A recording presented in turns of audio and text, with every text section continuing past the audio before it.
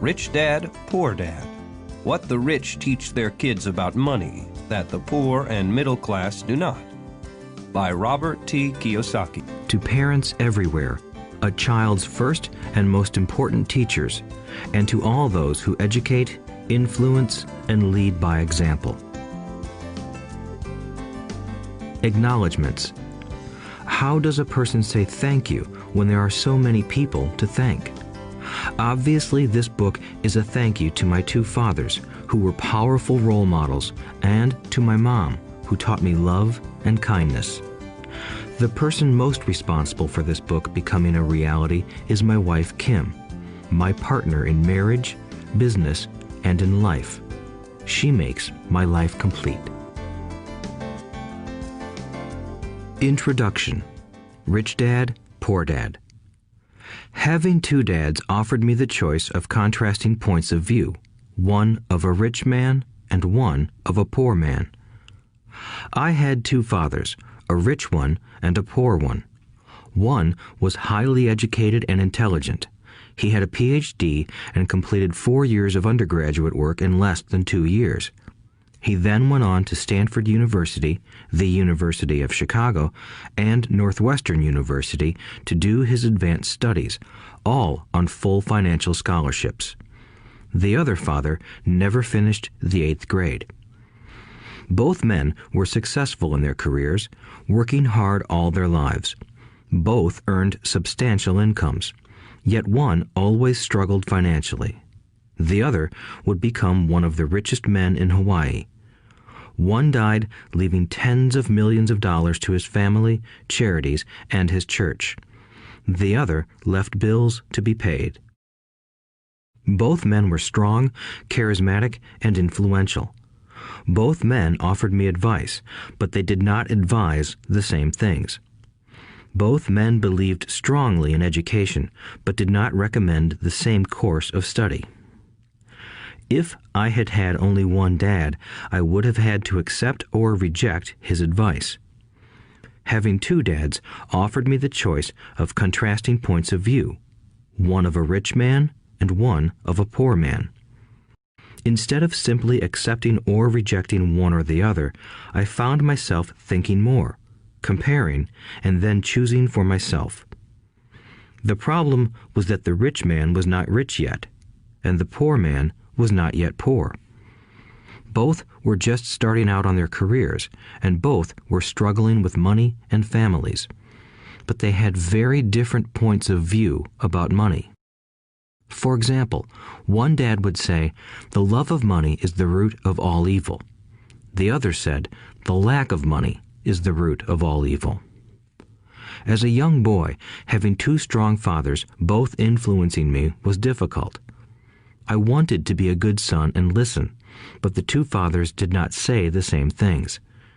The contrast in their points of view, particularly about money, was so extreme that I grew curious and intrigued. I began to start thinking for long periods of time about what each was saying. Much of my private time was spent reflecting, asking myself questions such as, "Why does he say that?" and then asking the same question of the other dad's statement. It would have been much easier to simply say, "Yeah, he's right, I agree with that," or to simply reject the point of view by saying, "The old man doesn't know what he's talking about." Instead, having two dads whom I loved forced me to think and ultimately choose a way of thinking for myself. As a process, choosing for myself turned out to be much more valuable in the long run than simply accepting or rejecting a single point of view. One of the reasons the rich get richer, the poor get poorer, and the middle class struggles in debt is that the subject of money is taught at home, not in school. Most of us learn about money from our parents, so what can poor parents tell their child about money? They simply say, "Stay in school and study hard." The child may graduate with excellent grades, but with a poor person's financial programming and mindset. Sadly, money is not taught in schools. Schools focus on scholastic and professional skills, but not on financial skills. This explains how smart bankers, doctors, and accountants who earned excellent grades may struggle financially all of their lives. Our staggering national debt is due in large part to highly educated politicians and government officials making financial decisions with little or no training in the subject of money. Today, I often wonder what will soon happen when we have millions of people who need financial and medical assistance. They will be dependent upon their families or the government for financial support. What will happen when Medicare and Social Security run out of money? How will a nation survive if teaching children about money continues to be left to parents, most of whom will be, or already are, poor? Because I had two influential fathers, I learned from both of them. I had to think about each dad's advice, and in doing so, I gained valuable insight into the power and effect of one's thoughts on one's life.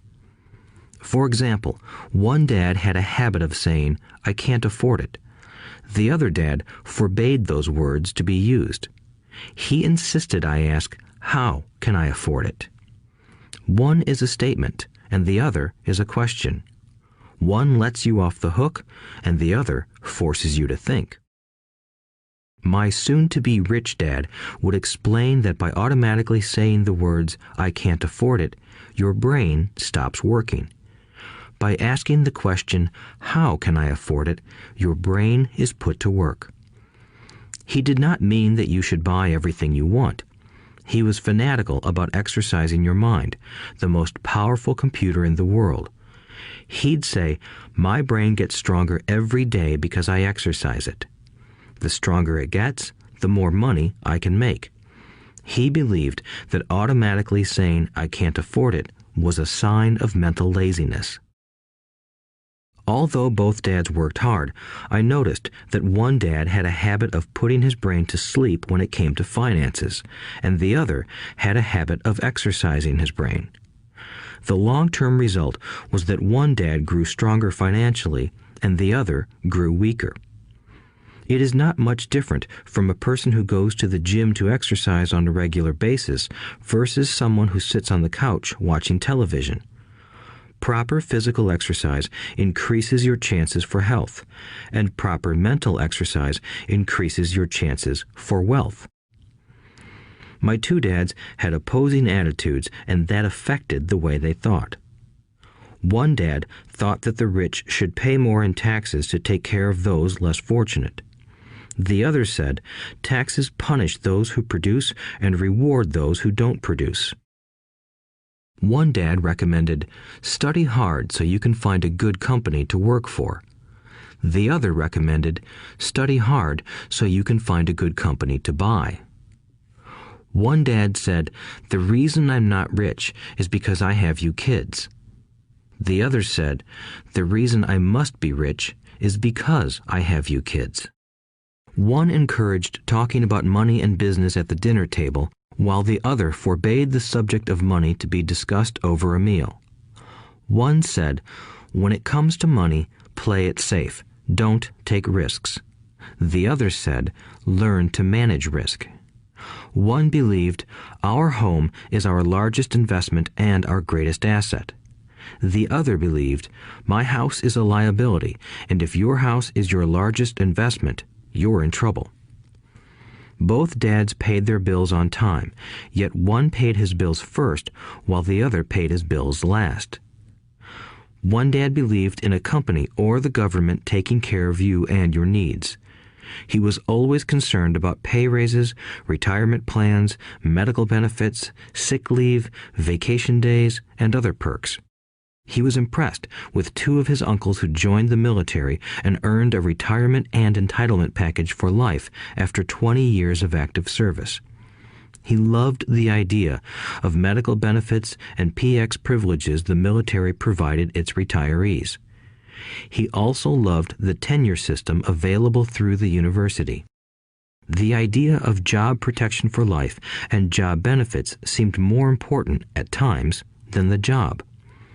He would often say, I've worked hard for the government and I'm entitled to these benefits. The other believed in total financial self-reliance. He spoke out against the entitlement mentality and how it created weak and financially needy people.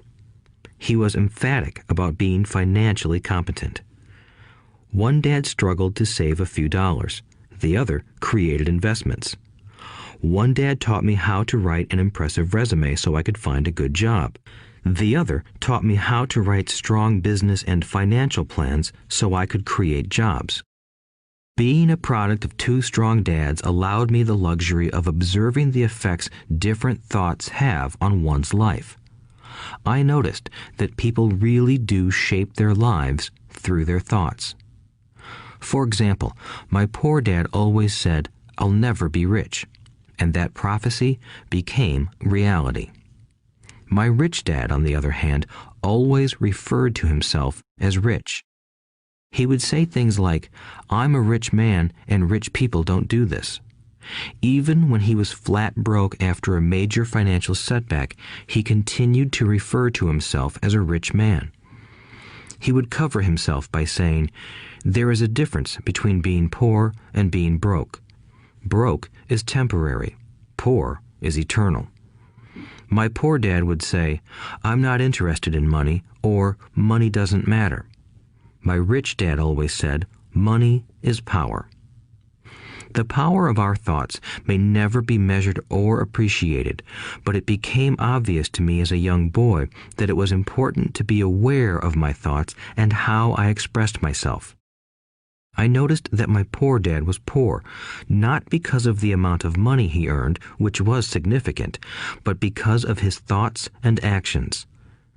As a young boy having two fathers, I became acutely aware of being careful about which thoughts I chose to adopt as my own. Should I listen to my rich dad or to my poor dad? Although both men had tremendous respect for education and learning, they disagreed about what they thought was important to learn. One wanted me to study hard, earn a degree, and get a good job to earn money. He wanted me to study to become a professional, an attorney or an accountant, and to go to business school for my MBA. The other encouraged me to study to be rich, to understand how money works, and to learn how to have it work for me. "I don't work for money" were words he would repeat over and over. "Money works for me." At the age of 9, I decided to listen to and learn from my rich dad about money. In doing so, I chose not to listen to my poor dad, even though he was the one with all the college degrees. A lesson from Robert Frost. Robert Frost is my favorite poet. Although I love many of his poems, my favorite is "The Road Not Taken." I use its lesson almost daily. The road not taken. Two roads diverged in a yellow wood, and sorry I could not travel both. And be one traveler long I stood, and looked down one as far as I could, to where it bent in the undergrowth, then took the other as just as fair, and having perhaps the better claim, because it was grassy and wanted wear. Though as for that the passing there had worn them really about the same, and both that morning equally lay in leaves no step had trodden black. Oh, I kept the first for another day, yet knowing how way leads on to way, I doubted if I should ever come back. I shall be telling this with a sigh, somewhere ages and ages hence. Two roads diverged in a wood, and I took the one less traveled by, and that has made all the difference. And that has made all the difference. Over the years, I have often reflected upon Robert Frost's poem. Choosing not to listen to my highly educated dad's advice and attitude about money was a painful decision, but it was a decision that shaped the rest of my life. Once I made up my mind about whom to listen to, my education about money began. My rich dad taught me over a period of 30 years until I was 39 years old. He stopped once he realized that I knew and fully understood what he had been trying to drum into my often thick skull.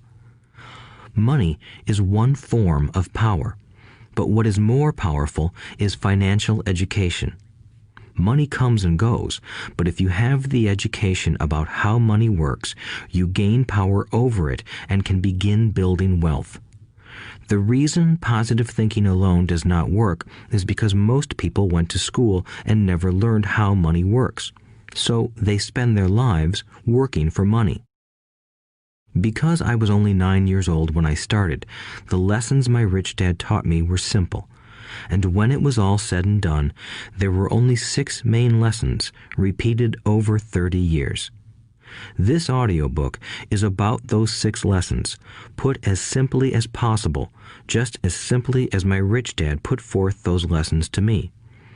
The lessons are meant not to be answers, but guideposts that will assist you and your children to grow wealthier no matter what happens in a world of increasing change and uncertainty. Chapter 1. Lesson 1. The rich don't work for money. The poor and the middle class work for money. The rich have money work for them. Dad, can you tell me how to get rich? My dad put down the evening paper. Why do you want to get rich, son? Because today Jimmy's mom drove up in their new Cadillac and they were going to their beach house for the weekend. He took 3 of his friends, but Mike and I weren't invited. They told us we weren't invited because we were poor kids. They did? My dad asked incredulously. Yeah, they did, I replied in a hurt tone. My dad silently shook his head, pushed his glasses up the bridge of his nose, and went back to reading the paper. I stood waiting for an answer. The year was 1956. I was 9 years old. By some twist of fate, I attended the same public school where the rich people sent their kids. We were primarily a sugar plantation town. The managers of the plantation and the other affluent people, such as doctors, business owners, and bankers, sent their children to this elementary school. After grade 6, their children were generally sent off to private schools. Because my family lived on one side of the street, I went to this school. Had I lived on the other side of the street, I would have gone to a different school with kids from families more like mine. After grade 6, these kids and I would go on to the public intermediate and high school. There was no private school for them or for me. My dad finally put down the paper. I could tell he was thinking. Well, son, he began slowly, if you want to be rich, you have to learn to make money. How do I make money? I asked. Well, use your head, son, he said, smiling.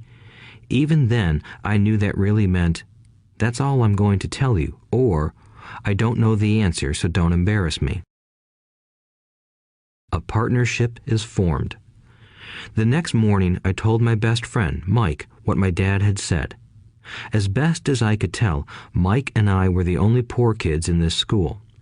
Mike was also in this school by a twist of fate. Someone had drawn a jog in the line for the school district, and we wound up in school with the rich kids. We weren't really poor, but we felt as if we were because all the other boys had new baseball gloves, new bicycles, new everything.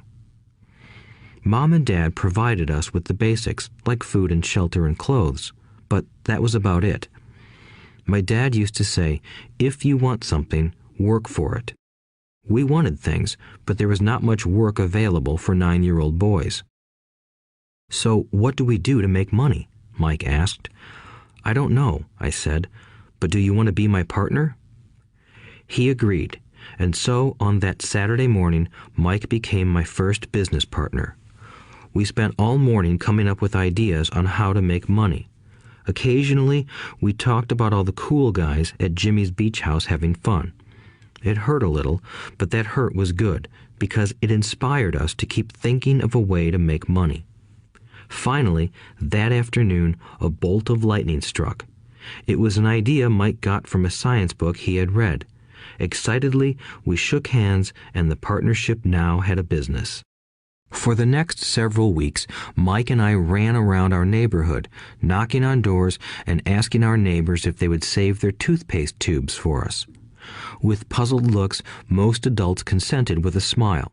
Some asked us what we were doing, to which we replied, "We can't tell you. It's a business secret." My mom grew distressed as the weeks wore on. We had selected a site next to her washing machine as the place we would stockpile our raw materials. In a brown cardboard box that at one time held ketchup bottles, our little pile of used toothpaste tubes began to grow. Finally, my mom put her foot down. The sight of her neighbor's messy, crumpled used toothpaste tubes had gotten to her. "What are you boys doing?" she asked, "and I don't want to hear again that it's a business secret. Do something with this mess or I'm going to throw it out." Mike and I pleaded and begged, explaining that we would soon have enough and then we would begin production. We informed her that we were waiting on a couple of neighbors to finish their toothpaste so we could have their tubes. Mom granted us a 1-week extension. The date to begin production was moved up, and the pressure was on. My first partnership was already being threatened with an eviction notice by my own mom. It became Mike's job to tell the neighbors to quickly use up their toothpaste, saying their dentist wanted them to brush more often anyway. I began to put together the production line. One day, my dad drove up with a friend to see 2 9-year-old boys in the driveway with a production line operating at full speed. There was fine white powder everywhere. On a long table were small milk cartons from school, and our family's hibachi grill was glowing with red-hot coals at maximum heat. Dad walked up cautiously, having to park the car at the base of the driveway since the production line blocked the carport. As he and his friend got closer, they saw a steel pot sitting on top of the coals in which the toothpaste tubes were being melted down. In those days, toothpaste did not come in plastic tubes. The tubes were made of lead, so once the paint was burned off, the tubes were dropped in the small steel pot. They melted until they became liquid, and with my mom's pot holders, we poured the lead through a small hole in the top of the milk cartons. The milk cartons were filled with plaster of Paris. White powder was everywhere. In my haste, I had knocked the bag over, and the entire area looked like it had been hit by a snowstorm. The milk cartons were the outer containers for plaster of Paris molds. My dad and his friend watched as we carefully poured the molten lead through a small hole in the top of the plaster of Paris cube. "Careful," my dad said. I nodded without looking up. Finally, once the pouring was through, I put the steel pot down and smiled at my dad. "What are you boys doing?" he asked with a cautious smile. "We're doing what you told me to do. We're going to be rich," I said. "Yup," said Mike, grinning and nodding his head. "We're partners." "And what is in those plaster molds?" my dad asked. "Watch," I said. "This should be a good batch." With a small hammer, I tapped at the seal that divided the cube in half. Cautiously, I pulled up the top half of the plaster mold, and a lead nickel fell out. "Oh my God," my dad said, "you're casting nickels out of lead." "That's right," Mike said. "We're doing as you told us to do. We're making money." My dad's friend turned and burst into laughter. My dad smiled and shook his head. Along with a fire and a box of spent toothpaste tubes, in front of him were 2 little boys covered with white dust, smiling from ear to ear. He asked us to put everything down and sit with him on the front step of our house. With a smile, he gently explained what the word counterfeiting meant. Our dreams were dashed. "You mean this is illegal?" asked Mike in a quivering voice. "Let them go," my dad's friend said. "They might be developing a natural talent." My dad glared at him.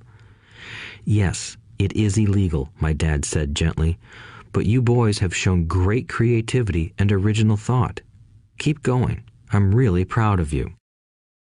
Disappointed, Mike and I sat in silence for about 20 minutes before we began cleaning up our mess. The business was over on opening day. Sweeping the powder up, I looked at Mike and said, "I guess Jimmy and his friends are right. We are poor." My father was just leaving as I said that. "Boys," he said, "you're only poor if you give up. The most important thing is that you did something. Most people only talk and dream of getting rich. You've done something. I'm very proud of the two of you. I will say it again. Keep going. Don't quit. Mike and I stood there in silence. They were nice words, but we still did not know what to do. "So how come you're not rich, Dad?" I asked. "Because I chose to be a school teacher. School teachers really don't think about being rich. We just like to teach. I wish I could help you, but I really don't know how to make money." Mike and I turned and continued our cleanup. "I know," said my dad. "If you boys want to learn how to be rich, don't ask me. Talk to your dad, Mike." "My dad?" asked Mike with a scrunched-up face. "Yeah, your dad," repeated my dad with a smile. "Your dad and I have the same banker, and he raves about your father. He's told me several times that your father is brilliant when it comes to making money." "My dad?" Mike asked again in disbelief. "Then how come we don't have a nice car and a nice house like the rich kids at school?" "A nice car and a nice house don't necessarily mean you're rich or you know how to make money," my dad replied. "Jimmy's dad works for the sugar plantation. He's not much different from me. He works for a company and I work for the government. The company buys the car for him. The sugar company is in financial trouble, and Jimmy's dad may soon have nothing. Your dad is different, Mike. He seems to be building an empire, and I suspect in a few years he will be a very rich man." With that, Mike and I got excited again. With new vigor, we began cleaning up the mess caused by our now defunct first business. As we were cleaning, we made plans for how and when to talk to Mike's dad. The problem was that Mike's dad worked long hours and often did not come home until late. His father owned warehouses, a construction company, a chain of stores, and 3 restaurants. It was the restaurants that kept him out late. Mike caught the bus home after we had finished cleaning up. He was going to talk to his dad when he got home that night and ask him if he would teach us how to become rich. Mike promised to call as soon as he had talked to his dad, even if it was late. The phone rang at 8:30 p.m. "Okay," I said, "next Saturday." I put the phone down. Mike's dad had agreed to meet with us. On Saturday, I caught the 7:30 a.m. bus to the poor side of town. The lessons begin.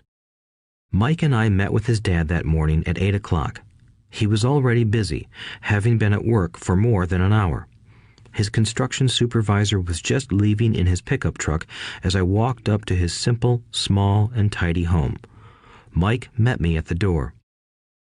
"Dad's on the phone, and he said to wait on the back porch," Mike said as he opened the door. The old wooden floor creaked as I stepped across the threshold of the aging house.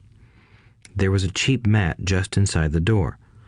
The mat was there to hide the years of wear from countless footsteps that the floor had supported. Although clean, it needed to be replaced.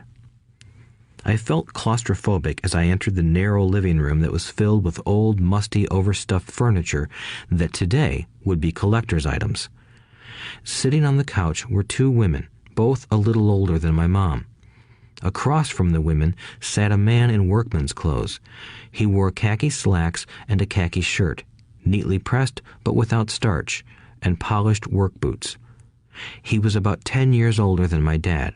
They smiled as Mike and I walked past them toward the back porch. I smiled back shyly. "Who are those people?" I asked. "Oh, they work for my dad. The older man runs his warehouses, and the women are the managers of the restaurants. And as you arrived, you saw the construction supervisor who was working on a road project about 50 miles from here. His other supervisor, who was building a track of houses, left before you got here." "Does this go on all the time?" I asked. "Not always, but quite often," said Mike, smiling as he pulled up a chair to sit down next to me. "I asked my dad if he would teach us to make money," Mike said. "Oh, and what did he say to that?" I asked with cautious curiosity. "Well, he had a funny look on his face at first, and then he said he would make us an offer." "Oh," I said, rocking my chair back against the wall. I sat there, perched on two rear legs of the chair. Mike did the same thing. "Do you know what the offer is?" I asked. "No, but we'll soon find out." Suddenly, Mike's dad burst through the rickety screen door and onto the porch. Mike and I jumped to our feet, not out of respect, but because we were startled. "Ready, boys?" he asked as he pulled up a chair to sit down with us. We nodded our heads as we pulled our chairs away from the wall to sit in front of him. He was a big man, about 6 feet tall and 200 pounds. My dad was taller, about the same weight, and 5 years older than Mike's dad. They sort of looked alike, though not of the same ethnic makeup. Maybe their energy was similar. "Mike says you want to learn to make money. Is that correct, Robert?" I nodded my head quickly, but with a little trepidation. He had a lot of power behind his words and smile. "Okay, here's my offer. I'll teach you, but I won't do it classroom style. You work for me, I'll teach you. You don't work for me, I won't teach you. I can teach you faster if you work, and I'm wasting my time if you just want to sit and listen like you do in school. That's my offer. Take it or leave it." May I ask a question first?" I asked. "No. Take it or leave it. I've got too much work to do to waste my time. If you can't make up your mind decisively, then you'll never learn to make money anyway. Opportunities come and go. Being able to know when to make quick decisions is an important skill. You have the opportunity that you asked for. School is beginning, or it's over, in 10 seconds, Mike's dad said with a teasing smile. "Take it," I said. "Take it," said Mike. "Good," said Mike's dad. "Mrs. Martin will be by in 10 minutes. After I'm through with her, you'll ride with her to my superette and you can begin working. I'll pay you 10 cents an hour and you'll work 3 hours every Saturday." "But I have a softball game today," I said. Mike's dad lowered his voice to a stern tone. "Take it or leave it," he said. "I'll take it," I replied, choosing to work and learn instead of playing. 30 cents later. By 9 a.m. that day, Mike and I were working for Mrs. Martin. She was a kind and patient woman. She always said that Mike and I reminded her of her 2 grown sons. Although kind, she believed in hard work and kept us moving. We spent 3 hours taking canned goods off the shelves, brushing each can with a feather duster to get the dust off, and then restacking them neatly. It was excruciatingly boring work. Mike's dad, whom I called my rich dad, owned 9 of these little superettes, each with a large parking lot.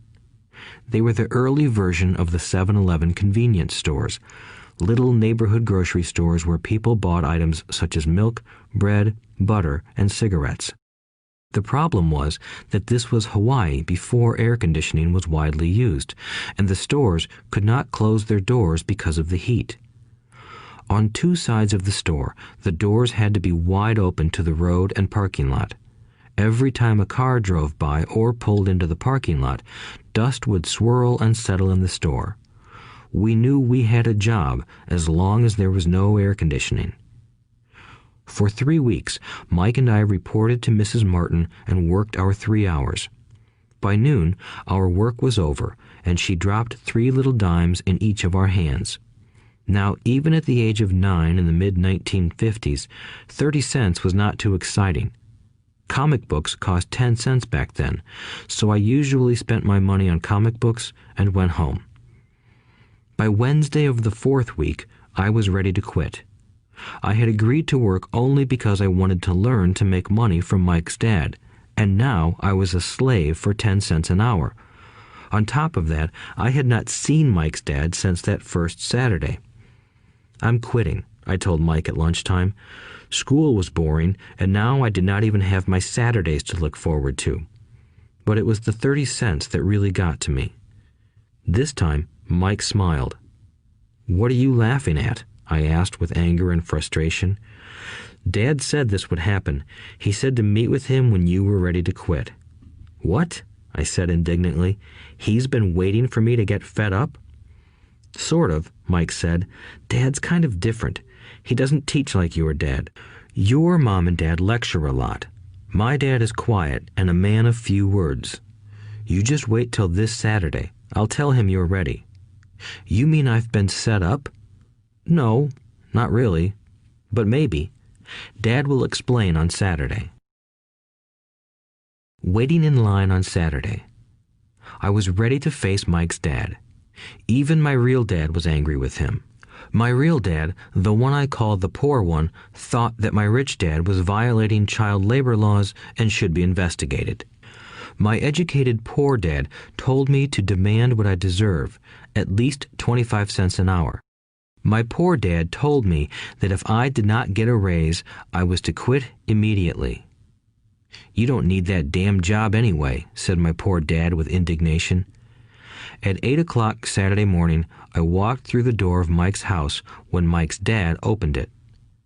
Take a seat and wait in line, he said as I entered. He turned and disappeared into his little office next to a bedroom. I looked around the room and didn't see Mike anywhere. Feeling awkward, I cautiously sat down next to the same two women who were there 4 weeks earlier. They smiled and slid down the couch to make room for me. 45 minutes went by, and I was steaming. The two women had met with him and left 30 minutes earlier. An older gentleman was in there for 20 minutes and was also gone. The house was empty, and here I sat in a musty, dark living room on a beautiful, sunny Hawaiian day, waiting to talk to a cheapskate who exploited children. I could hear him rustling around the office, talking on the phone, and ignoring me. I was ready to walk out, but for some reason I stayed. Finally, 15 minutes later, at exactly 9 o'clock, Rich Dad walked out of his office, said nothing, and signaled with his hand for me to enter. I understand you want a raise or you're going to quit, Rich Dad said as he swiveled in his office chair. Well, you're not keeping your end of the bargain, I blurted out, nearly in tears. It was really frightening for me to confront a grown-up. You said that you would teach me if I worked for you. Well, I've worked for you. I've worked hard. I've given up my baseball games to work for you, but you haven't kept your word, and you haven't taught me anything. You are a crook like everyone in town thinks you are. You're greedy. You want all the money and don't take care of your employees. You made me wait and don't show me any respect. I'm only a little boy, but I deserve to be treated better. Rich Dad rocked back in his swivel chair, hands up to his chin, and stared at me. Not bad, he said. In less than a month, you sound like most of my employees. What? I asked. Not understanding what he was saying, I continued with my grievance. I thought you were going to keep your end of the bargain and teach me. Instead, you want to torture me? That's cruel. That's really cruel. I am teaching you, Rich Dad said quietly. What have you taught me? Nothing, I said angrily. You haven't even talked to me once since I agreed to work for peanuts. 10 cents an hour. Ha! I should notify the government about you. We have child labor laws, you know. My dad works for the government, you know. Wow, said Rich Dad. Now you sound just like most of the people who used to work for me. People I've either fired or who have quit. So, what do you have to say? I demanded, feeling pretty brave for a little kid. You lied to me. I've worked for you, and you have not kept your word. You haven't taught me anything. How do you know that I've not taught you anything? Asked Rich Dad calmly. Well, you've never talked to me. I've worked for 3 weeks, and you have not taught me anything, I said with a pout. Does teaching mean talking or a lecture? Rich Dad asked. Well, yes, I replied. That's how they teach you in school, he said, smiling. But that is not how life teaches you, and I would say that life is the best teacher of all. Most of the time, life does not talk to you.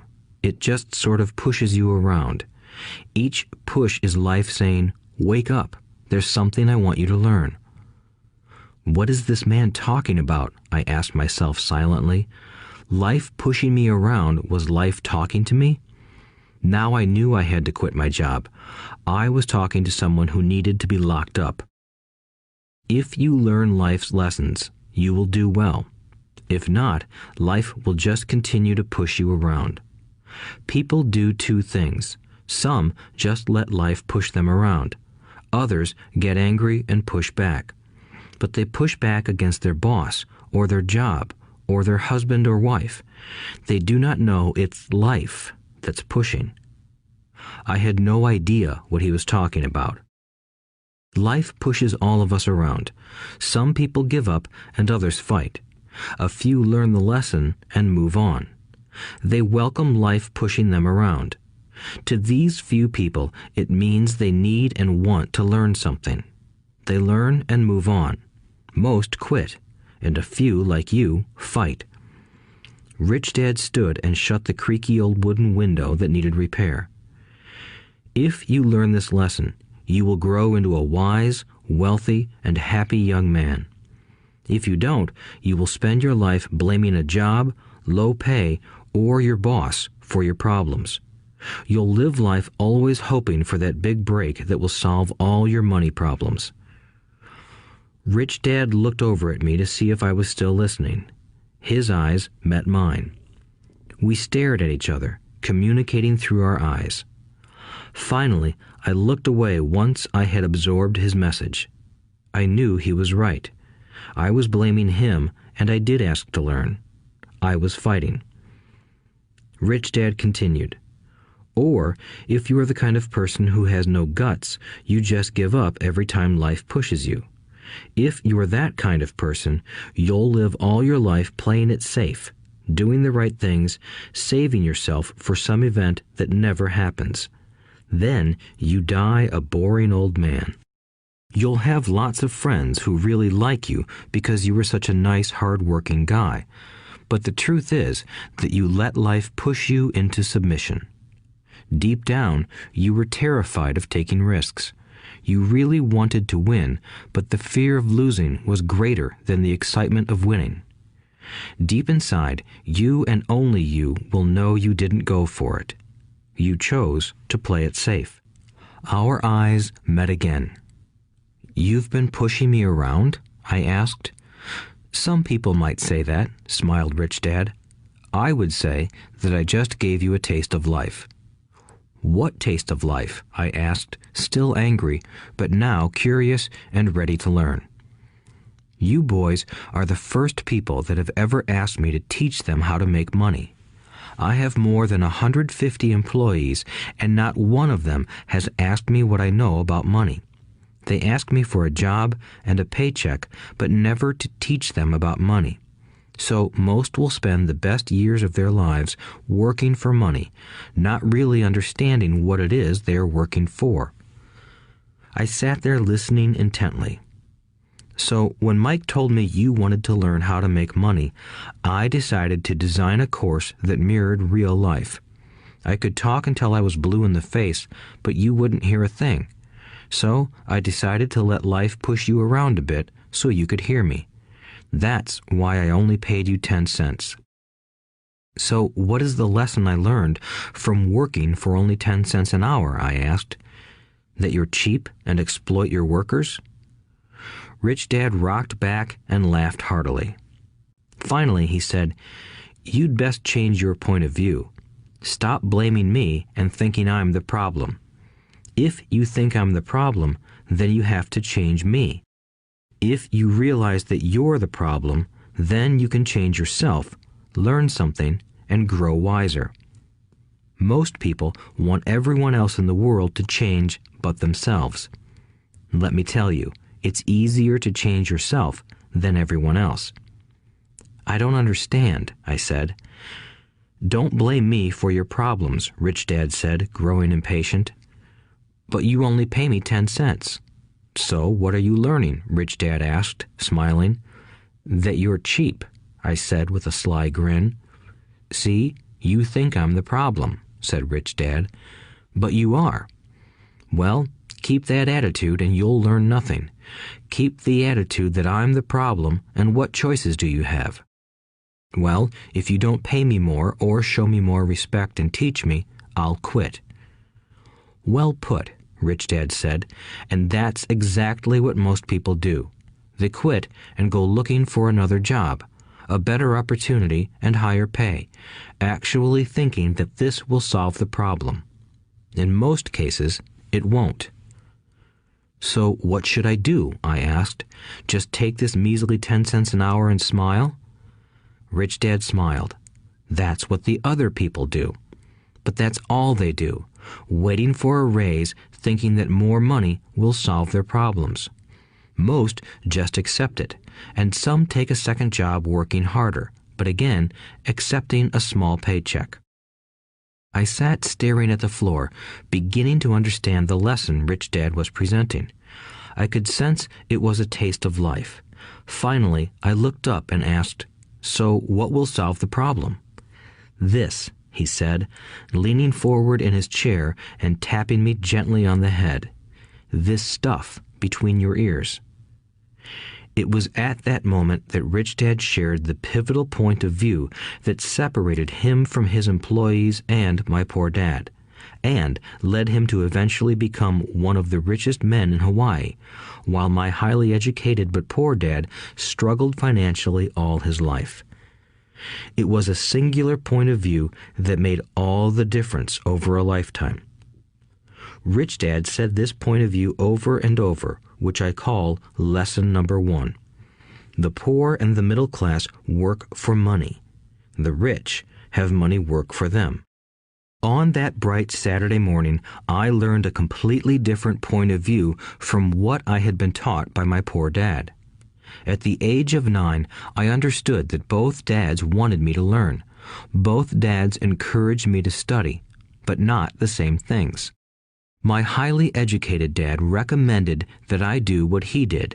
"Son, I want you to study hard, get good grades so you can find a safe, secure job with a big company, and make sure it has excellent benefits." My rich dad wanted me to learn how money works so I could make it work for me. These lessons I would learn through life with his guidance, not because of a classroom. My rich dad continued my first lesson. "I'm glad you got angry about working for 10 cents an hour. If you hadn't got angry and had simply accepted it, I would have to tell you that I could not teach you. You see, true learning takes energy, passion, and a burning desire. Anger is a big part of that formula, for passion is anger and love combined. When it comes to money, most people want to play it safe and feel secure, so passion does not direct them. Fear does."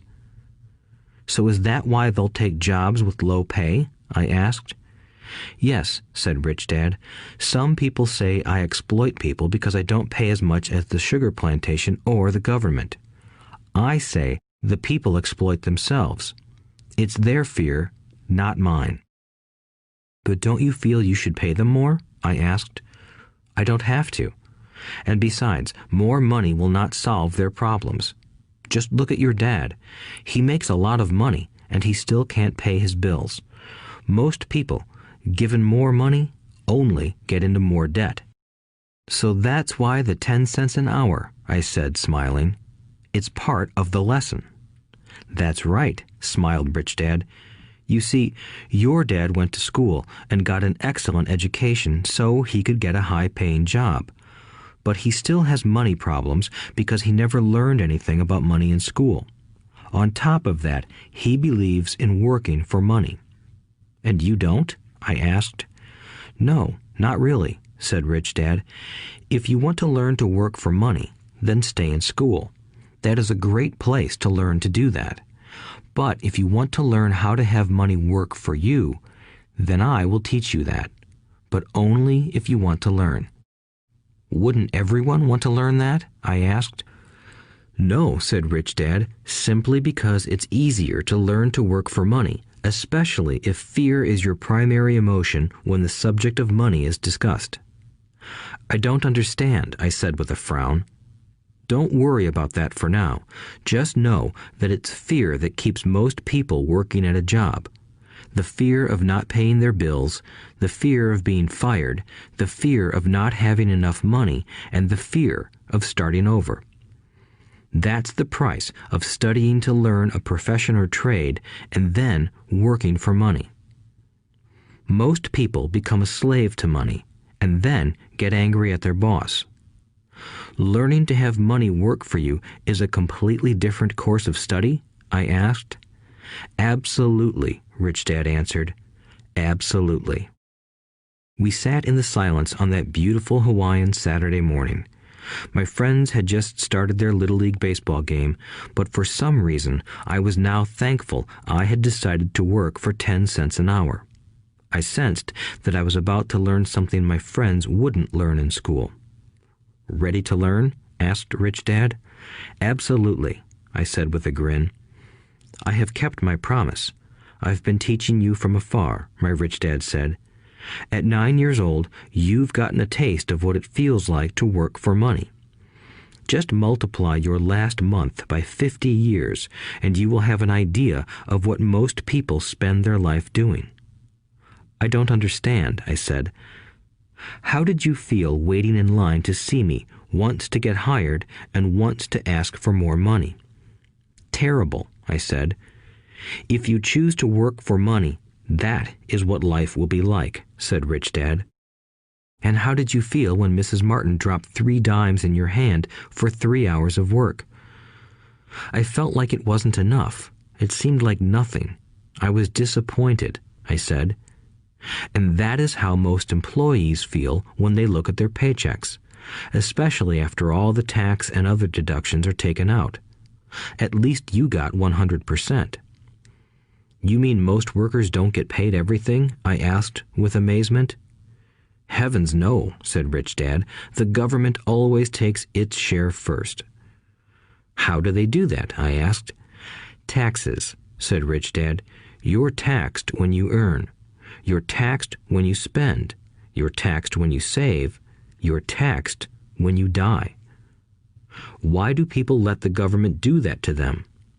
The rich don't, said Rich Dad with a smile. The poor and the middle class do. I'll bet you that I earn more than your dad, yet he pays more in taxes. How can that be? I asked. At my age, that made no sense to me.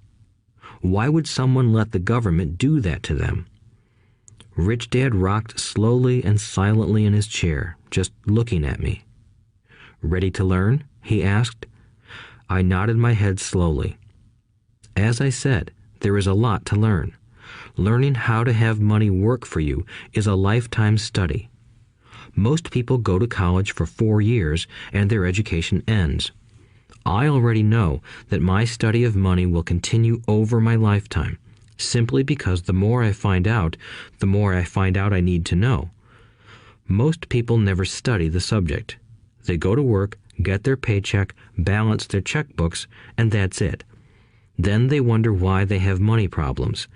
They think that more money will solve the problem, and don't realize that it's their lack of financial education that is the problem. So my dad has tax problems because he doesn't understand money? I asked, confused. Look, said Rich Dad, taxes are just one small section on learning how to have money work for you. Today, I just wanted to find out if you still have the passion to learn about money. Most people don't. They want to go to school, learn a profession, have fun at their work, and earn lots of money. One day they wake up with big money problems, and then they can't stop working. That's the price of only knowing how to work for money instead of studying how to have money work for you. So, do you still have the passion to learn? Asked Rich Dad. I nodded my head. Good, said Rich Dad. Now get back to work. This time, I will pay you nothing. What? I asked in amazement. You heard me. Nothing. You will work the same 3 hours every Saturday, but this time you will not be paid 10 cents per hour. You said you wanted to learn to not work for money, so I'm not going to pay you anything. I couldn't believe what I was hearing. I've already had this conversation with Mike, and he's already working, dusting and stacking canned goods for free. You better hurry and get back there. That's not fair, I shouted. You've got to pay something.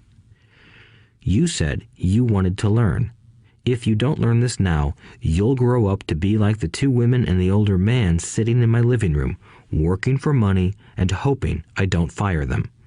Or, like your dad, earning lots of money only to be in debt up to his eyeballs, hoping more money will solve the problem. If that's what you want, I'll go back to our original deal of 10 cents an hour. Or you can do what most adults do. Complain that there is not enough pay, quit, and go looking for another job. But what do I do? I asked. Rich Dad tapped me on the head. Use this, he said. If you use it well, you will soon thank me for giving you an opportunity, and you will grow into a rich man. I stood there, still not believing what a raw deal I was handed. I came to ask for a raise, and somehow I was instead working for nothing. Rich Dad tapped me on the head again and said, "Use this. Now, get out of here and get back to work." Lesson number 1. The rich don't work for money. I didn't tell my poor dad I wasn't being paid. He wouldn't have understood, and I didn't want to try to explain something I didn't understand myself. For 3 more weeks, Mike and I worked 3 hours every Saturday for nothing.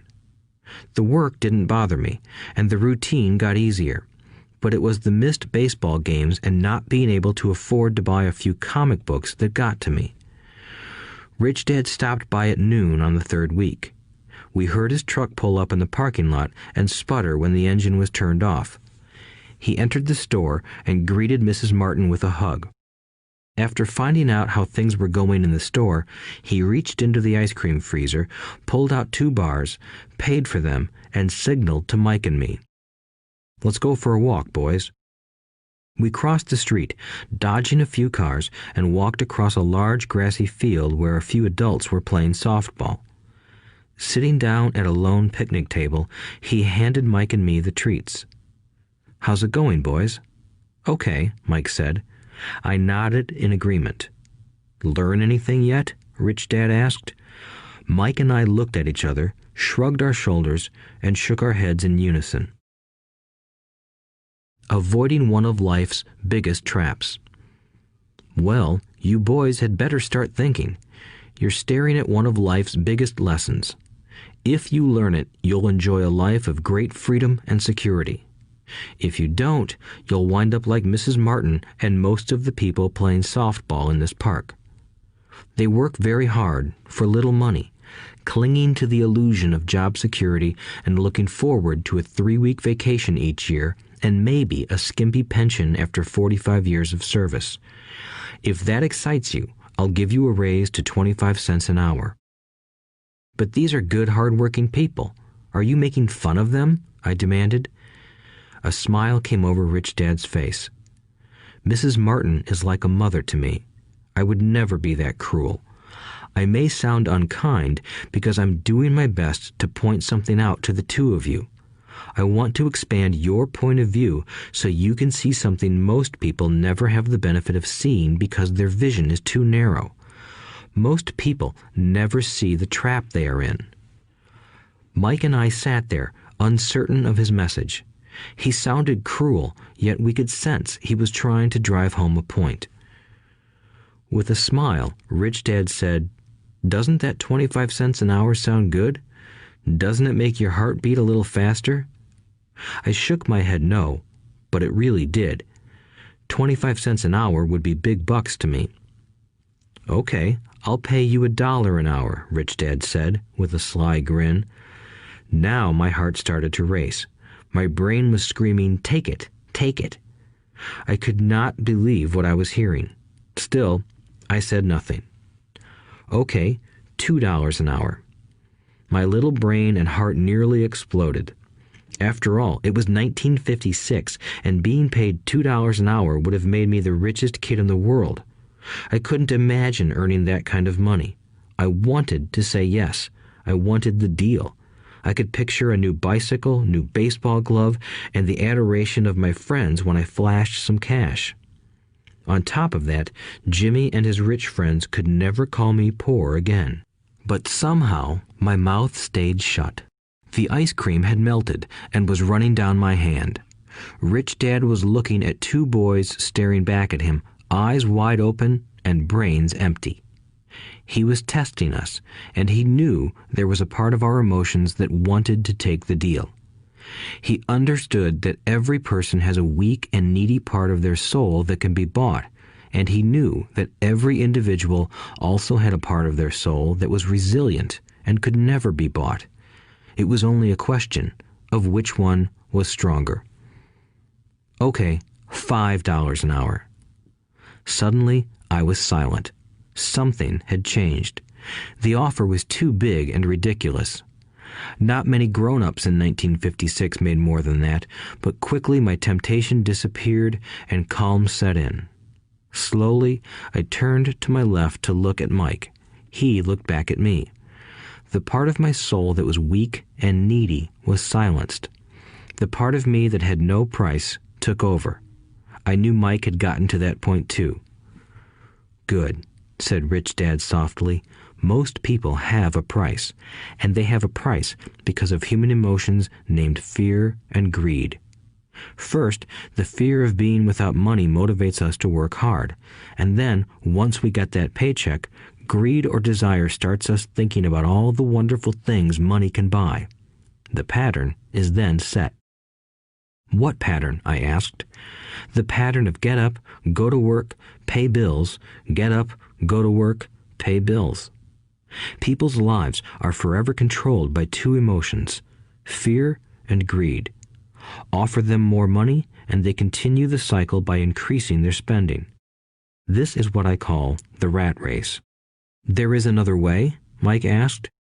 "Yes," said Rich Dad slowly, "but only a few people find it." "And what is that way?" Mike asked. "That's what I hope you boys will learn as you work and study with me. That is why I took away all forms of pay." "Any hints?" Mike asked. "We're kind of tired of working hard, especially for nothing." "Well, the first step is telling the truth," said Rich Dad. "We haven't been lying," I said. "I did not say you were lying. I said to tell the truth," Rich Dad retorted. "The truth about what?" I asked. "How you're feeling," Rich Dad said. "You don't have to say it to anyone else. Just admit it to yourself." "You mean the people in this park, the people who work for you, Mrs. Martin, they don't do that?" I asked. "I doubt it," said Rich Dad. "Instead, they feel the fear of not having money. They don't confront it logically. They react emotionally instead of using their heads," Rich Dad said. "Then they get a few bucks in their hands, and again, the emotions of joy, desire, and greed take over. And again they react instead of think." "So their emotions control their brain," Mike said. "That's correct," said Rich Dad.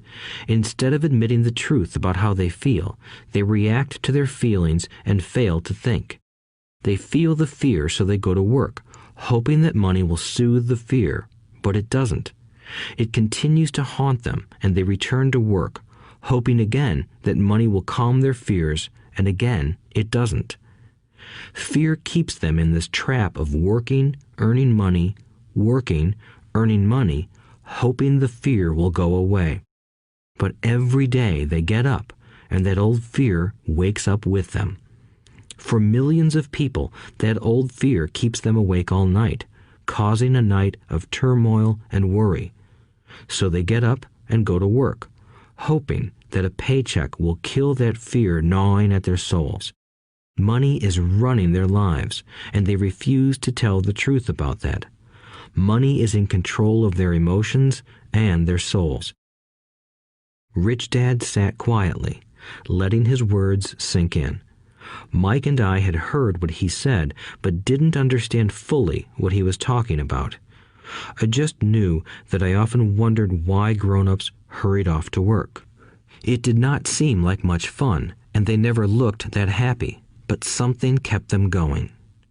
Realizing we had absorbed as much as possible of what he was talking about, Rich Dad said, "I want you boys to avoid that trap. That is really what I want to teach you. Not just to be rich, because being rich does not solve the problem." "It doesn't?" I asked, surprised. No, it doesn't. Let me explain the other emotion, desire. Some call it greed, but I prefer desire. It's perfectly normal to desire something better, prettier, more fun, or exciting. So people also work for money because of desire. They desire money for the joy they think it can buy. But the joy that money brings is often short-lived, and they soon need more money for more joy, more pleasure, more comfort, and more security. So they keep working, thinking money will soothe their souls that are troubled by fear and desire. But money can't do that. Even rich people do this? Mike asked. Rich people included, said Rich Dad. In fact, the reason many rich people are rich isn't because of desire, but because of fear. They believe that money can eliminate the fear of being poor, so they amass tons of it, only to find the fear gets worse. Now they fear losing the money. I have friends who keep working even though they have plenty. I know people who have millions who are more afraid now than when they were poor. They're terrified of losing it all. The fears that drove them to get rich got worse. That weak and needy part of their soul is actually screaming louder. They don't want to lose the big houses, the cars, and the high life money has bought them.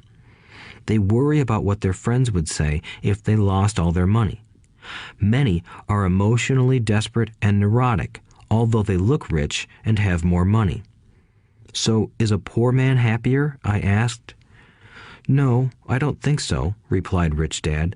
The avoidance of money is just as psychotic as being attached to money. As if on cue, the town derelict went past our table, stopping by the large rubbish can and rummaging around in it. The three of us watched him with great interest, when before we probably would have just ignored him. Rich Dad pulled $1 out of his wallet and gestured to the older man. Seeing the money, the derelict came over immediately, took the bill, thanked Rich Dad profusely, and hurried off, ecstatic with his good fortune. He's not much different from most of my employees, said Rich Dad. I've met so many people who say, "Oh, I'm not interested in money," yet they'll work at a job for 8 hours a day. That's a denial of truth. If they weren't interested in money, then why are they working? That kind of thinking is probably more psychotic than a person who hoards money. As I sat there listening to my Rich Dad, my mind flashed back to the countless times my own dad said, "I'm not interested in money." He said those words often. He also covered himself by always saying, "I work because I love my job." So, what do we do? I asked. Not work for money until all traces of fear and greed are gone? No, that would be a waste of time, said Rich Dad. Emotions are what make us human. The word emotion stands for energy in motion. Be truthful about your emotions and use your mind and emotions in your favor, not against yourself. Whoa, said Mike. Don't worry about what I just said. It will make more sense in years to come. Just be an observer, not a reactor, to your emotions. Most people do not know that it's their emotions that are doing the thinking. Your emotions are your emotions, but you have got to learn to do your own thinking. Can you give me an example? I asked. Sure, replied Rich Dad. When a person says, "I need to find a job," it's most likely an emotion doing the thinking. Fear of not having money generates that thought. But people do need money if they have bills to pay, I said. Sure they do, smiled Rich Dad. All I'm saying is that it's fear that is all too often doing the thinking. I don't understand, said Mike. For example, said Rich Dad, if the fear of not having enough money arises, instead of immediately running out to get a job, they instead might ask themselves this question. Will a job be the best solution to this fear over the long run? In my opinion, the answer is no. A job is really a short-term solution to a long-term problem. But my dad is always saying, stay in school and get good grades so you can find a safe, secure job, I interjected, somewhat confused. Yes, I understand he says that, said Rich Dad, smiling. Most people recommend that, and it's a good path for most people. But people make that recommendation primarily out of fear. You mean my dad says that because he's afraid? Yes, said Rich Dad. He's terrified that you won't earn enough money and won't fit into society. Don't get me wrong. He loves you and wants the best for you. I, too, believe an education and a job are important, but it won't handle the fear.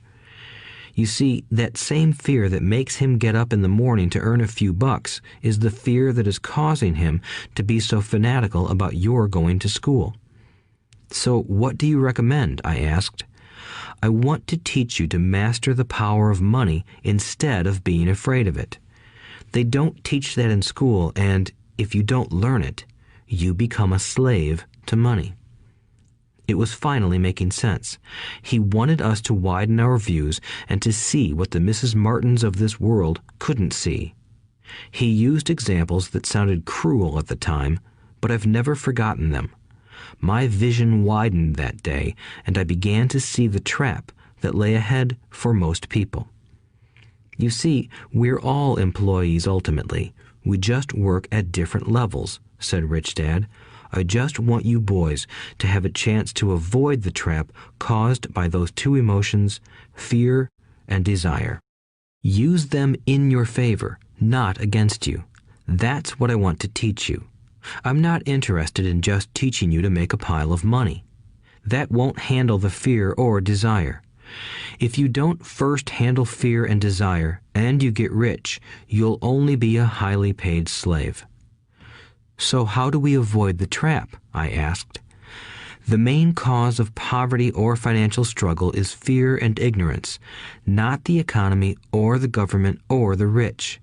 It's self-inflicted fear and ignorance that keep people trapped. So you boys go to school and get your college degrees, and I'll teach you how to stay out of the trap. The pieces of the puzzle were appearing. My highly educated dad had a great education and a great career, but school never told him how to handle money or his fear of it. It became clear that I could learn different and important things from two fathers. So you've been talking about the fear of not having money. How does the desire for money affect our thinking? Mike asked. How did you feel when I tempted you with a pay raise? Did you notice your desires rising? We nodded our heads. By not giving in to your emotions, you were able to delay your reactions and think. That is important.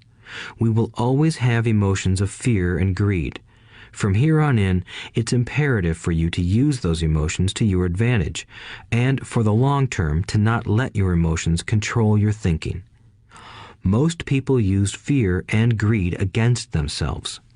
That's the start of ignorance. Most people live their lives chasing paychecks, pay raises, and job security because of the emotions of desire and fear, not really questioning where those emotion-driven thoughts are leading them. It's just like the picture of a donkey dragging a cart with its owner dangling a carrot just in front of its nose. The donkey's owner may be going where he wants to, but the donkey is chasing an illusion. Tomorrow, there will only be another carrot for the donkey. You mean the moment I pictured a new baseball glove, candy, and toys, that's like a carrot to a donkey? Mike asked. Yes, and as you get older, your toys get more expensive. A new car, a boat, and a big house to impress your friends, said Rich Dad with a smile. Fear pushes you out the door, and desire calls to you. That's the trap. So what's the answer? Mike asked. What intensifies fear and desire is ignorance. That is why rich people with lots of money often have more fear the richer they get. Money is the carrot, the illusion. If the donkey could see the whole picture, it might rethink its choice to chase the carrot. Rich Dad went on to explain that a human's life is a struggle between ignorance and illumination. He explained that once a person stops searching for information and self-knowledge, ignorance sets in. That struggle is a moment-to-moment decision to learn to open or close one's mind. Look, school is very important. You go to school to learn a skill or profession to become a contributing member of society. Every culture needs teachers, doctors, mechanics, artists, cooks, business people, police officers, firefighters, and soldiers. Schools train them so society can thrive and flourish, said Rich Dad. Unfortunately, for many people, school is the end, not the beginning. There was a long silence. Rich Dad was smiling. I didn't comprehend everything he said that day, but as with most great teachers, his words continued to teach for years. I've been a little cruel today, said Rich Dad, but I want you to always remember this talk. I want you to always think of Mrs. Martin, and I want you always to remember that donkey. Never forget that fear and desire can lead you into life's biggest trap if you are not aware of them controlling your thinking. To spend your life living in fear, never exploring your dreams, is cruel.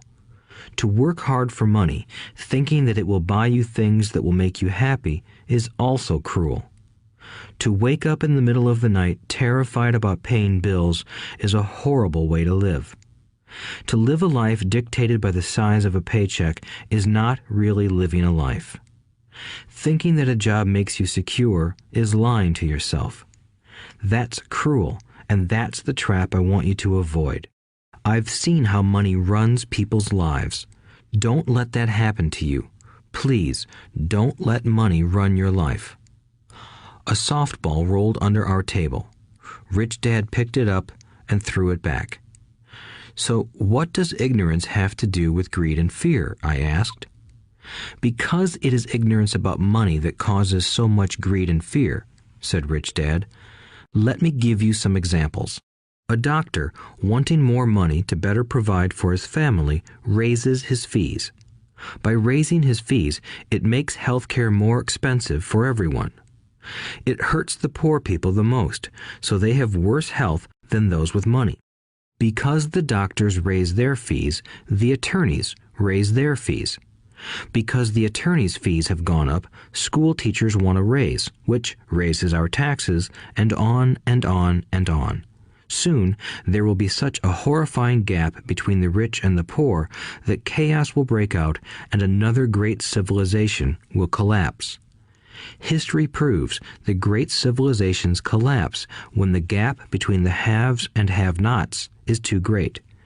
Sadly, America is on that same course because we haven't learned from history. We only memorize historical dates and names, not the lesson. Aren't prices supposed to go up? I asked.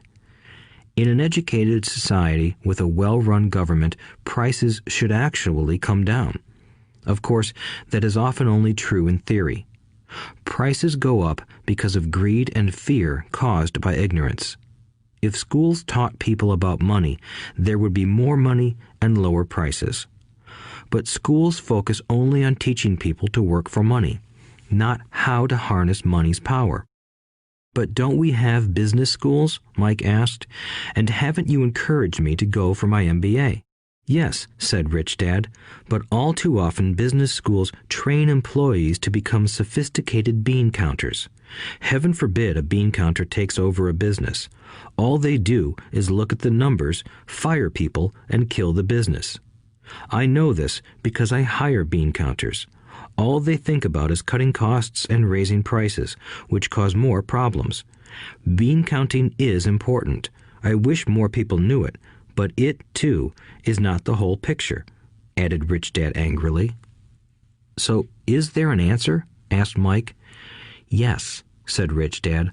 Learn to use your emotions to think, not think with your emotions. When you boys mastered your emotions by agreeing to work for free, I knew there was hope. When you again resisted your emotions when I tempted you with more money, you were again learning to think in spite of being emotionally charged. That's the first step. Why is that step so important? I asked. Well, that's up to you to find out. If you want to learn, I'll take you boys into the briar patch, a place almost everyone else avoids. If you go with me, you'll let go of the idea of working for money and instead learn to have money work for you. And what will we get if we go with you? What if we agree to learn from you? What will we get? I asked. The same thing Brer Rabbit got, said Rich Dad, referring to the classic children's story. Is there a briar patch? I asked. Yes, said Rich Dad. The briar patch is our fear and greed. Confronting fear, weaknesses, and neediness by choosing our own thoughts is the way out. Choosing our thoughts? Mike asked, puzzled. Yes, choosing what we think rather than reacting to our emotions. Instead of just getting up and going to work because not having the money to pay your bills is scaring you, ask yourself, is working harder at this the best solution to this problem? Most people are too afraid to rationally think things through and instead run out the door to a job they hate. The tar baby is in control. That's what I mean by choosing your thoughts. And how do we do that? Mike asked. That's what I will teach you. I'll teach you to have a choice of thoughts rather than a knee-jerk reaction, like gulping down your morning coffee and running out the door. Remember what I said before. A job is only a short-term solution to a long-term problem. Most people have only one problem in mind, and it's short-term. It's the bills at the end of the month, the tar baby. Money controls their lives, or should I say the fear and ignorance about money controls it. So they do as their parents did. They get up every day and go work for money, not taking the time to ask the question, is there another way? Their emotions now control their thinking, not their heads. Can you tell the difference between emotions thinking and the head thinking? Mike asked. Oh yes, I hear it all the time, said Rich Dad. I hear things like, well, everyone has to work, or the rich are crooks, or I'll get another job, I deserve this raise, you can't push me around, or I like this job because it's secure. No one asks, is there something I'm missing here? Which would break through the emotional thought and give you time to think clearly. As we headed back to the store, Rich Dad explained that the rich really did make money.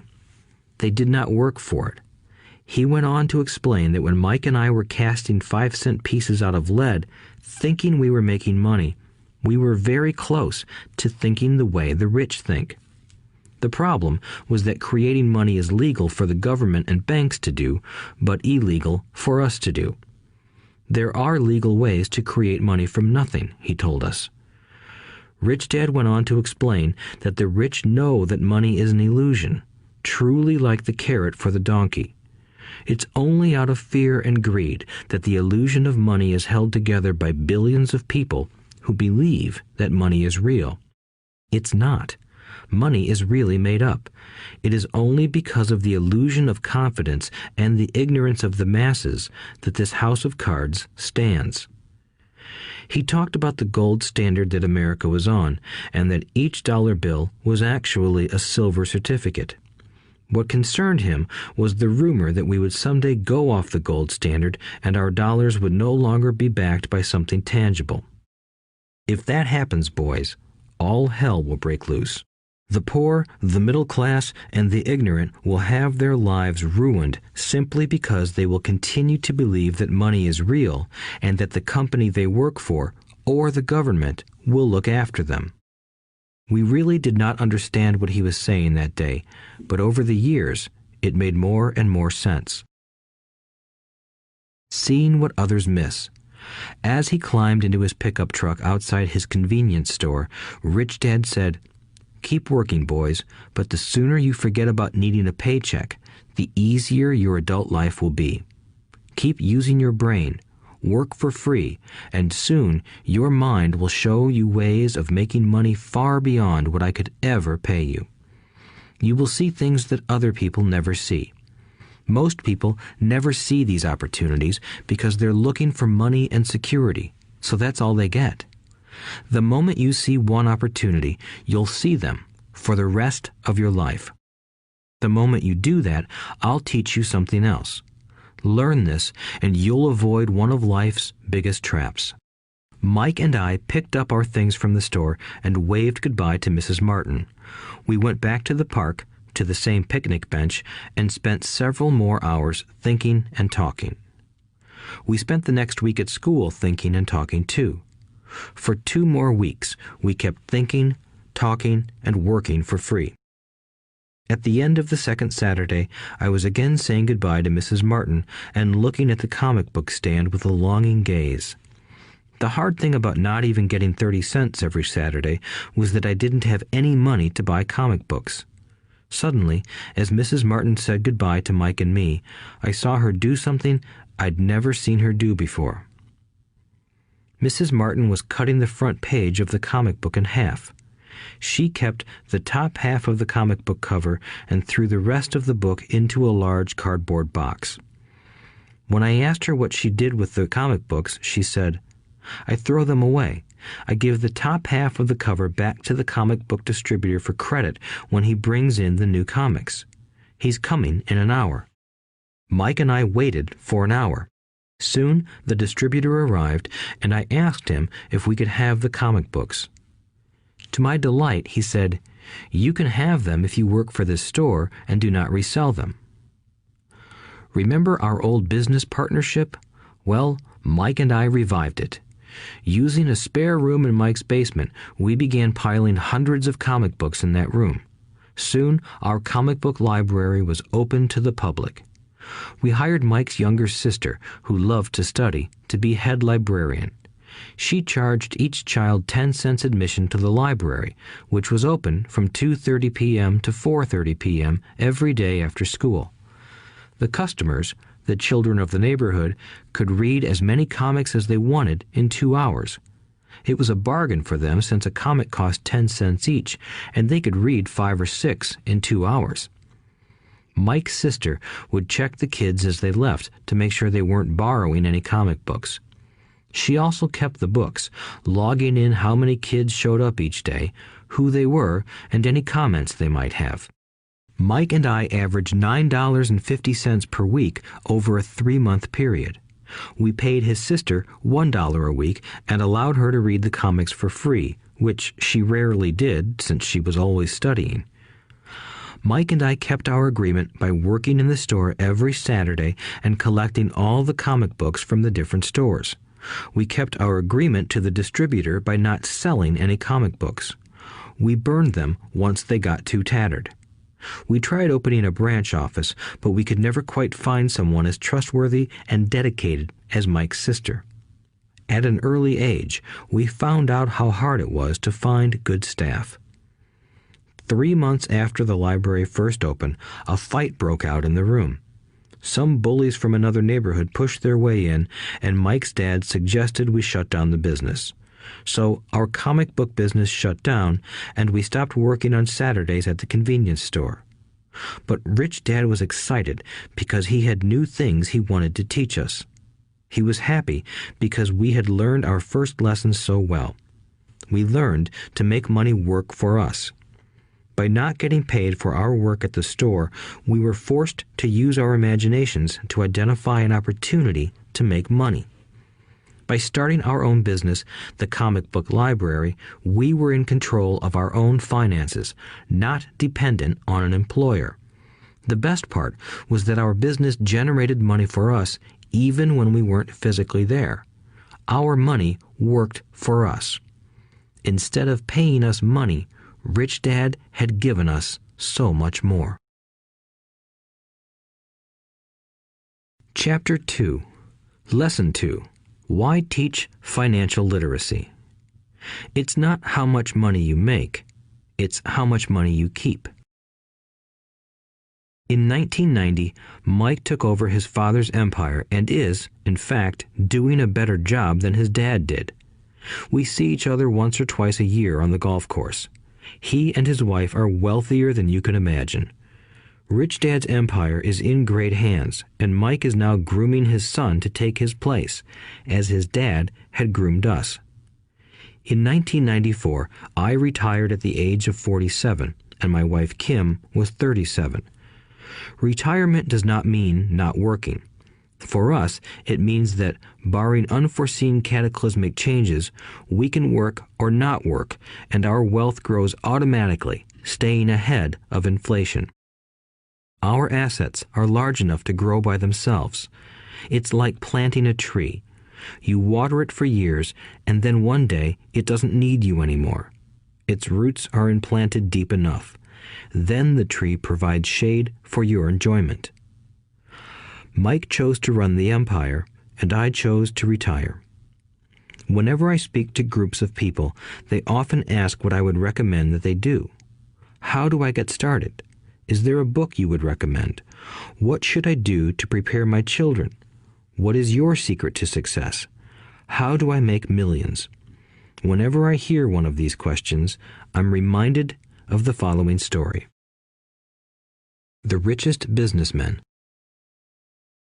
In 1923, a group of our greatest leaders and richest businessmen held a meeting at the Edgewater Beach Hotel in Chicago. Among them were Charles Schwab, head of the largest independent steel company; Samuel Insull, president of the world's largest utility; Howard Hobson, head of the largest gas company; Ivar Kruger, president of International Match Company, one of the world's largest companies at that time; Leon Fraser, president of the Bank of International Settlements; Richard Whitney, president of the New York Stock Exchange; Arthur Cotton and Jesse Livermore, two of the biggest stock speculators; and Albert Fall, a member of President Harding's cabinet. 25 years later, 9 of these titans ended their lives as follows. Schwab died penniless after living for 5 years on borrowed money. Insull died broke in a foreign land, and Kruger and Cotton also died broke. Hobson went insane. Whitney and Albert Fall were released from prison, and Fraser and Livermore committed suicide. I doubt if anyone can say what really happened to these men. If you look at the date, 1923, it was just before the 1929 market crash and the Great Depression, which I suspect had a great impact on these men and their lives. The point is this. Today, we live in times of greater and faster change than these men did. I suspect there will be many booms and busts in the coming years that will parallel the ups and downs these men faced. I am concerned that too many people are too focused on money and not on their greatest wealth, their education. If people are prepared to be flexible, keep an open mind and learn, they will grow richer and richer despite tough changes. If they think money will solve problems, they will have a rough ride. Intelligence solves problems and produces money. Money without financial intelligence is money soon gone. Most people fail to realize that in life, it's not how much money you make, it's how much money you keep. We've all heard stories of lottery winners who are poor, then suddenly rich, and then poor again. They win millions, yet are soon back where they started. Or stories of professional athletes who at the age of 24 are earning millions but are sleeping under a bridge 10 years later. I remember a story of a young basketball player who a year ago had millions. Today, at just 29, he claims his friends, attorney, and accountant took his money and he was forced to work at a car wash for minimum wage. He was fired from the car wash because he refused to take off his championship ring as he was wiping off the cars. His story made national news, and he is appealing his termination, claiming hardship and discrimination. He claims that the ring is all he has left, and if it was stripped away, he'll crumble. I know so many people who became instant millionaires, and while I am glad some people have become richer and richer, I caution them that in the long run, it's not how much money you make, it's how much you keep and how many generations you keep it. So when people ask, where do I get started, or tell me how to get rich quick, they often are greatly disappointed with my answer. I simply say to them what my rich dad said to me when I was a little kid. If you want to be rich, you need to be financially literate. That idea was drummed into my head every time we were together. As I said, my educated dad stressed the importance of reading books, while my rich dad stressed the need to master financial literacy. If you are going to build the Empire State Building, the first thing you need to do is dig a deep hole and pour a strong foundation. If you are going to build a home in the suburbs, all you need to do is pour a 6-inch slab of concrete. Most people, in their drive to get rich, are trying to build an Empire State Building on a 6-inch slab. Our school system, created in the agrarian age, still believes in homes with no foundation. Dirt floors are still the rage, so kids graduate from school with virtually no financial foundation. One day, sleepless and deep in debt in suburbia, living the American dream, they decide that the answer to their financial problems is to find a way to get rich quick. Construction on the skyscraper begins. It goes up quickly, and soon, instead of the Empire State Building, we have the Leaning Tower of suburbia. The sleepless nights return. As for Mike and me in our adult years, both of our choices were possible because we were taught to pour a strong financial foundation when we were just kids. Accounting is possibly the most confusing, boring subject in the world, but if you want to be rich long term, it could be the most important subject. For Rich Dad, the question was how to take a boring and confusing subject and teach it to kids. The answer he found was to make it simple by teaching it in pictures.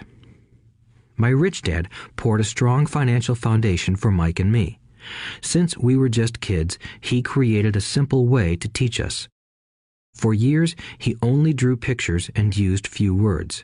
Mike and I understood the simple drawings, the jargon, the movement of money, and then in later years, Rich Dad began adding numbers. Today, Mike has gone on to master much more complex and sophisticated accounting analysis because he had to in order to run his empire. I am not as sophisticated because my empire is smaller, yet we come from the same simple foundation. Over the following pages, we will discuss those same simple line drawings Mike's dad created for us. Though basic, those drawings helped guide two little boys in building great sums of wealth on a solid and deep foundation. Rule number 1. You must know the difference between an asset and a liability, and buy assets. If you want to be rich, this is all you need to know. It is rule number 1. It is the only rule. This may sound absurdly simple, but most people have no idea how profound this rule is. Most people struggle financially because they do not know the difference between an asset and a liability. Rich people acquire assets. The poor and middle class acquire liabilities that they think are assets, said Rich Dad. When Rich Dad explained this to Mike and me, we thought he was kidding. Here we were, nearly teenagers, and waiting for the secret to getting rich. And this was his answer. It was so simple that we stopped for a long time to think about it. "What is an asset?" asked Mike. "Don't worry right now," said Rich Dad. "Just let the idea sink in. If you can comprehend the simplicity, your life will have a plan and be financially easy. It is simple. That is why the idea is missed." "You mean all we need to know is what an asset is, acquire them, and we'll be rich?" I asked. Rich Dad nodded his head. "It's that simple." "If it's that simple, how come everyone is not rich?" I asked. Rich Dad smiled. "Because people do not know the difference between an asset and a liability."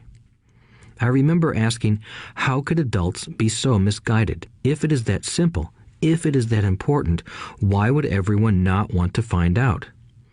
It took Rich Dad only a few minutes to explain what assets and liabilities were. As an adult, I have difficulty explaining it to other adults. The simplicity of the idea escapes them because they have been educated differently. They were taught by other educated professionals, such as bankers, accountants, real estate agents, financial planners, and so forth. The difficulty comes in asking adults to unlearn or become children again. An intelligent adult often feels it is demeaning to pay attention to simplistic definitions.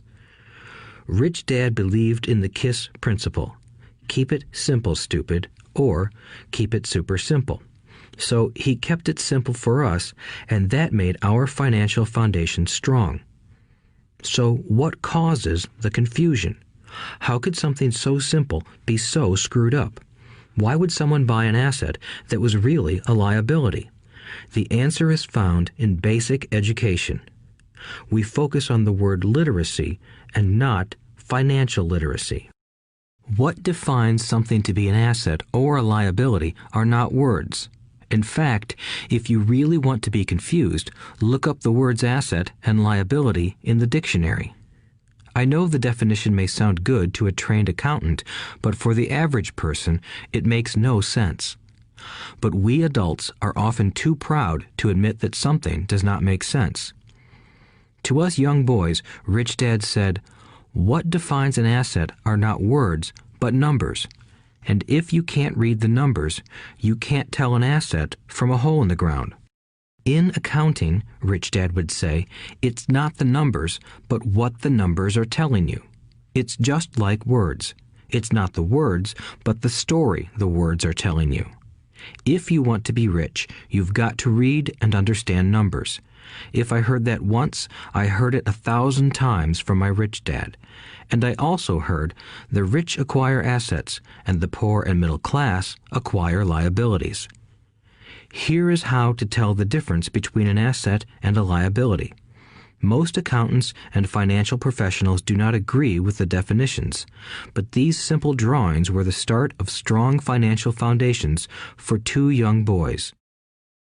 An asset is something that puts money in my pocket. A liability is something that takes money out of my pocket.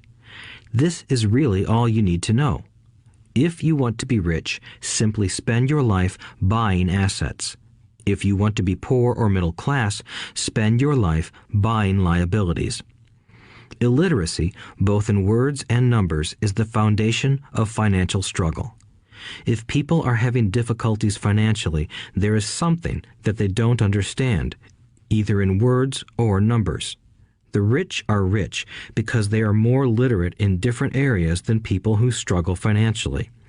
So if you want to be rich and maintain your wealth, it's important to be financially literate in words as well as numbers. Numbers alone mean little, just as words out of context mean little. It's the story that counts. In financial reporting, reading numbers is looking for the plot, the story of where the cash is flowing. In 80% of most families, the financial story paints a picture of hard work to get ahead. However, this effort is for naught because they spend their lives buying liabilities instead of assets. Everyone has living expenses, the need for food, shelter, and clothing. It is the cash flow that tells the story of how a person handles their money. The reason I started with the story of the richest men in America is to illustrate the flaw in believing that money will solve all problems. That is why I cringe whenever I hear people ask me how to get rich quicker or where they should start. I often hear, "I'm in debt, so I need to make more money." But more money will often not solve the problem.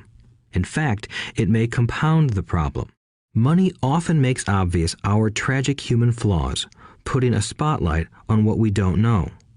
That is why, all too often, a person who comes into a sudden windfall of cash, let's say an inheritance, a pay raise, or lottery winnings, soon returns to the same financial mess, if not worse than the mess they were in before.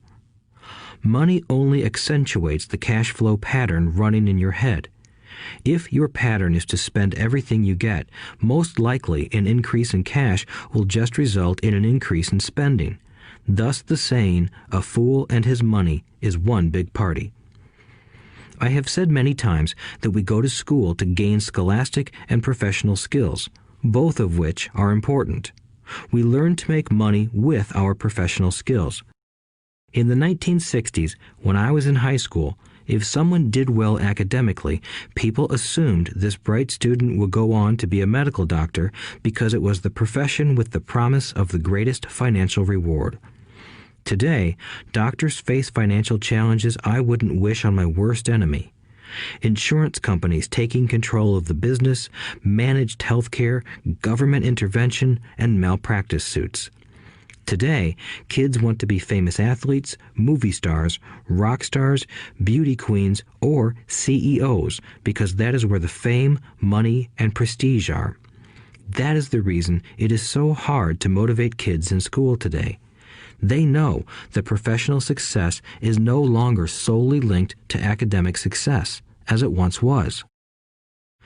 Because students leave school without financial skills, millions of educated people pursue their profession successfully, but later find themselves struggling financially. They work harder, but don't get ahead. What is missing from their education is not how to make money, but how to manage money.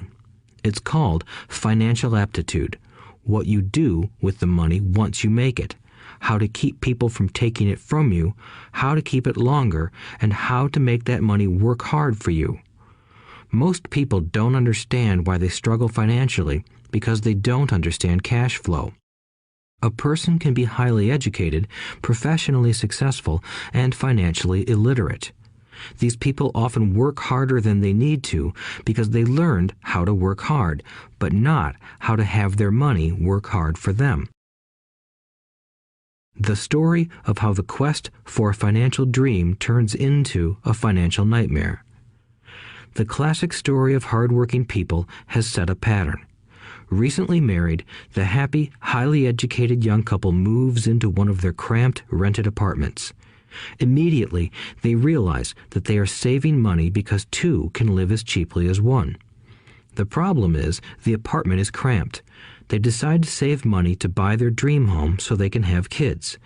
They now have two incomes, and they begin to focus on their careers. Their incomes begin to increase. As their incomes go up, their expenses go up as well. The number one expense for most people is taxes. Many people think it's income tax, but for most Americans, their highest tax is Social Security. As an employee, it appears as if the Social Security tax combined with the Medicare tax rate is roughly 7.5%, but it's really 15% since the employer must match the Social Security amount. In essence, it is money the employer can't pay you. On top of that, you still have to pay income tax on the amount deducted from your wages for Social Security tax. Income you never received because it went directly to Social Security through withholding. Going back to the young couple, as a result of their incomes increasing, they decide to buy the house of their dreams. Once in their house, they have a new tax called property tax. Then they buy a new car, new furniture, and new appliances to match their new house. All of a sudden, they wake up and their liabilities column is full of mortgage and credit card debt. Their liabilities go up. They're now trapped in the rat race. Pretty soon, a baby comes along and they work harder. The process repeats itself. Higher incomes cause higher taxes, also called bracket creep. A credit card comes in the mail. They use it. It maxes out. A loan company calls and says their greatest asset, their home, has appreciated in value.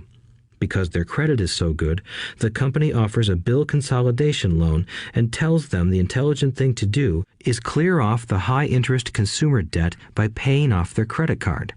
And besides, interest on their home is a tax deduction. They go for it and pay off those high-interest credit cards. They breathe a sigh of relief. Their credit cards are paid off.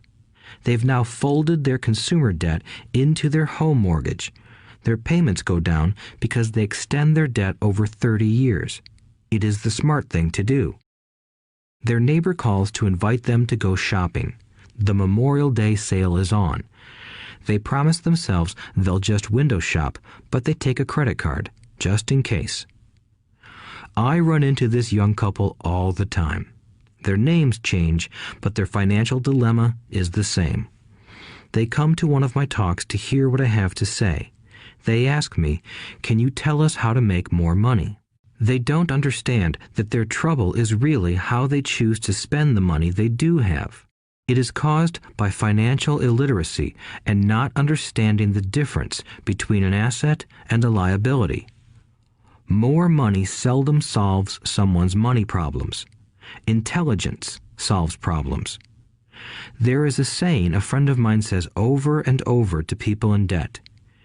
If you find you have dug yourself into a hole, stop digging. As a child, my dad often told us that the Japanese were aware of 3 powers: the power of the sword, the jewel, and the mirror. The sword symbolizes the power of weapons. America has spent trillions of dollars on weapons, and because of this is a powerful military presence in the world. The jewel symbolizes the power of money. There is some degree of truth to the saying, "Remember the golden rule. He who has the gold makes the rules." The mirror symbolizes the power of self-knowledge. This self-knowledge, according to Japanese legend, was the most treasured of the 3. All too often, the poor and middle class allow the power of money to control them. By simply getting up and working harder, failing to ask themselves if what they do makes sense, they shoot themselves in the foot as they leave for work every morning. By not fully understanding money, the vast majority of people allow its awesome power to control them. If they used the power of the mirror, they would have asked themselves, "Does this make sense?" All too often, instead of trusting their inner wisdom, that genius inside, most people follow the crowd. They do things because everybody else does them. They conform rather than question. Often, they mindlessly repeat what they have been told. Diversify. Your home is an asset. Your home is your biggest investment. You get a tax break for going into greater debt. Get a safe job. Don't make mistakes. Don't take risks. It is said that the fear of public speaking is a fear greater than death for most people. According to psychiatrists, the fear of public speaking is caused by the fear of ostracism, the fear of standing out, the fear of criticism, the fear of ridicule, and the fear of being an outcast. The fear of being different prevents most people from seeking new ways to solve their problems. That is why my educated dad said the Japanese valued the power of the mirror the most, for it is only when we look into it that we find truth. Fear is the main reason that people say, "Play it safe." That goes for anything, be it sports, relationships, careers, or money. It is that same fear, the fear of ostracism, that causes people to conform to, and not question, commonly accepted opinions or popular trends. Your home is an asset. Get a bill consolidation loan and get out of debt. Work harder. It's a promotion. Someday I'll be a vice president. Save money. When I get a raise, I'll buy us a bigger house. Mutual funds are safe. Many financial problems are caused by trying to keep up with the Joneses. Occasionally, we all need to look in the mirror and be true to our inner wisdom rather than our fears. By the time Mike and I were 16 years old, we began to have problems in school. We were not bad kids. We just began to separate from the crowd. We worked for Mike's dad after school and on weekends. Mike and I often spent hours after work just sitting at a table with his dad while he held meetings with his bankers, attorneys, accountants, brokers, investors, managers, and employees. Here was a man who had left school at 13, who was now directing, instructing, ordering, and asking questions of educated people. They came at his beck and call and cringed when he didn't approve of them. Here was a man who had not gone along with the crowd. He was a man who did his own thinking and detested the words, "We have to do it this way because that's the way everyone else does it." He also hated the word can't. If you wanted him to do something, just say, "I don't think you can do it." Mike and I learned more sitting in on his meetings than we did in all our years of school, college included. Mike's dad was not book smart, but he was financially educated and successful as a result. He told us over and over again, an intelligent person hires people who are more intelligent than he is. So Mike and I had the benefit of spending hours listening to and learning from intelligent people. But because of this, Mike and I couldn't go along with the standard dogma our teachers preached, and that caused problems. Whenever the teacher said, "If you don't get good grades, you won't do well in the real world," Mike and I just raised our eyebrows. When we were told to follow set procedures and not deviate from the rules, we could see how school discouraged creativity. We started to understand why our rich dad told us that schools were designed to produce good employees instead of employers. Occasionally, Mike or I would ask our teachers how what we studied was applicable to the real world, or why we never studied money and how it worked. To the latter question, we often got the answer that money was not important, that if we excelled in our education, the money would follow. The more we knew about the power of money, the more distant we grew from the teachers and our classmates. My highly educated dad never pressured me about my grades, but we did begin to argue about money. By the time I was 16, I probably had a far better foundation with money than both my parents. I could keep books, I listened to tax accountants, corporate attorneys, bankers, real estate brokers, investors, and so forth. By contrast, my dad talked to other teachers. One day, my dad told me that our home was his greatest investment. A not too pleasant argument took place when I showed him why I thought a house was not a good investment. I showed him the ancillary expenses that went along with owning the home. A bigger home meant bigger expenses, and the cash flow kept going out through the expense column. Today, people still challenge me on the idea of a house not being an asset. I know that for many people, it is their dream as well as their largest investment. And owning your own home is better than nothing. I simply offer an alternative way of looking at this popular dogma. If my wife and I were to buy a bigger, flashier house, we realize it wouldn't be an asset. It would be a liability since it would take money out of our pocket. So here is the argument I put forth. I really don't expect most people to agree with it because your home is an emotional thing, and when it comes to money, high emotions tend to lower financial intelligence.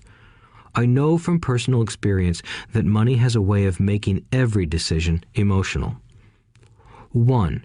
When it comes to houses, most people work all their lives paying for a home they never own. In other words, most people buy a new house every few years, each time incurring a new 30-year loan to pay off the previous one. 2. Even though people receive a tax deduction for interest on mortgage payments, they pay for all their other expenses with after-tax dollars, even after they pay off their mortgage. 3. My wife's parents were shocked when the property taxes on their home increased to $1,000 a month.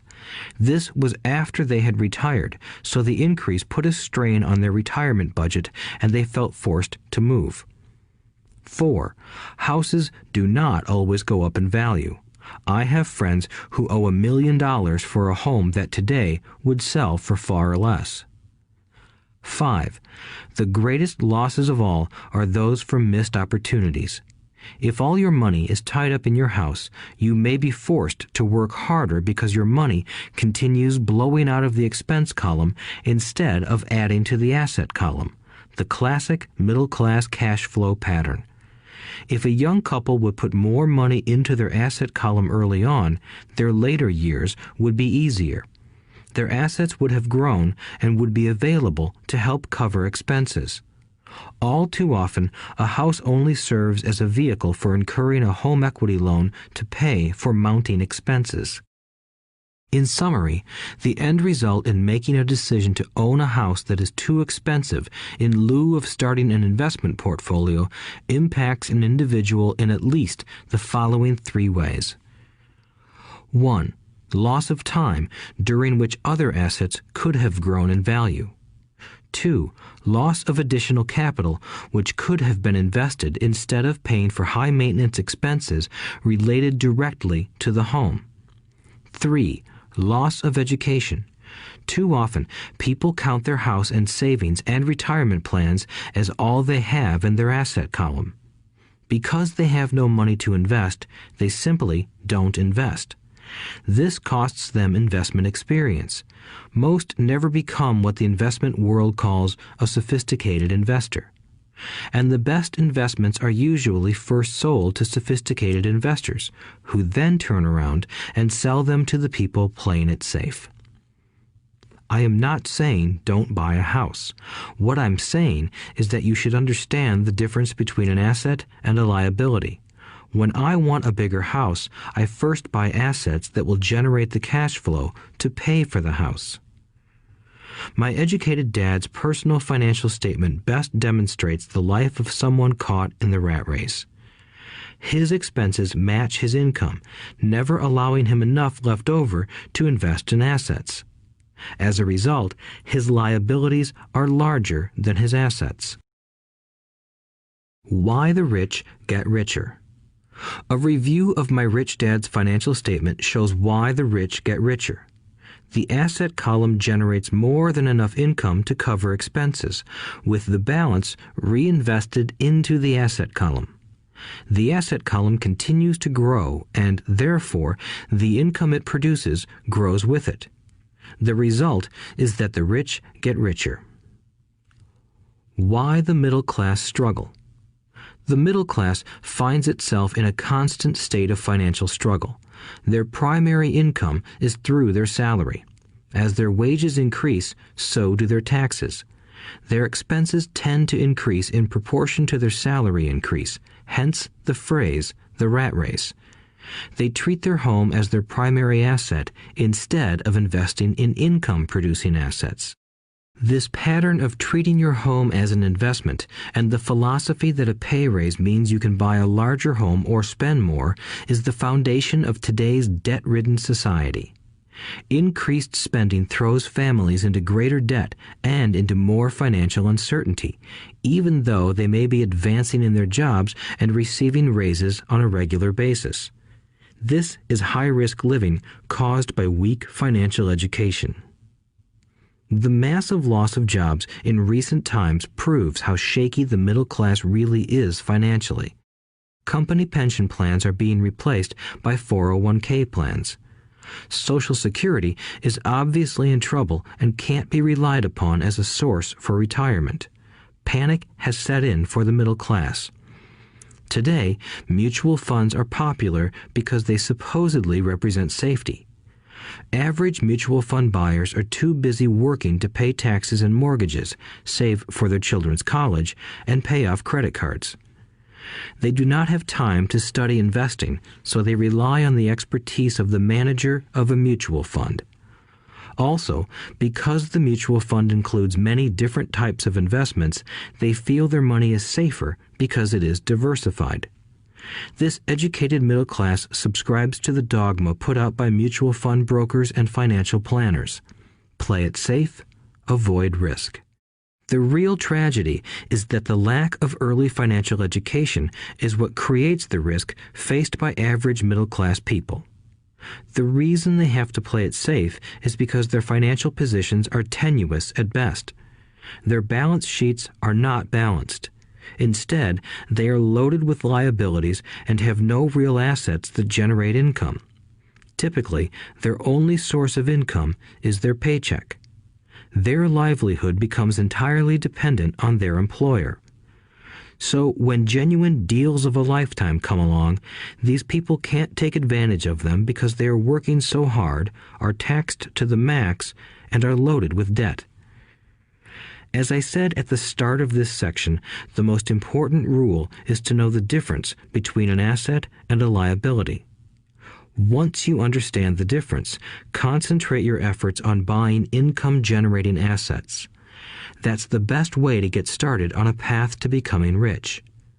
Keep doing that and your asset column will grow. Keep liabilities and expenses down so more money is available to continue pouring into the asset column. Soon, the asset base will be so deep that you can afford to look at more speculative investments. Investments that may have returns of 100% to infinity. $5,000 investments that are soon turned into $1 million or more. Investments that the middle class calls too risky. The investment is not risky for the financially literate. As an employee who is also a homeowner, your working efforts are generally as follows. 1. You work for the company. Employees make their business owner or the shareholders rich, not themselves. Your efforts and success will help provide for the owner's success and retirement. 2. You work for the government. The government takes its share from your paycheck before you even see it. By working harder, you simply increase the amount of taxes taken by the government. Most people work from January to May just for the government. 3. You work for the bank. After taxes, your next largest expense is usually your mortgage and credit card debt. The problem with simply working harder is that each of these 3 levels takes a greater share of your increased efforts. You need to learn how to have your increased efforts benefit you and your family directly. Once you have decided to concentrate on minding your own business, focusing your efforts on acquiring assets instead of a bigger paycheck, how do you set your goals? Most people must keep their job and rely on their wages to fund their acquisition of assets. As their assets grow, how do they measure the extent of their success? When does someone know that they are rich, that they have wealth? As well as having my own definitions for assets and liabilities, I also have my own definition for wealth. Actually, I borrowed it from a man named R. Buckminster Fuller. Some call him a quack, and others call him a genius. Years ago, he got architects buzzing because he applied for a patent for something he called a geodesic dome. But in the application, Fuller also said something about wealth. It was pretty confusing at first, but after reading it, it began to make some sense. Wealth is a person's ability to survive so many number of days forward, or, if I stopped working today, how long could I survive? Unlike net worth, the difference between your assets and liabilities, which is often filled with a person's expensive junk and opinions of what things are worth, this definition creates the possibility for developing a truly accurate measurement. I could now measure and know where I was in terms of my goal to become financially independent. Although net worth often includes non-cash producing assets, like stuff you bought that now sits in your garage, wealth measures how much money your money is making and, therefore, your financial survivability. Wealth is the measure of the cash flow from the asset column compared with the expense column. Let's use an example. Let's say I have cash flow from my asset column of $1,000 a month, and I have monthly expenses of $2,000 a month. What is my wealth? Let's go back to Buckminster Fuller's definition. Using his definition, how many days forward can I survive? Assuming a 30-day month, I have enough cash flow for half a month. When I achieve $2,000 a month cash flow from my assets, then I will be wealthy.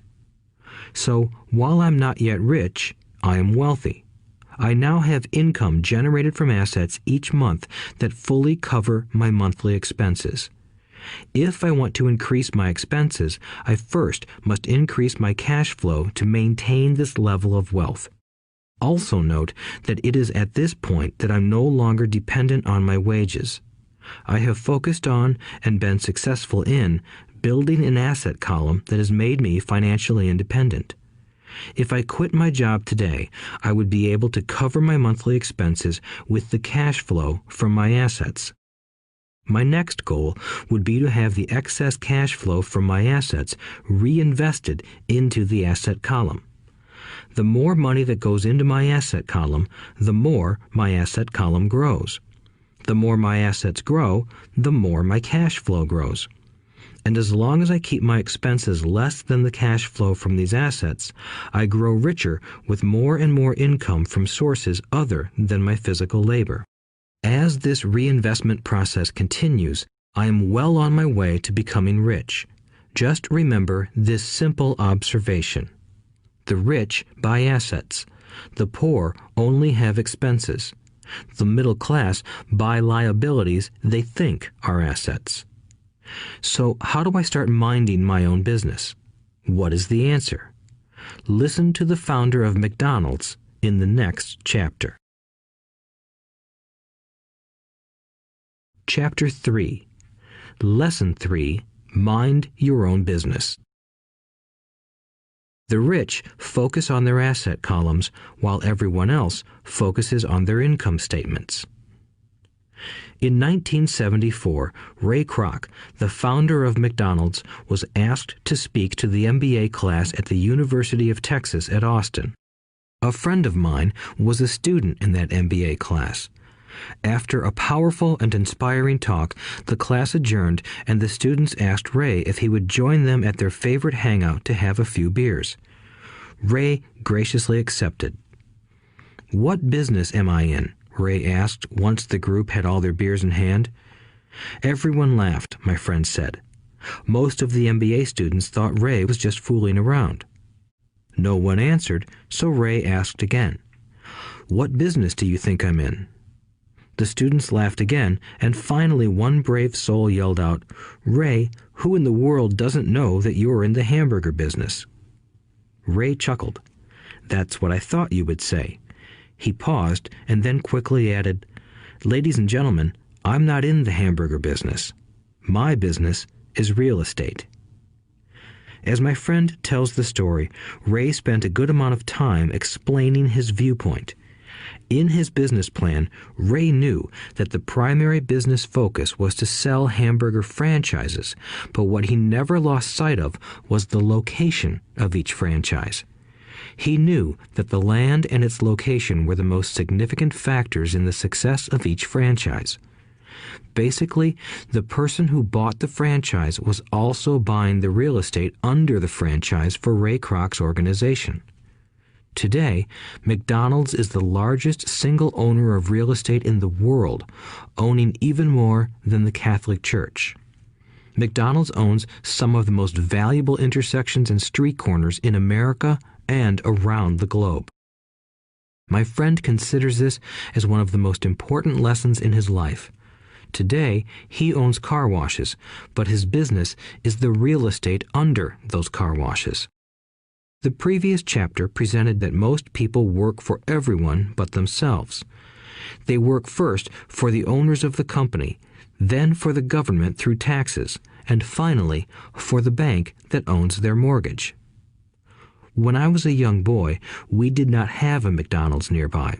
Yet my rich dad was responsible for teaching Mike and me the same lesson that Ray Kroc talked about at the University of Texas.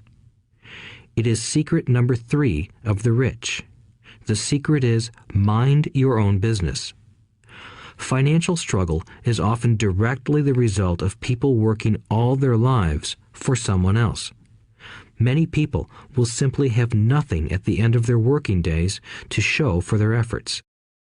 Our current educational system focuses on preparing today's youth to get good jobs by developing scholastic skills.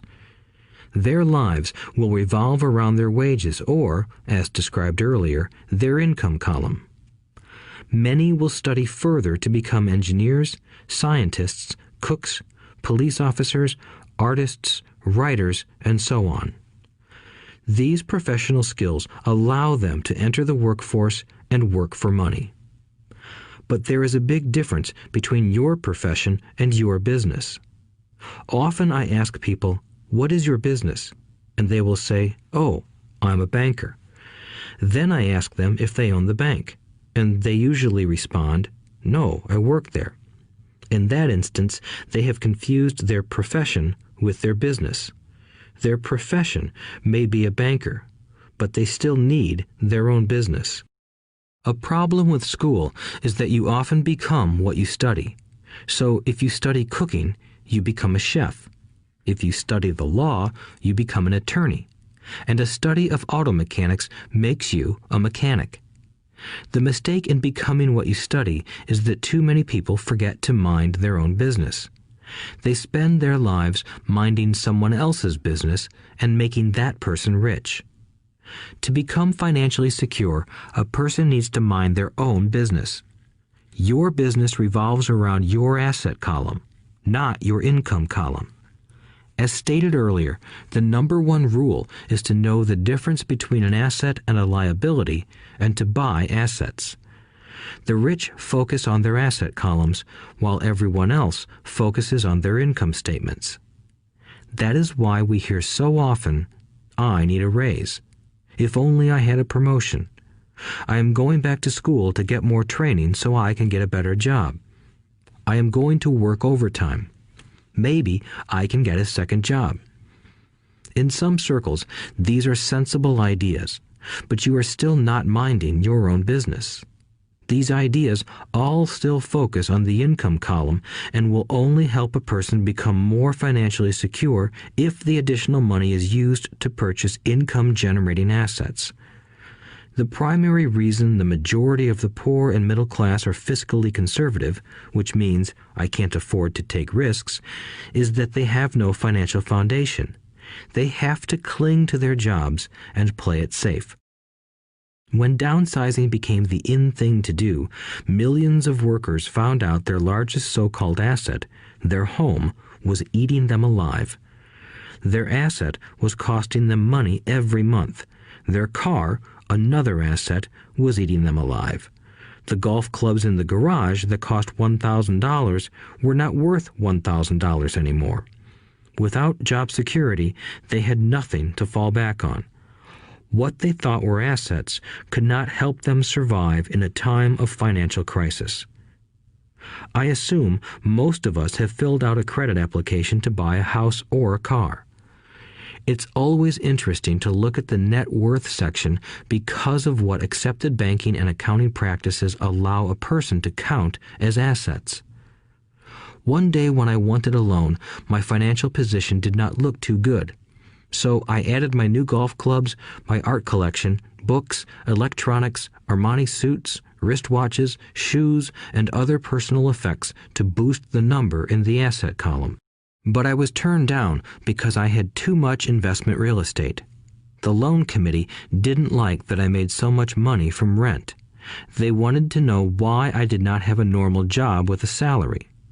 They did not question the Armani suits, golf clubs, or art collection. Life is sometimes tough when you do not fit the standard profile. I cringe every time I hear someone say to me that their net worth is $1 million or $100,000 or whatever. One of the main reasons net worth is not accurate is simply because the moment you begin selling your assets, you are taxed for any gains. So many people have put themselves in deep financial trouble when they run short of income. To raise cash, they sell their assets, but their personal assets can generally be sold for only a fraction of the value that is listed on their personal balance sheet. Or, if there is a gain on the sale of the assets, they are taxed on the gain. So again, the government takes its share, thus reducing the amount available to help them out of debt. That is why I say someone's net worth is often worth less than they think. Start minding your own business. Keep your daytime job, but start buying real assets, not liabilities or personal effects that have no real value once you get them home.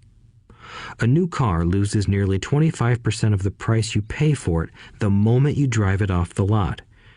It is not a true asset even if your banker lets you list it as one. My $400 new titanium driver was worth $150 the moment I teed off. Keep expenses low, reduce liabilities, and diligently build a base of solid assets. For young people who have not yet left home, it is important for parents to teach them the difference between an asset and a liability. Get them to start building a solid asset column before they leave home, get married, buy a house, have kids, and get stuck in a risky financial position, clinging to a job and buying everything on credit. I see so many young couples who get married and trap themselves into a lifestyle that will not let them get out of debt for most of their working years.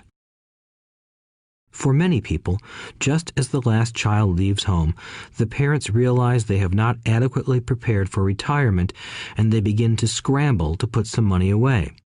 Then their own parents become ill and they find themselves with new responsibilities.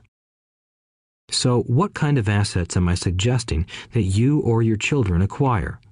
In my world, real assets fall into the following categories. Businesses that do not require my presence. I own them, but they are managed or run by other people. If I have to work there, it's not a business. It becomes my job. Stocks, bonds, income-generating real estate, notes, IOUs, royalties from intellectual property such as music, scripts, and patents. Anything else that has value, produces income, or appreciates, and has a ready market. As a young boy, my educated dad encouraged me to find a safe job, but my rich dad encouraged me to begin acquiring assets that I loved. If you don't love it, you won't take care of it. I collect real estate simply because I love buildings and land. I love shopping for them, and I could look at them all day long. When problems arise, the problems aren't so bad that it changes my love for real estate. For people who hate real estate, they shouldn't buy it. I also love stocks of small companies, especially startups, because I am an entrepreneur, not a corporate person. In my early years, I worked in large organizations such as Standard Oil of California, the U.S. Marine Corps, and Xerox Corporation. I enjoyed my time with those organizations and have fond memories, but I know deep down I am not a company man. I like starting companies, not running them. So my stock buys are usually of small companies. Sometimes I even start the company and take it public. Fortunes are made in new stock issues, and I love the game. Many people are afraid of small-cap companies and call them risky, and they are. But that risk is diminished if you love what the investment is, understand it, and know the game. With small companies, my investment strategy is to be out of the stock in a year. On the other hand, my real estate strategy is to start small and keep trading up for bigger properties, and, therefore, delay paying taxes on the gain. This allows the value to increase dramatically. I generally hold real estate less than 7 years. For years, even while I was with the Marine Corps and Xerox, I did what my rich dad recommended. I kept my day job, but I still minded my own business. I was active in my asset column trading real estate and small stocks. Rich Dad always stressed the importance of financial literacy. The better I was at understanding the accounting and cash management, the better I would be at analyzing investments and eventually starting and building my own company.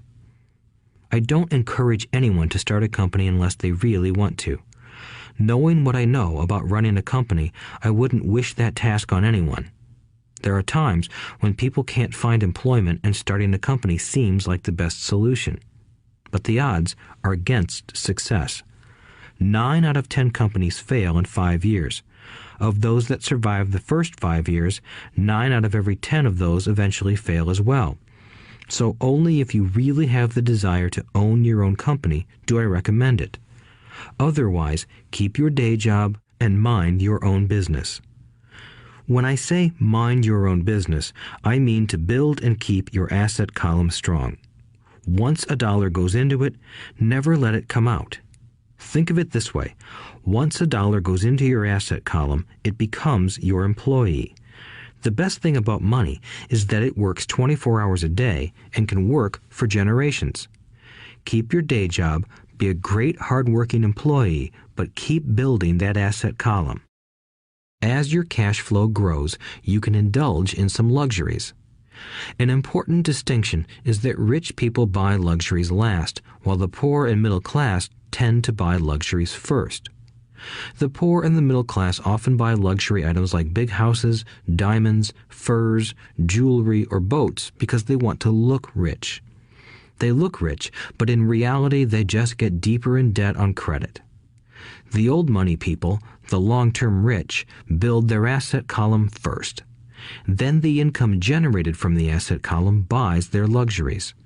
The poor and middle class buy luxuries with their own sweat, blood, and children's inheritance. A true luxury is a reward for investing in and developing a real asset.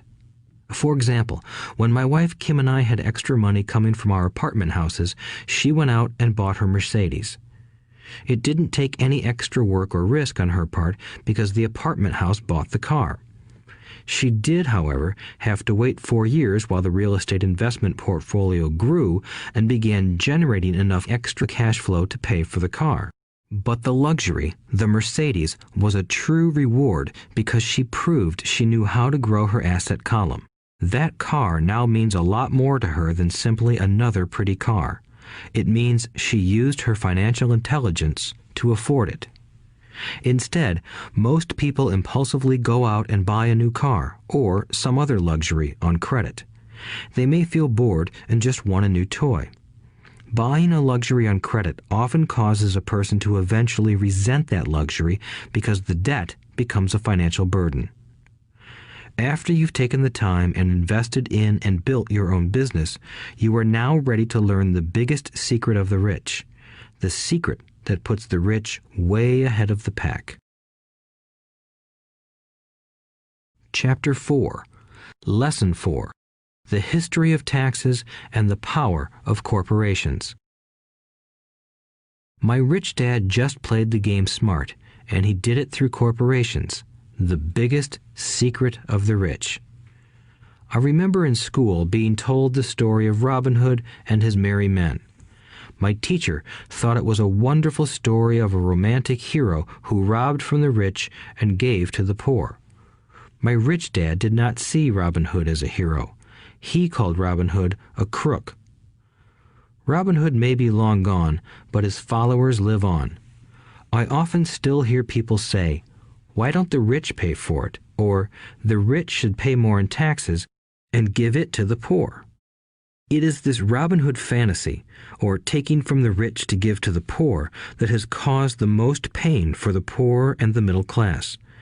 The reason the middle class is so heavily taxed is because of the Robin Hood ideal. The reality is that the rich are not taxed. It's the middle class who pays for the poor, especially the educated, upper-income middle class. Again, to understand fully how things happen, we need to look at the history of taxes. Although my highly educated dad was an expert on the history of education, my rich dad fashioned himself an expert on the history of taxes. Rich Dad explained to Mike and me that originally in England and America, there were no taxes. Occasionally, there were temporary taxes levied in order to pay for wars. The king or the president would put the word out and ask everyone to chip in. Taxes were levied in Britain for the fight against Napoleon from 1799 to 1816, and in America to pay for the Civil War from 1861 to 1865. In 1874, England made income tax a permanent levy on its citizens. In 1913, an income tax became permanent in the United States with the adoption of the 16th Amendment to the U.S. Constitution. At one time, Americans were anti-tax.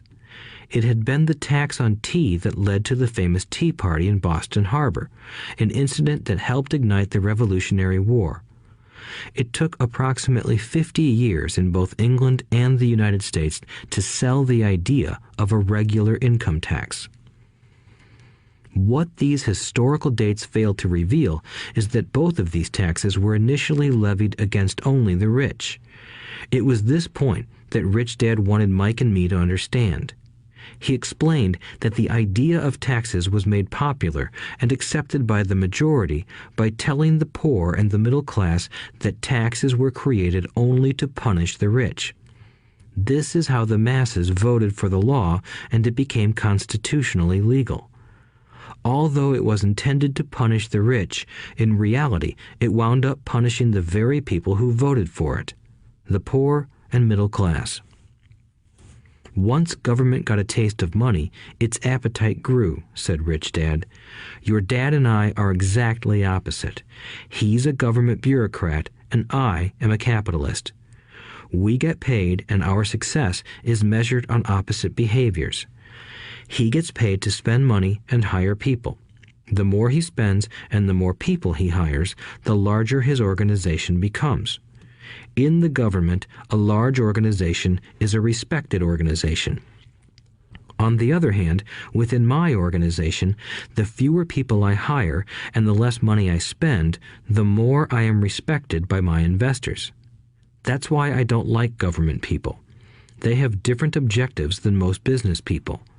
As the government grows, more and more tax dollars are needed to support it.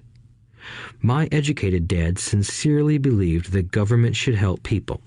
He loved John F. Kennedy and especially the idea of the Peace Corps. He loved the idea so much that both he and my mom worked for the Peace Corps, training volunteers to go to Malaysia, Thailand, and the Philippines. He always strived for additional grants and budget increases so he could hire more people, both in his job with the Education Department and in the Peace Corps. From the time I was about 10 years old, I would hear from my rich dad that government workers were a pack of lazy thieves, and from my poor dad I would hear how the rich were greedy crooks who should be made to pay more taxes. Both sides had valid points. It was difficult to go to work for one of the biggest capitalists in town and come home to a father who was a prominent government leader. It was not easy to know which dad to believe. Yet, when you study the history of taxes, an interesting perspective emerges. As I said, the passage of taxes was only possible because the masses believed in the Robin Hood theory of economics. Take from the rich and give to everyone else. The problem was that the government's appetite for money was so great that taxes soon needed to be levied on the middle class, and from there it kept trickling down. However, the rich saw an opportunity because they don't play by the same set of rules. The rich knew about corporations, which became popular in the days of sailing ships. The rich created the corporation as a vehicle to limit their risk to the assets of each voyage. The rich put their money into a corporation to finance the voyage.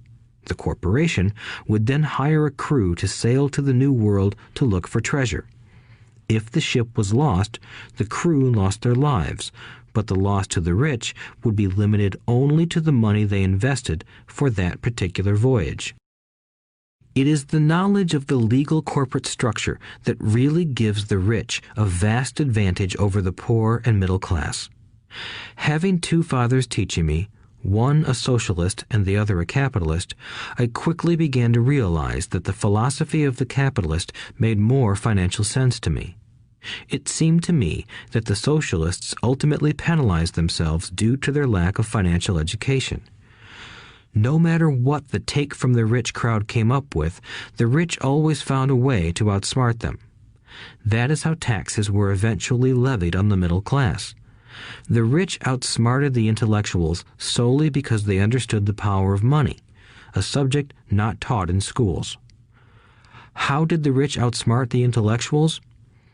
Once the take from the rich tax was passed, cash started flowing into government coffers. Initially, people were happy. Money was handed out to government workers and the rich. It went to government workers in the form of jobs and pensions, and it went to the rich via their factories receiving government contracts.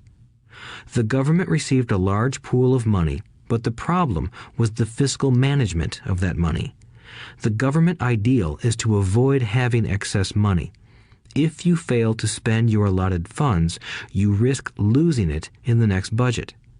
You would certainly not be recognized for being efficient.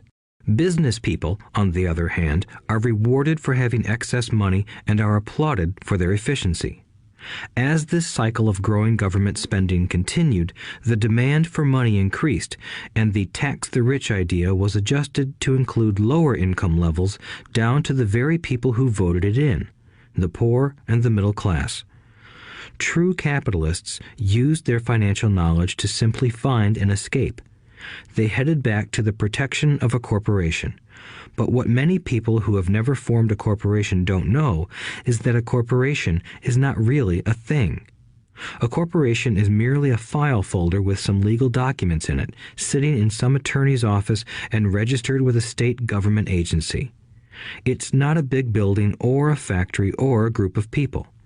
A corporation is merely a legal document that creates a legal body without a soul.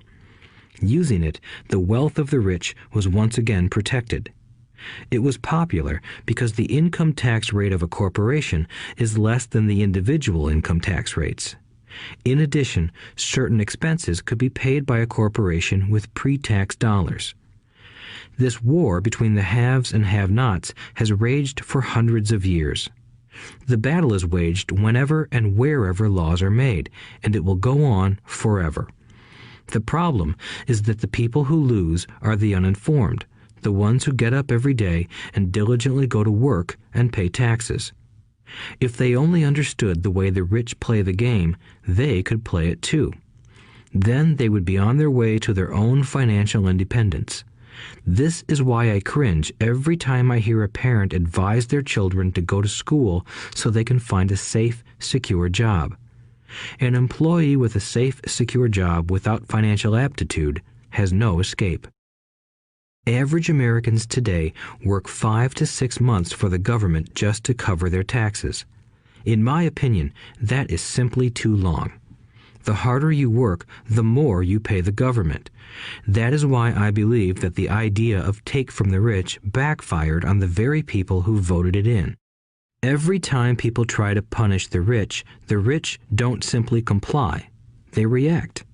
They have the money, power, and intent to change things. They don't just sit there and voluntarily pay more taxes. Instead, they search for ways to minimize their tax burden. They hire smart attorneys and accountants and persuade politicians to change laws or create legal loopholes. They use their resources to effect change. The tax code of the United States also allows other ways to reduce taxes. Most of these vehicles are available to anyone, but it is the rich who find them because they are minding their own business. For example, 1031 is jargon for Section 1031 of the Internal Revenue Code, which allows a seller to delay paying taxes on a piece of real estate that is sold for a capital gain through an exchange for a more expensive piece of real estate. Real estate is one investment vehicle that has a great tax advantage. As long as you keep trading up in value, you will not be taxed on the gains until you liquidate. People who don't take advantage of these legal tax savings are missing a great opportunity to build their asset columns. The poor and middle class don't have the same resources. They sit there and let the government's needles enter their arm and allow the blood donation to begin. Today, I am constantly shocked at the number of people who pay more taxes or take fewer deductions simply because they are afraid of the government. I have friends who have had their businesses shut down and destroyed, only to find out it was a mistake on the part of the government. I realize all that, but the price of working from January to May is a high price to pay for that intimidation. My poor dad never fought back. My rich dad didn't either. He just played the game smarter, and he did it through corporations, the biggest secret of the rich. You may remember the first lesson I learned from my rich dad. I was a little boy of 9 who had to sit and wait for him to choose to talk to me. I sat in his office waiting for him to get to me. He was ignoring me on purpose. He wanted me to recognize his power and to desire to have that power for myself one day. During all the years I studied and learned from him, he always reminded me that knowledge is power. And with money comes great power that requires the right knowledge to keep it and make it multiply. Without that knowledge, the world pushes you around. Rich Dad constantly reminded Mike and me that the biggest bully was not the boss or the supervisor, but the tax man. The tax man will always take more if you let him. The first lesson of having money work for you, as opposed to you working for money, is all about power. If you work for money, you give the power to your employer. If money works for you, you keep the power and control it. Once we had this knowledge of the power of money working for us, he wanted us to be financially smart and not let anyone or anything push us around. If you're ignorant, it's easy to be bullied. If you know what you're talking about, you have a fighting chance. That is why he paid so much for smart tax accountants and attorneys.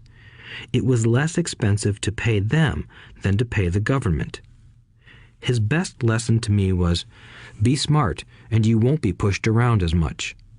He knew the law because he was a law-abiding citizen and because it was expensive to not know the law. If you know you're right, you're not afraid of fighting back, even if you are taking on Robin Hood and his band of merry men. My highly educated dad always encouraged me to land a good job with a strong corporation. He spoke of the virtues of working your way up the corporate ladder.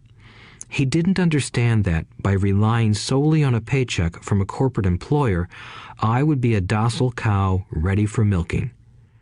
When I told my rich dad of my father's advice, he only chuckled. "Why not own the ladder?" was all he said. As a young boy, I did not understand what Rich Dad meant by owning my own corporation.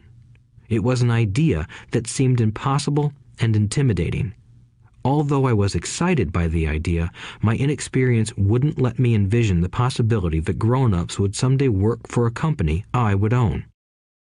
The point is that, if not for my rich dad, I would have probably followed my educated dad's advice. It was merely the occasional reminder of my rich dad that kept the idea of owning my own corporation alive and kept me on a different path. By the time I was 15 or 16, I knew I wasn't going to continue down the path my educated dad recommended. I didn't know how I was going to do it, but I was determined not to head in the direction most of my classmates were heading. That decision changed my life. It was not until my mid-20s that my rich dad's advice began to make more sense to me. I was just out of the Marine Corps and working for Xerox. I was making a lot of money, but every time I looked at my paycheck, I was disappointed. The deductions were so large, and the more I worked, the greater they became. As I became more successful, my bosses talked about promotions and raises. It was flattering, but I could hear my rich dad asking in my ear, "Who are you working for?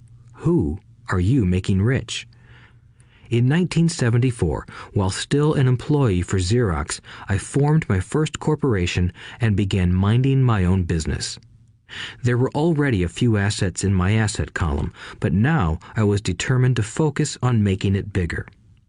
Those paychecks, with all the deductions, made all the years of my rich dad's advice make total sense.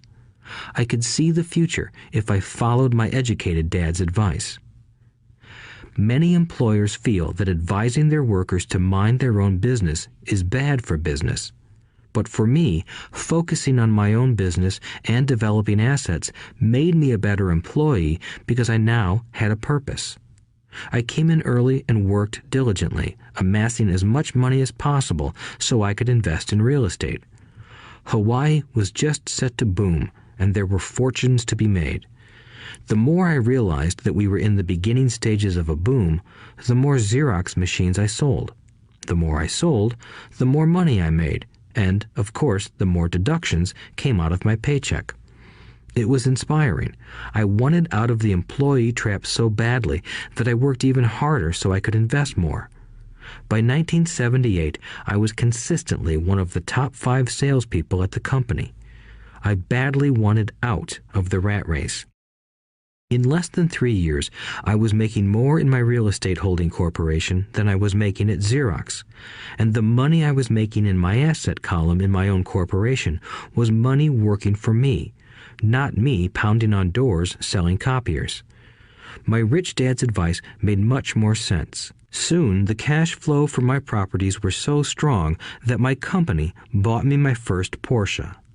My fellow Xerox salespeople thought I was spending my commissions. I wasn't. I was investing my commissions in assets. My money was working hard to make more money. Each dollar in my asset column was a great employee, working hard to make more employees and buy the boss a new Porsche with before-tax dollars. I began to work harder for Xerox. The plan was working, and my Porsche was the proof.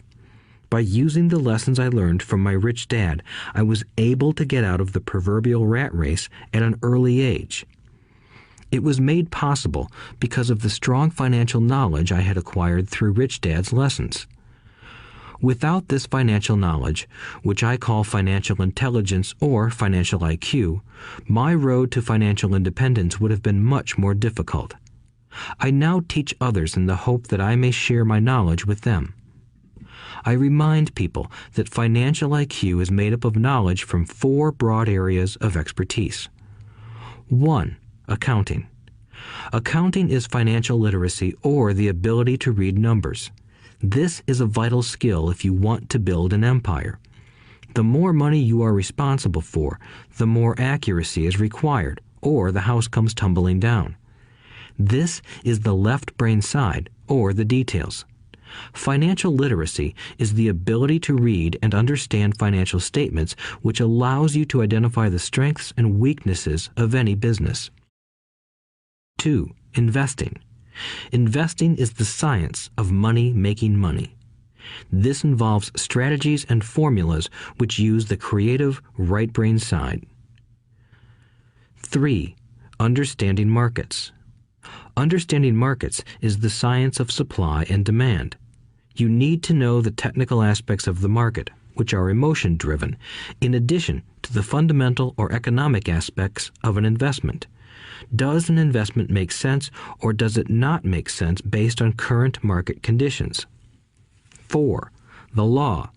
A corporation wrapped around the technical skills of accounting, investing, and markets can contribute to explosive growth.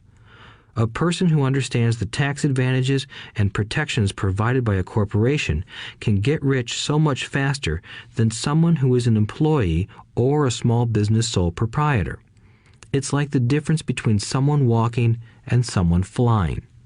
The difference is profound when it comes to long-term wealth. Tax advantages. A corporation can do many things that an employee cannot, like pay expenses before paying taxes. That is a whole area of expertise that is very exciting. Employees earn and get taxed and then try to live on what is left. A corporation earns, spends everything it can, and is taxed on anything that is left. It's one of the biggest legal tax loopholes that the rich use. They're easy to set up and are not expensive if you own investments that are producing good cash flow. For example, by owning your own corporation, your vacations can be board meetings in Hawaii.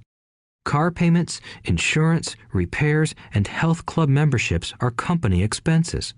Most restaurant meals are partial expenses, and on. But it's done legally with pre-tax dollars.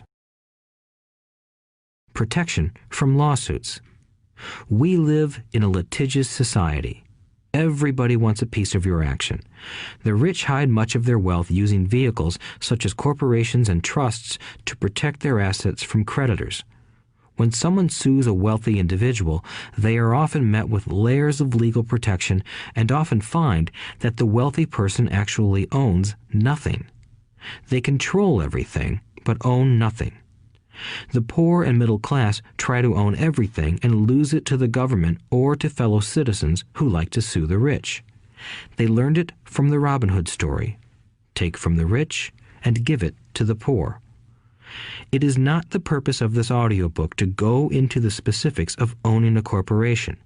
But I will say that if you own any kind of legitimate assets, I would consider finding out more about the benefits and protection offered by a corporation as soon as possible. There are many books written on the subject that will detail the benefits and even walk you through the steps necessary to set up a corporation. Garrett Sutton's books on corporations provide wonderful insight into the power of personal corporations. Financial IQ is actually the synergy of many skills and talents. I would say it is the combination of the 4 technical skills listed above that make up basic financial intelligence. If you aspire to great wealth, it is the combination of these skills that will greatly amplify your financial intelligence. In summary, business owners with corporations 1. Earn, 2. Spend, 3. Pay taxes. Employees who work for corporations 1. Earn, 2. Pay taxes, 3. Spend. As part of your overall financial strategy, I recommend that you learn about the protection that legal entities can provide for businesses and assets. Chapter 5. Lesson 5. The rich invent money. Often in the real world, it's not the smart who get ahead, but the bold. Last night, I took a break from writing and watched a TV program on the history of a young man named Alexander Graham Bell.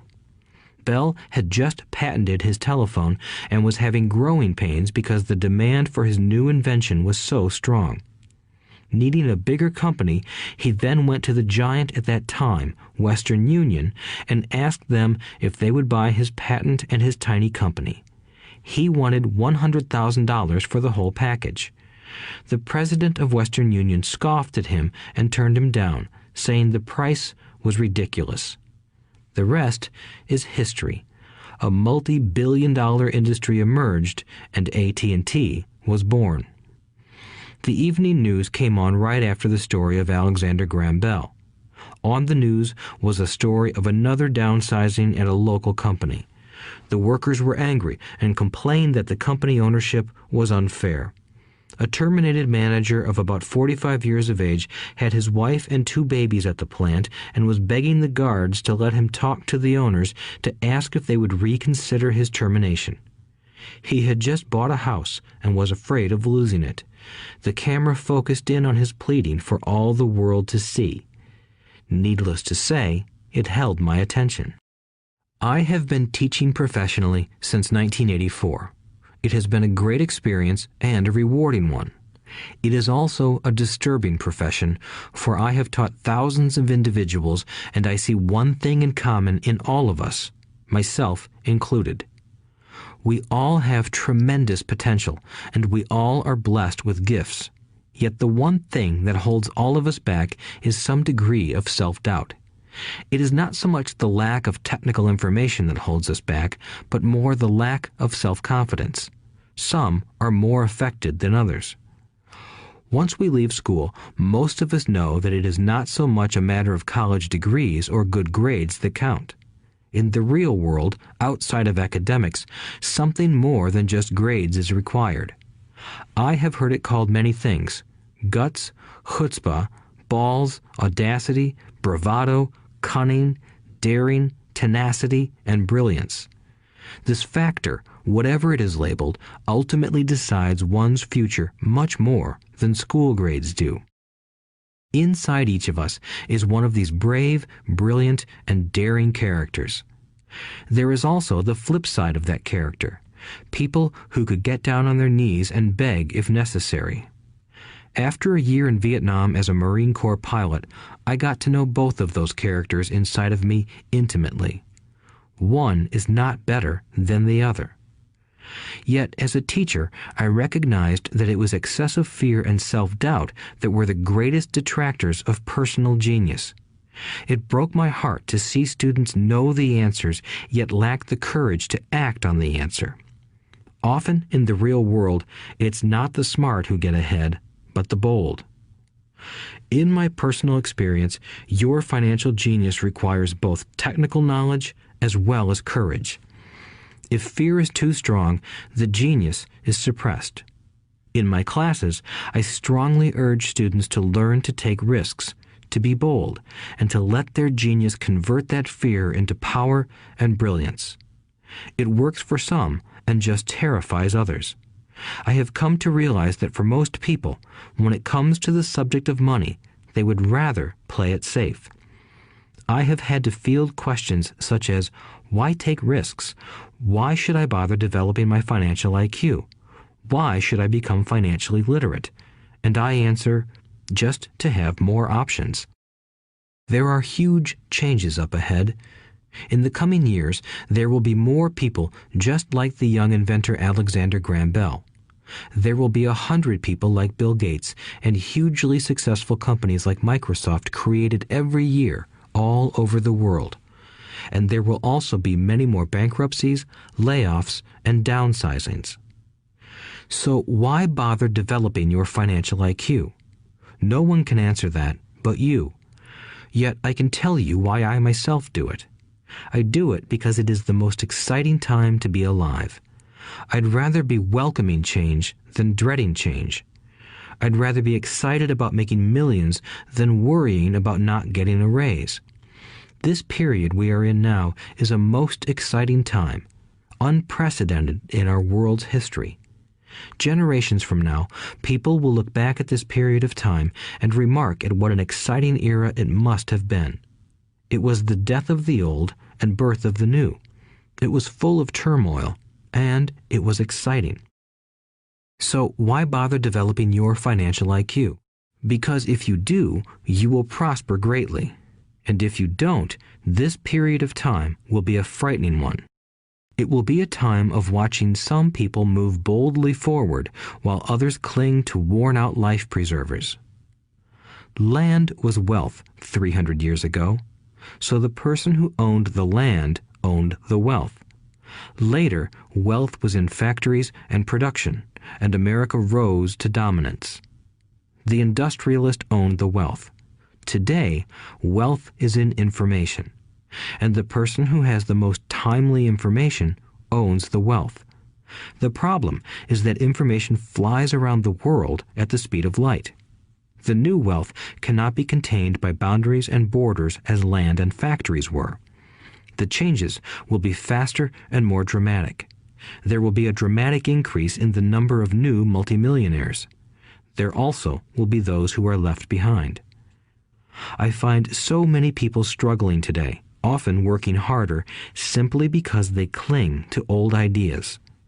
They want things to be the way they were, and they resist change. I know people who are losing their jobs or their houses, and they blame technology or the economy or their boss. Sadly, they fail to realize that they might be the problem. Old ideas are their biggest liability. It is a liability simply because they fail to realize that while that idea or way of doing something was an asset yesterday, yesterday is gone. One afternoon, I was teaching how to invest using a board game I had invented, Cash Flow, as a teaching tool. A friend had brought someone along to attend the class. This friend of a friend was recently divorced, had been badly burned in the divorce settlement, and was now searching for some answers. Her friend thought the class might help. The game was designed to help people learn how money works. In playing the game, they learn about the interaction of the income statement with the balance sheet. They learn how cash flows between the two and how the road to wealth is through striving to increase your monthly cash flow from the asset column to the point that it exceeds your monthly expenses. Once you accomplish this, you are able to get out of the rat race and out onto the fast track. As I have said, some people hate the game, some love it, and others miss the point. This woman missed a valuable opportunity to learn something. In the opening round, she drew a doodad card with the boat on it. At first, she was happy. "Oh, I've got a boat." Then, as her friend tried to explain how the numbers worked on her income statement and balance sheet, she got frustrated because she had never liked math. The rest of her table waited while her friend continued explaining the relationship between the income statement, balance sheet, and monthly cash flow. Suddenly, when she realized how the numbers worked, it dawned on her that her boat was eating her alive. Later on in the game, she was also downsized and had a child. It was a horrible game for her. After the class, her friend came by and told me that she was upset. She had come to the class to learn about investing and did not like the idea that it took so long to play a silly game. Her friend attempted to tell her to look within herself to see if the game reflected her in any way. With that suggestion, the woman demanded her money back. She said that the very idea that a game could be a reflection of her was ridiculous. Her money was promptly refunded, and she left. Since 1984, I have made millions simply by doing what the school system does not do. In school, most teachers lecture. I hated lectures as a student. I was soon bored, and my mind would drift. In 1984, I began teaching via games and simulations, and I still rely on these tools today. I always encourage adult students to look at games as reflecting back to them what they know and what they need to learn. Most importantly, games reflect behavior. They are instant feedback systems. Instead of the teacher lecturing you, the game is giving you a personalized lecture, one that is custom-made just for you. The friend of the woman who left later called to give me an update. She said her friend was fine and had calmed down. In her cooling-off period, she could see some slight relationship between the game and her life. Although she and her husband did not own a boat, they did own everything else imaginable. She was angry after their divorce, both because he had run off with a younger woman and because, after 20 years of marriage, they had accumulated little in the way of assets. There was virtually nothing for them to split.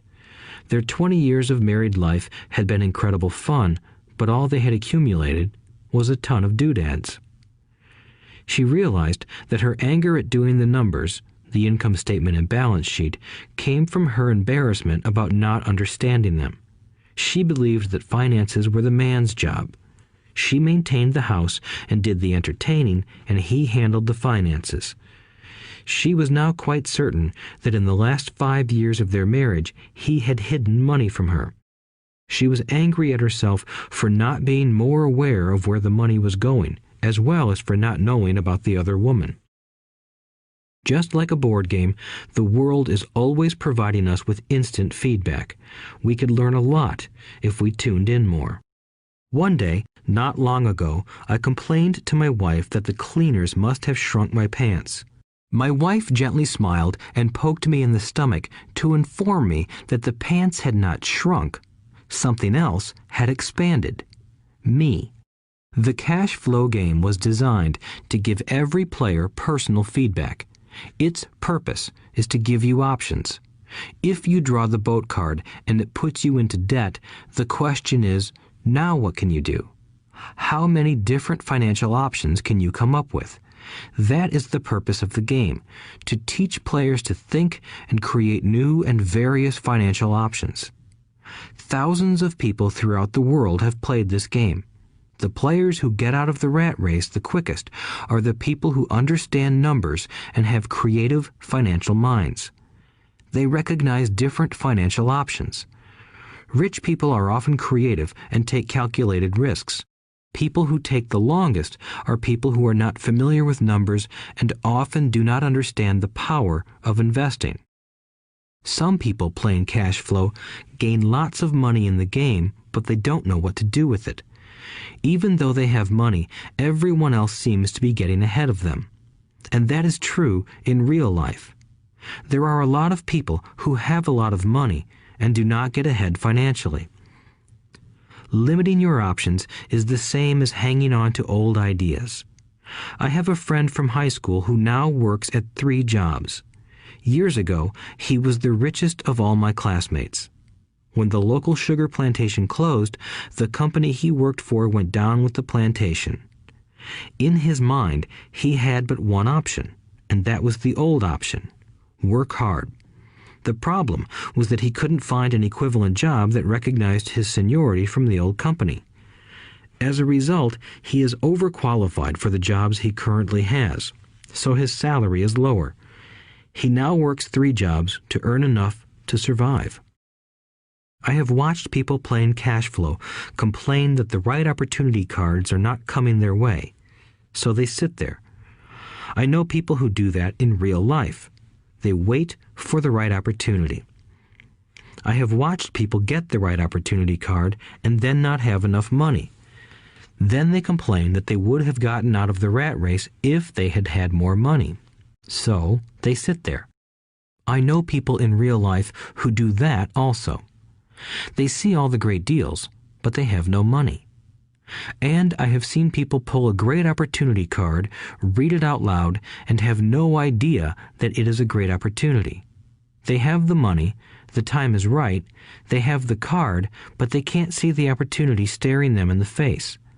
They fail to see how it fits into their financial plan for escaping the rat race. And I know more people like that than all the others combined.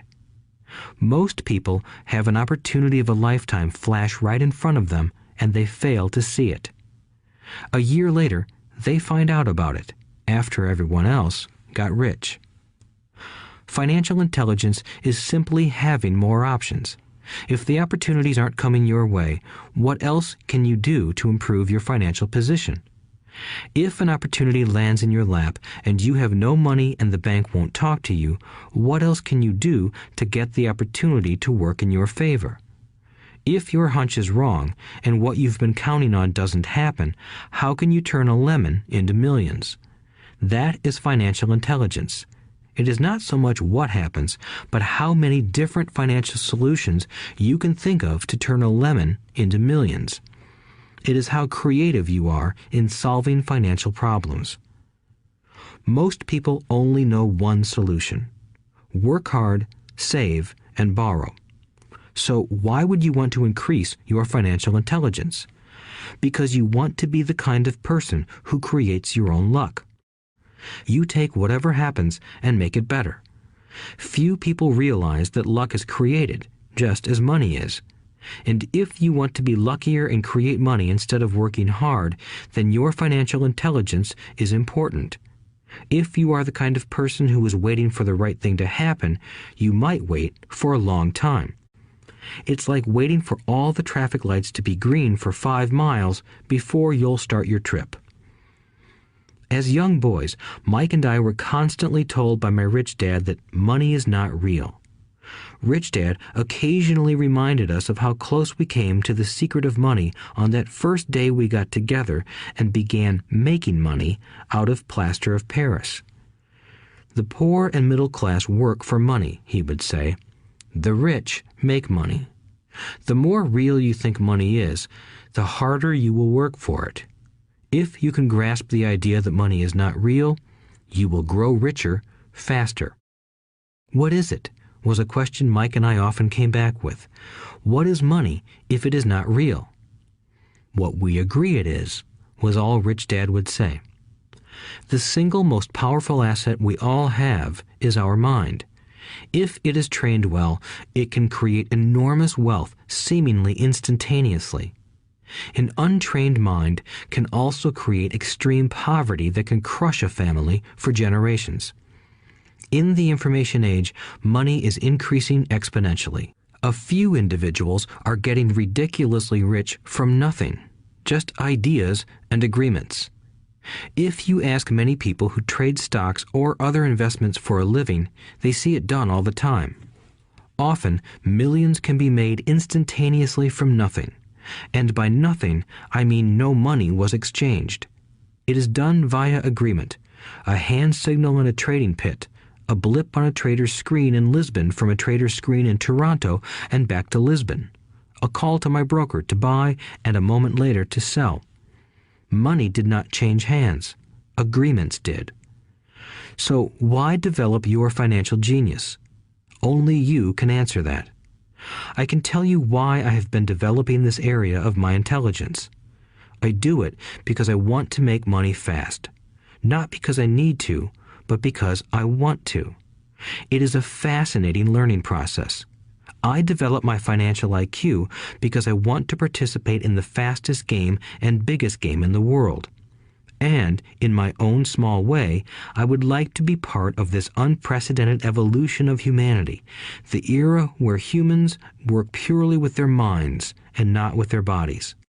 Besides, it is where the action is. It is what is happening. It's hip, it's scary, and it's fun. That is why I invest in my financial intelligence, developing the most powerful asset I have. I want to be with people moving boldly forward. I do not want to be with those left behind. I will give you a simple example of creating money. In the early 1990s, the economy of Phoenix, Arizona was horrible. I was watching a TV show when a financial planner came on and began forecasting doom and gloom. His advice was to save money. Put $100 away every month, he said. In 40 years, you will be a multimillionaire. Well, putting money away every month is a sound idea. It is one option, the option most people subscribe to. The problem is this. It blinds the person to what is really going on. It causes them to miss major opportunities for much more significant growth of their money. The world is passing them by. As I said, the economy was terrible at that time. For investors, this is the perfect market condition. A chunk of my money was in the stock market and in apartment houses. I was short of cash. Because people were giving properties away, I was buying. I was not saving money. I was investing. Kim and I had more than $1 million in cash working in a market that was rising fast. It was the best opportunity to invest. The economy was terrible. I just could not pass up these small deals. Houses that were once $100,000 were now $75,000. But instead of shopping with local real estate agents, I began shopping at the bankruptcy attorney's office or the courthouse steps. In these shopping places, a $75,000 house could sometimes be bought for $20,000 or less. For $2,000, which was loaned to me from a friend for 90 days for $200, I gave an attorney a cashier's check as a down payment. While the acquisition was being processed, I ran an ad advertising a $75,000 house for only $60,000 and no money down. The phone rang hard and heavy. Prospective buyers were screened, and once the property was legally mine, all the prospective buyers were allowed to look at the house. It was a feeding frenzy. The house sold in a few minutes. I asked for a $2,500 processing fee, which they gladly handed over, and the escrow and title company took over from there. I returned the $2,000 to my friend with an additional $200. He was happy, the home buyer was happy, the attorney was happy, and I was happy. I had sold a house for $60,000 that cost me $20,000. The $40,000 was created from money in my asset column in the form of a promissory note from the buyer. Total working time, 5 hours. So, now that you are on your way to becoming more financially literate and skilled at reading numbers, I will tell you why this is an example of money being invented. During this depressed market, Kim and I were able to do 6 of these simple transactions in our spare time. While the bulk of our money was in larger properties and the stock market, we were able to create more than $190,000 in assets, notes at 10% interest, in those 6 buy, create, and sell transactions. That comes to approximately $19,000 a year income, much of it sheltered through our private corporation. Much of that $19,000 a year goes to pay for our company cars, gas, trips, insurance, dinners with clients, and other things. By the time the government gets a chance to tax that income, it's been spent on legally allowed pre-tax expenses. This was a simple example of how money is invented, created, and protected using financial intelligence. Ask yourself, how long would it take to save $190,000? Would the bank pay you 10% interest on your money? And the promissory note is good for 30 years. I hope they never pay me the $190,000. I have to pay a tax if they pay me the principal, and besides, $19,000 paid over 30 years is a little over $500,000 in income. I have people ask what happens if the person doesn't pay. That does happen, and it's good news. That $60,000 home could be taken back and resold for $70,000 and another $2,500 collected as a loan processing fee. It would still be a zero-down transaction in the mind of the new buyer, and the process would go on.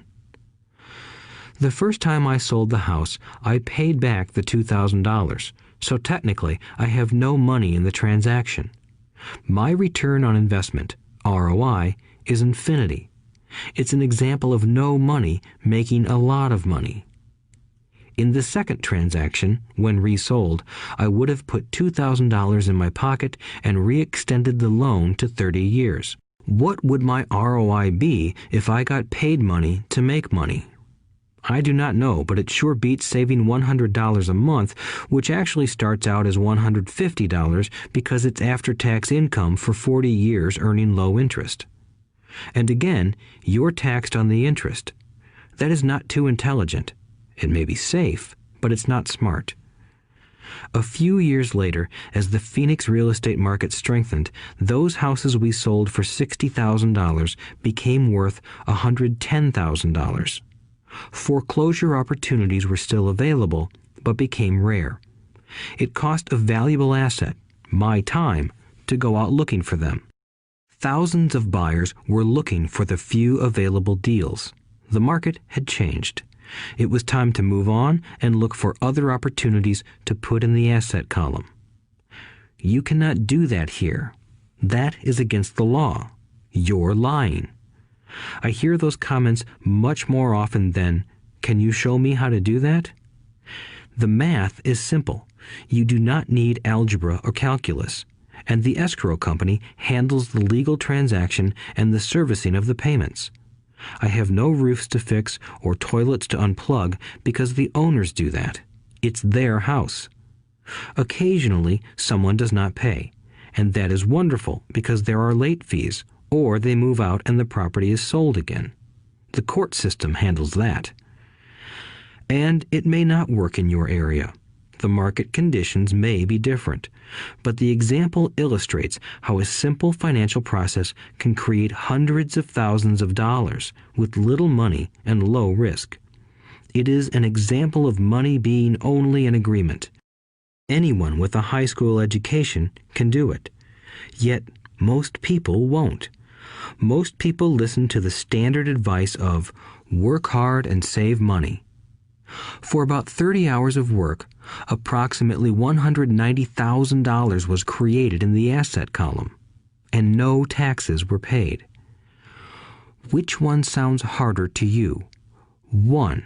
Work hard, pay 50% in taxes, save what is left, your savings, then earn 5%, which is also taxed.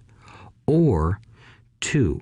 Take the time to develop your financial intelligence, harness the power of your brain and the asset column. If you use option number 1, be sure to factor in how much time it takes you to save $190,000. Time is one of your greatest assets.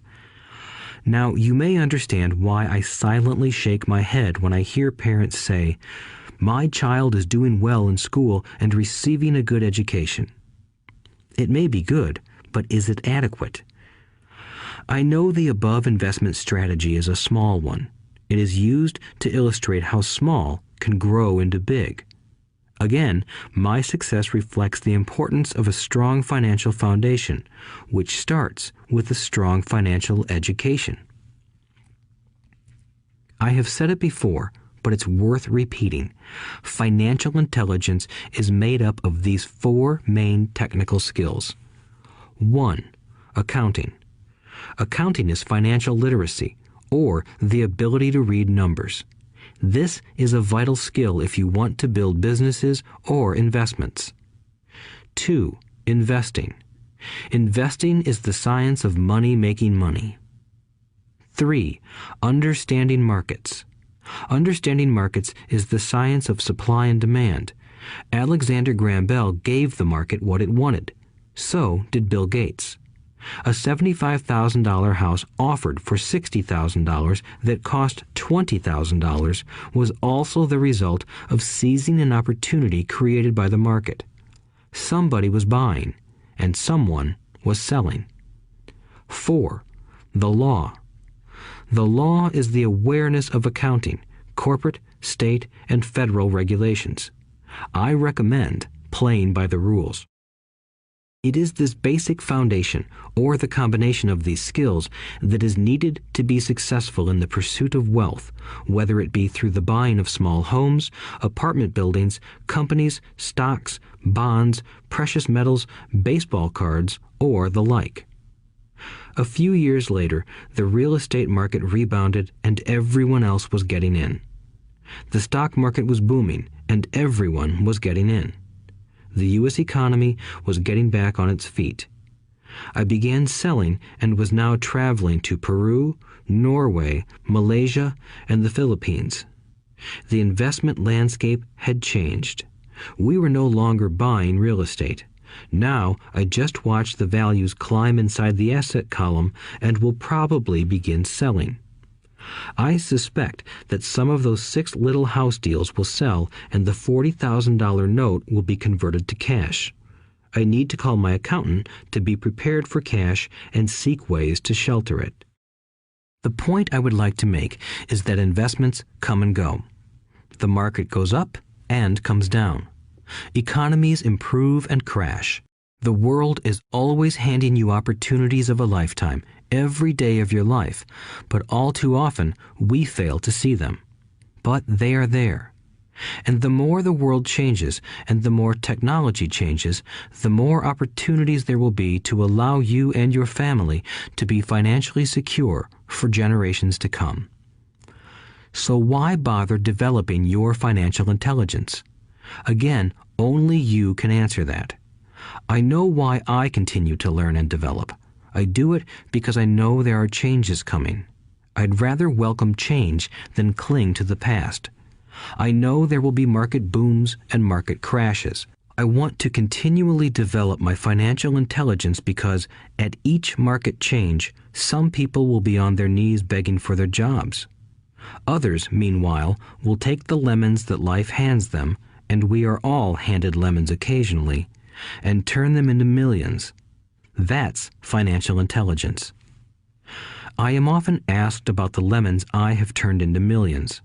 I hesitate using many more examples of personal investments because I am afraid it comes across as bragging or tooting my own horn. That is not my intention. I use the examples only as numerical and chronological illustrations of actual and simple cases. I use the examples because I want you to know that it is easy. And the more familiar you become with the 4 pillars of financial intelligence, the easier it becomes. Personally, I use 2 main vehicles to achieve financial growth: real estate and small cap stocks. I use real estate as my foundation. Day in and day out, my properties provide cash flow and occasional spurts of growth and value. The small cap stocks are used for fast growth. I do not recommend anything that I do. The examples are just that, examples. If the opportunity is too complex and I do not understand the investment, I don't do it. Simple math and common sense are all you need to do well financially. There are 5 reasons for using examples. 1. To inspire people to learn more. 2. To let people know it is easy if the foundation is strong. 3. To show that anyone can achieve great wealth. 4. To show that there are millions of ways to achieve your goals. 5. To show that it's not rocket science. In 1989, I used to jog through a lovely neighborhood in Portland, Oregon. It was a suburb that had little gingerbread houses. They were small and cute. I almost expected to see Little Red Riding Hood skipping down the sidewalk on her way to Granny's. There were for sale signs everywhere. The timber market was terrible. The stock market had just crashed, and the economy was depressed. On one street, I noticed a for sale sign that was up longer than most. It looked old. Jogging past it one day, I ran into the owner, who looked troubled. "What are you asking for your house?" I asked. The owner turned and smiled weakly. "Make me an offer," he said. "It's been for sale for over a year. Nobody even comes by anymore to look at it." "I'll look," I said, and I bought the house a half hour later for $20,000 less than his asking price. It was a cute little 2-bedroom home with gingerbread trim on all the windows. It was light blue with gray accents and had been built in 1930. Inside, there was a beautiful rock fireplace, as well as 2 tiny bedrooms. It was a perfect rental house. I gave the owner $5,000 down for a $45,000 house that was really worth $65,000, except that no one wanted to buy it. The owner moved out in a week, happy to be free, and my first tenant moved in, a local college professor. After the mortgage, expenses, and management fees were paid, I put a little less than $40 in my pocket at the end of each month. Hardly exciting. A year later, the depressed Oregon real estate market had begun to pick up. California investors, flush with money from their still booming real estate market, were moving north and buying up Oregon and Washington. I sold that little house for $95,000 to a young couple from California who thought it was a bargain. My capital gains of approximately $40,000 were placed into a 1031 tax-deferred exchange, and I went shopping for a place to put my money. In about a month, I found a 12-unit apartment house right next to the Intel plant in Beaverton, Oregon. The owners lived in Germany, had no idea what the place was worth, and again, just wanted to get out of it. I offered $275,000 for a $450,000 building. They agreed to $300,000. I bought it and held it for 2 years. Utilizing the same 1031 exchange process, we sold the building for $495,000 and bought a 30-unit apartment building in Phoenix, Arizona. We had moved to Phoenix by then to get out of the rain and needed to sell anyway. Like the former Oregon market, the real estate market in Phoenix was depressed. The price of the 30-unit apartment building in Phoenix was $875,000, with $225,000 down. The cash flow from the 30 units was a little over $5,000 a month. The Arizona market began moving up, and a few years later, a Colorado investor offered us $1.2 million for the property. The point of this example is how a small amount can grow into a large amount. Again, it is a matter of understanding financial statements, investment strategies, a sense of the market, and the laws. If people are not versed in these subjects, then obviously they must follow standard dogma, which is to play it safe, diversify, and only invest in secure investments. The problem with secure investments is that they are often sanitized, that is, made so safe that the gains are less. Most large brokerage houses will not touch speculative transactions in order to protect themselves and their clients, and that is a wise policy. The really hot deals are not offered to people who are novices. Often, the best deals that make the rich even richer are reserved for those who understand the game. It is technically illegal to offer speculative deals to someone who is considered not sophisticated, but of course, it happens. The more sophisticated I get, the more opportunities come my way. Another case for developing your financial intelligence over a lifetime is simply that more opportunities are presented to you. And the greater your financial intelligence, the easier it is to tell whether a deal is good. It's your intelligence that can spot a bad deal or make a bad deal good. The more I learn, and there is a lot to learn, the more money I make simply because I gain experience and wisdom as the years go on. I have friends who are playing it safe, working hard at their profession and failing to gain financial wisdom, which does take time to develop. My overall philosophy is to plant seeds inside my asset column. That is my formula. I start small and plant seeds. Some grow, some don't. Inside our real estate corporation, we have property worth several $million. It is our own right, or real estate investment trust. The point I'm making is that most of those millions started out as little $5,000 to $10,000 investments.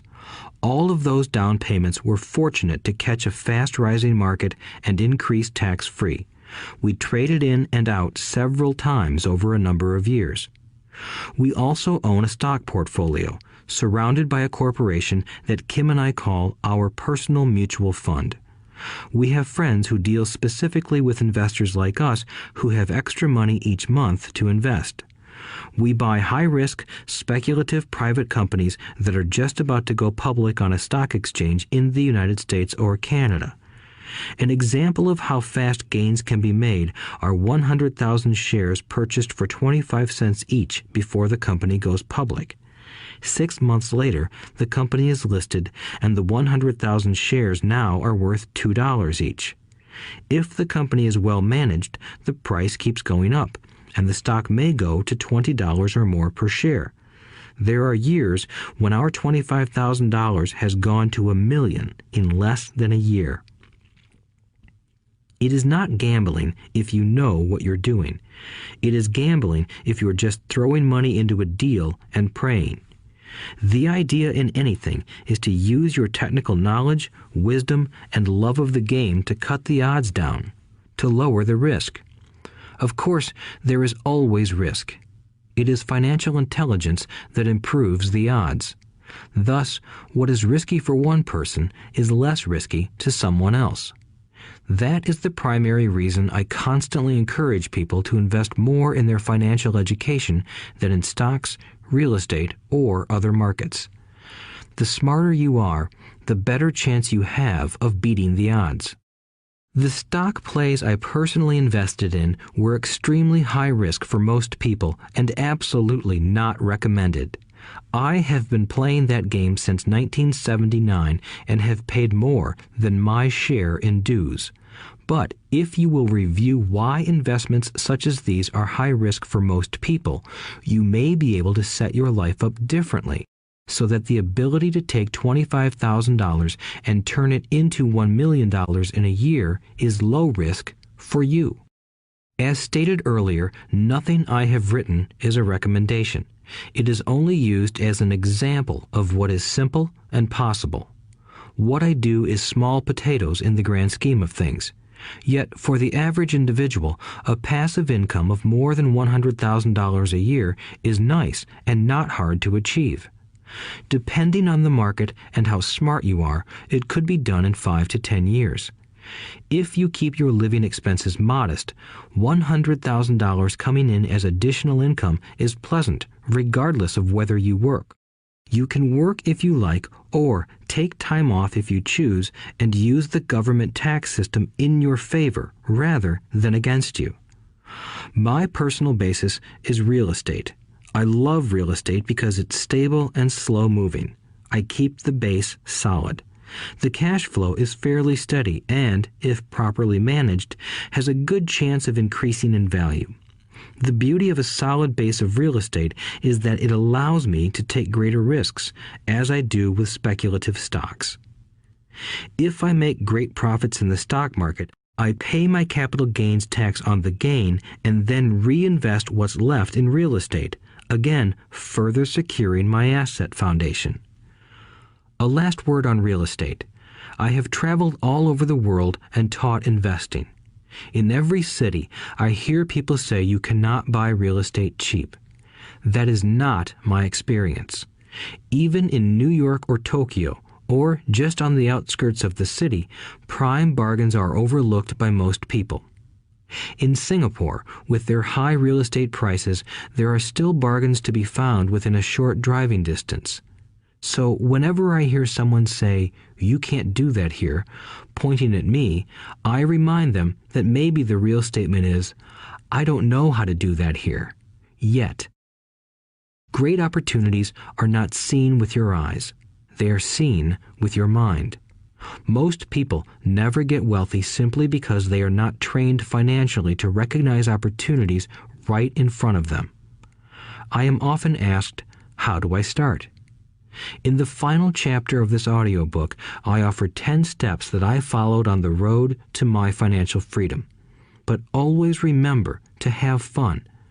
When you learn the rules and the vocabulary of investing and begin to build your asset column, I think you'll find that it's as fun a game as you've ever played. Sometimes you win, and sometimes you learn. But have fun. Most people never win because they're more afraid of losing. That is why I found school so silly. In school, we learn that mistakes are bad, and we are punished for making them. Yet if you look at the way humans are designed to learn, we learn by making mistakes. We learn to walk by falling down.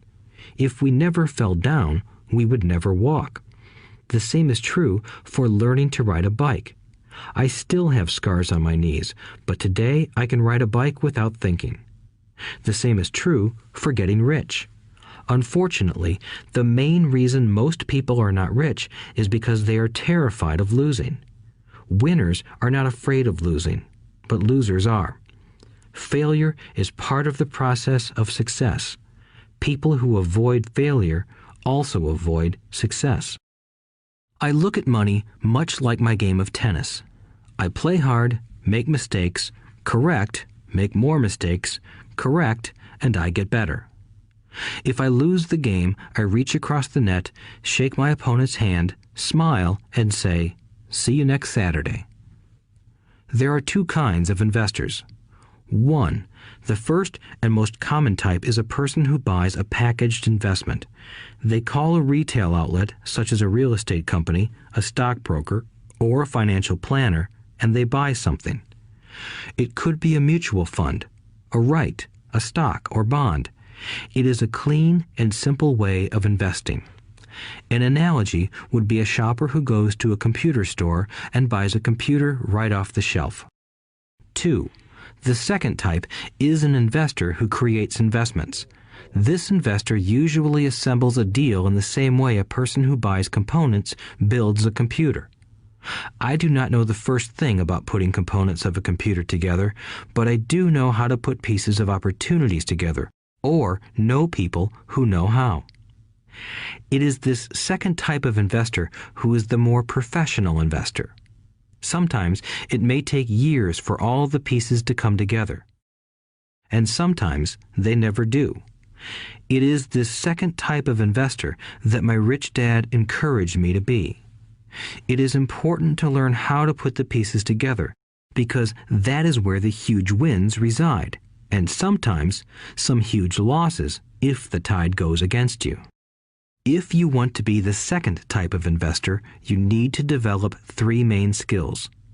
These skills are in addition to those required to become financially intelligent. 1. Find an opportunity that everyone else missed. You see with your mind what others miss with their eyes. For example, a friend bought this run-down old house. It was spooky to look at. Everyone wondered why he bought it. What he saw that we did not was that the house came with 4 extra empty lots. He discovered that after going to the title company.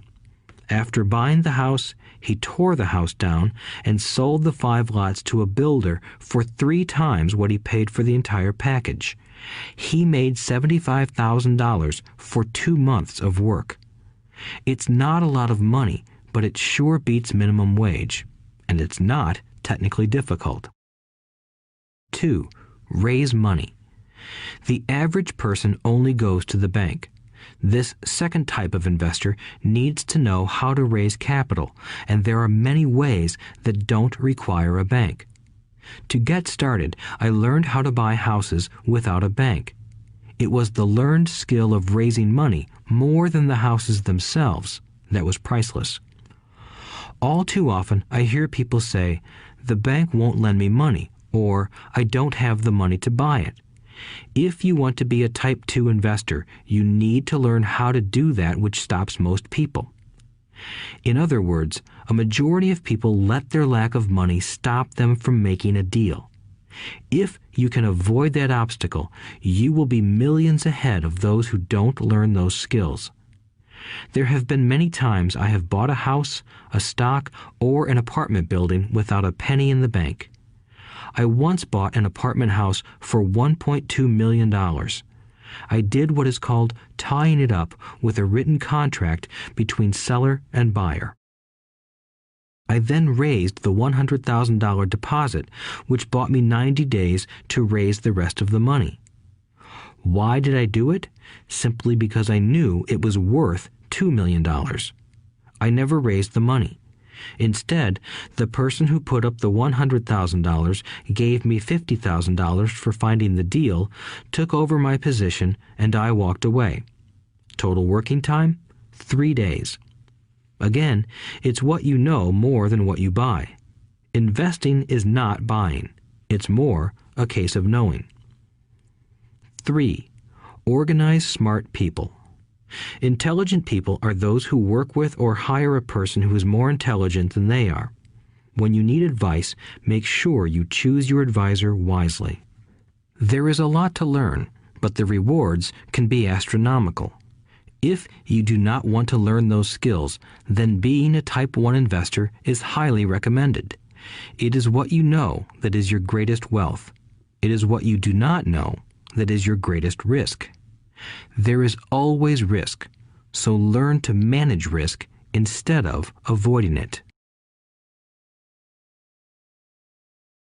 Chapter 6. Lesson 6. Work to learn, don't work for money. Job security meant everything to my educated dad. Learning meant everything to my rich dad. A few years ago, I granted an interview with a newspaper in Singapore. The young female reporter was on time, and the interview got underway immediately. We sat in the lobby of a luxurious hotel, sipping coffee and discussing the purpose of my visit to Singapore. I was to share the platform with Zig Ziglar. He was speaking on motivation, and I was speaking on the secrets of the rich. Someday, I would like to be a best-selling author like you, she said.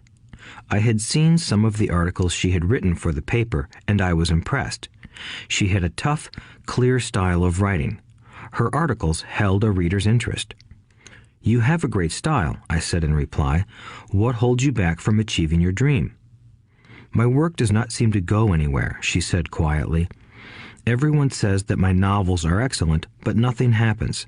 So I keep my job with the paper. At least it pays the bills. Do you have any suggestions? Yes, I do, I said brightly. A friend of mine here in Singapore runs a school that trains people to sell. He runs sales training courses for many of the top corporations here in Singapore, and I think attending one of his courses would greatly enhance your career. She stiffened. Are you saying I should go to school to learn to sell? I nodded. You aren't serious, are you? Again, I nodded. What is wrong with that? I was now backpedaling. She was offended by something, and now I was wishing I had not said anything. In my attempt to be helpful, I found myself defending my suggestion. I have a master's degree in English literature. Why would I go to school to learn to be a salesperson? I am a professional. I went to school to be trained in a profession so I would not have to be a salesperson. I hate salespeople. All they want is money. So tell me why I should study sales. She was packing her briefcase. The interview was over. On the coffee table sat a copy of an earlier best-selling book I wrote. I picked it up as well as the notes she had jotted down on her legal pad. Do you see this? I said, pointing to her notes. She looked down at her notes. What? She said, confused. Again, I pointed deliberately to her notes. On her pad she had written, Robert Kiyosaki, best-selling author. It says best-selling author, not best writing author, I said quietly. Her eyes widened. I am a terrible writer, I said. You are a great writer. I went to sales school. You have a master's degree. Put them together, and you get a best-selling author and a best writing author. Anger flared from her eyes. I'll never stoop so low as to learn how to sell. People like you have no business writing.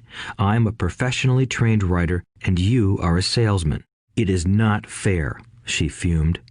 She put the rest of her notes away and hurried out through the large glass doors into the humid Singapore morning. At least she gave me a fair and favorable write-up the next morning. The world is filled with smart, talented, educated, and gifted people. We meet them every day. They are all around us. A few days ago, my car was not running well. I pulled into a garage, and the young mechanic had it fixed in just a few minutes. He knew what was wrong by simply listening to the engine. I was amazed. I am constantly shocked at how little talented people earn. I have met brilliant, highly educated people who earn less than $20,000 a year. A business consultant who specializes in the medical trade was telling me how many doctors, dentists, and chiropractors struggle financially. All this time, I thought that when they graduated, the dollars would pour in. It was this business consultant who gave me the phrase, "They are one skill away from great wealth." What this phrase means is that most people need only to learn and master one more skill, and their income would jump exponentially. I have mentioned before that financial intelligence is a synergy of accounting, investing, marketing, and law. Combine those 4 technical skills, and making money with money is easier than most people would believe. When it comes to money, the only skill most people know is to work hard. The classic example of a synergy of skills was that young writer for the newspaper. If she diligently learned the skills of sales and marketing, her income would jump dramatically. If I were her, I would take some courses in advertising copywriting as well as sales. Then, instead of working at the newspaper, I would seek a job at an advertising agency. Even if it were a cut in pay, she would learn how to communicate in shortcuts that are used in successful advertising. She also would spend time learning public relations, an important skill.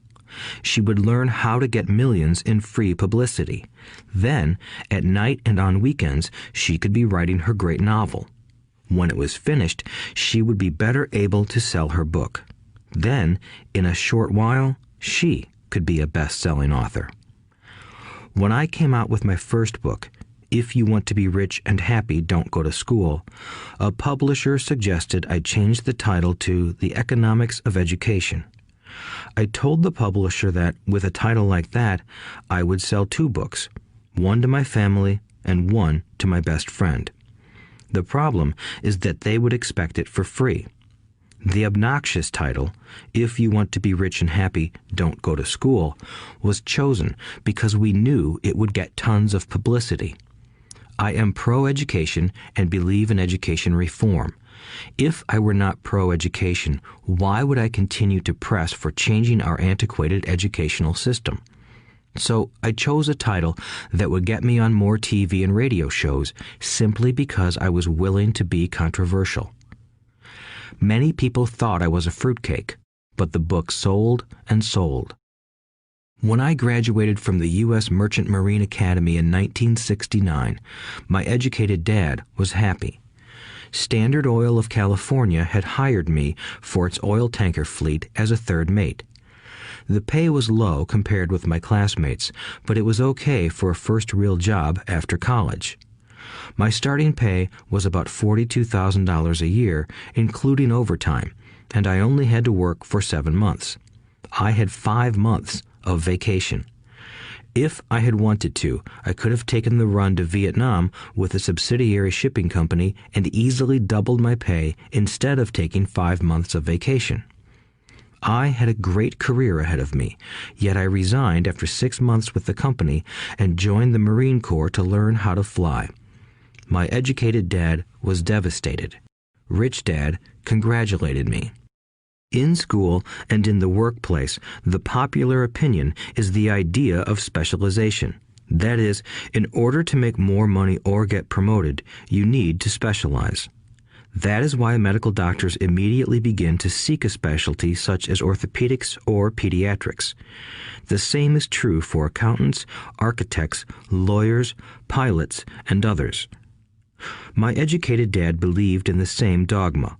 That is why he was thrilled when he eventually achieved his doctorate. He often admitted that schools reward people who study more and more about less and less. Rich Dad encouraged me to do exactly the opposite. You want to know a little about a lot, was his suggestion. That is why for years I worked in different areas of his companies. For a while, I worked in his accounting department. Although I would probably never have been an accountant, he wanted me to learn via osmosis. Rich Dad knew I would pick up jargon and a sense of what is important and what is not. I also worked as a busboy and construction worker as well as in sales, reservations, and marketing. He was grooming Mike and me. That is why he insisted we sit in on the meetings with his bankers, lawyers, accountants, and brokers. He wanted us to know a little about every aspect of his empire. When I quit my high-paying job with Standard Oil, my educated dad had a heart-to-heart talk with me. He was bewildered. He could not understand my decision to resign from a career that offered high pay, great benefits, lots of time off, and opportunity for promotion. When he asked me one evening, "Why did you quit?" I could not explain it to him, though I tried hard to. My logic did not fit his logic. The big problem was that my logic was my rich dad's logic. Job security meant everything to my educated dad. Learning meant everything to my rich dad. Educated dad thought I went to school to learn to be a ship's officer. Rich dad knew that I went to school to study international trade. So as a student, I made cargo runs, navigating large freighters, oil tankers, and passenger ships to the Far East and the South Pacific. Rich Dad emphasized that I should stay in the Pacific instead of taking ships to Europe because he knew that the emerging nations were in Asia, not Europe. While most of my classmates, including Mike, were partying at their fraternity houses, I was studying trade, people, business styles, and cultures in Japan, Taiwan, Thailand, Singapore, Hong Kong, Vietnam, Korea, Tahiti, Samoa, and the Philippines. I was partying also, but it was not in any frat house. I grew up rapidly. Educated Dad just could not understand why I decided to quit and join the Marine Corps. I told him I wanted to learn to fly, but really I wanted to learn to lead troops. Rich Dad explained to me that the hardest part of running a company is managing people. He had spent 3 years in the Army. My educated dad was draft exempt. Rich Dad valued learning to lead men into dangerous situations. Leadership is what you need to learn next, he said. If you are not a good leader, you'll get shot in the back, just like they do in business. Returning from Vietnam in 1973, I resigned my commission, even though I loved flying. I found a job with Xerox Corporation. I joined it for one reason, and it was not for the benefits. I was a shy person, and the thought of selling was the most frightening subject in the world. Xerox has one of the best sales trainings programs in America. Rich Dad was proud of me. My educated dad was ashamed. Being an intellectual, he thought that salespeople were below him. I worked with Xerox for 4 years until I overcame my fear of knocking on doors and being rejected. Once I could consistently be in the top 5 in sales, I again resigned and moved on, leaving behind another great career with an excellent company. In 1977, I formed my first company. Rich Dad had groomed Mike and me to take over companies, so I now had to learn to form them and put them together. My first product, the nylon and Velcro wallet, was manufactured in the Far East and shipped to a warehouse in New York, near where I had gone to school. My formal education was complete, and it was time to test my wings. If I failed, I would go broke. Rich Dad thought it best to go broke before 30. You still have time to recover, was his advice. On the eve of my 30th birthday, my first shipment left Korea for New York. Today, I still do business internationally, and as my rich dad encouraged me to do, I keep seeking the emerging nations. Today, my investment company invests in South American countries and Asian countries, as well as in Norway and Russia. There is an old cliche that goes, "Job is an acronym for just over broke." Unfortunately, I would say that applies to millions of people. Because school does not think financial intelligence is an intelligence, most workers live within their means. They work and they pay bills. There is another horrible management theory that goes, workers work hard enough to not be fired, and owners pay just enough so that workers won't quit. And if you look at the pay scales of most companies, again, I would say there is a degree of truth to that statement. The net result is that most workers never get ahead. They do what they've been taught to do, get a secure job. Most workers focus on working for pay and benefits that reward them in the short term, but are often disastrous in the long run. Instead, I recommend to young people to seek work for what they will learn more than what they will earn. Look down the road at what skills they want to acquire before choosing a specific profession and before getting trapped in the rat race. Once people are trapped in the lifelong process of bill paying, they become like those little hamsters running around in those metal wheels. Their little furry legs are spinning furiously, the wheel is turning furiously, but come tomorrow morning, they'll still be in the same cage. Great job. In the movie Jerry Maguire, starring Tom Cruise, there are many great one-liners. Probably the most memorable is, "Show me the money." But there is one line I thought most truthful. It comes from the scene where Tom Cruise is leaving the firm. He has just been fired, and he is asking the entire company, "Who wants to come with me?" And the whole place is silent and frozen. Only one woman speaks up and says, "I'd like to, but I'm due for a promotion in 3 months." That statement is probably the most truthful statement in the whole movie. It is the type of statement that people use to keep themselves busy, working away to pay bills. I know my educated dad looked forward to his pay raise every year, and every year he was disappointed. So he would go back to school to earn more qualifications so he could get another raise. Then, once again, there would be another disappointment. The question I often ask people is, where is this daily activity taking you? Just like the little hamster, I wonder if people look at where their hard work is taking them. What does the future hold?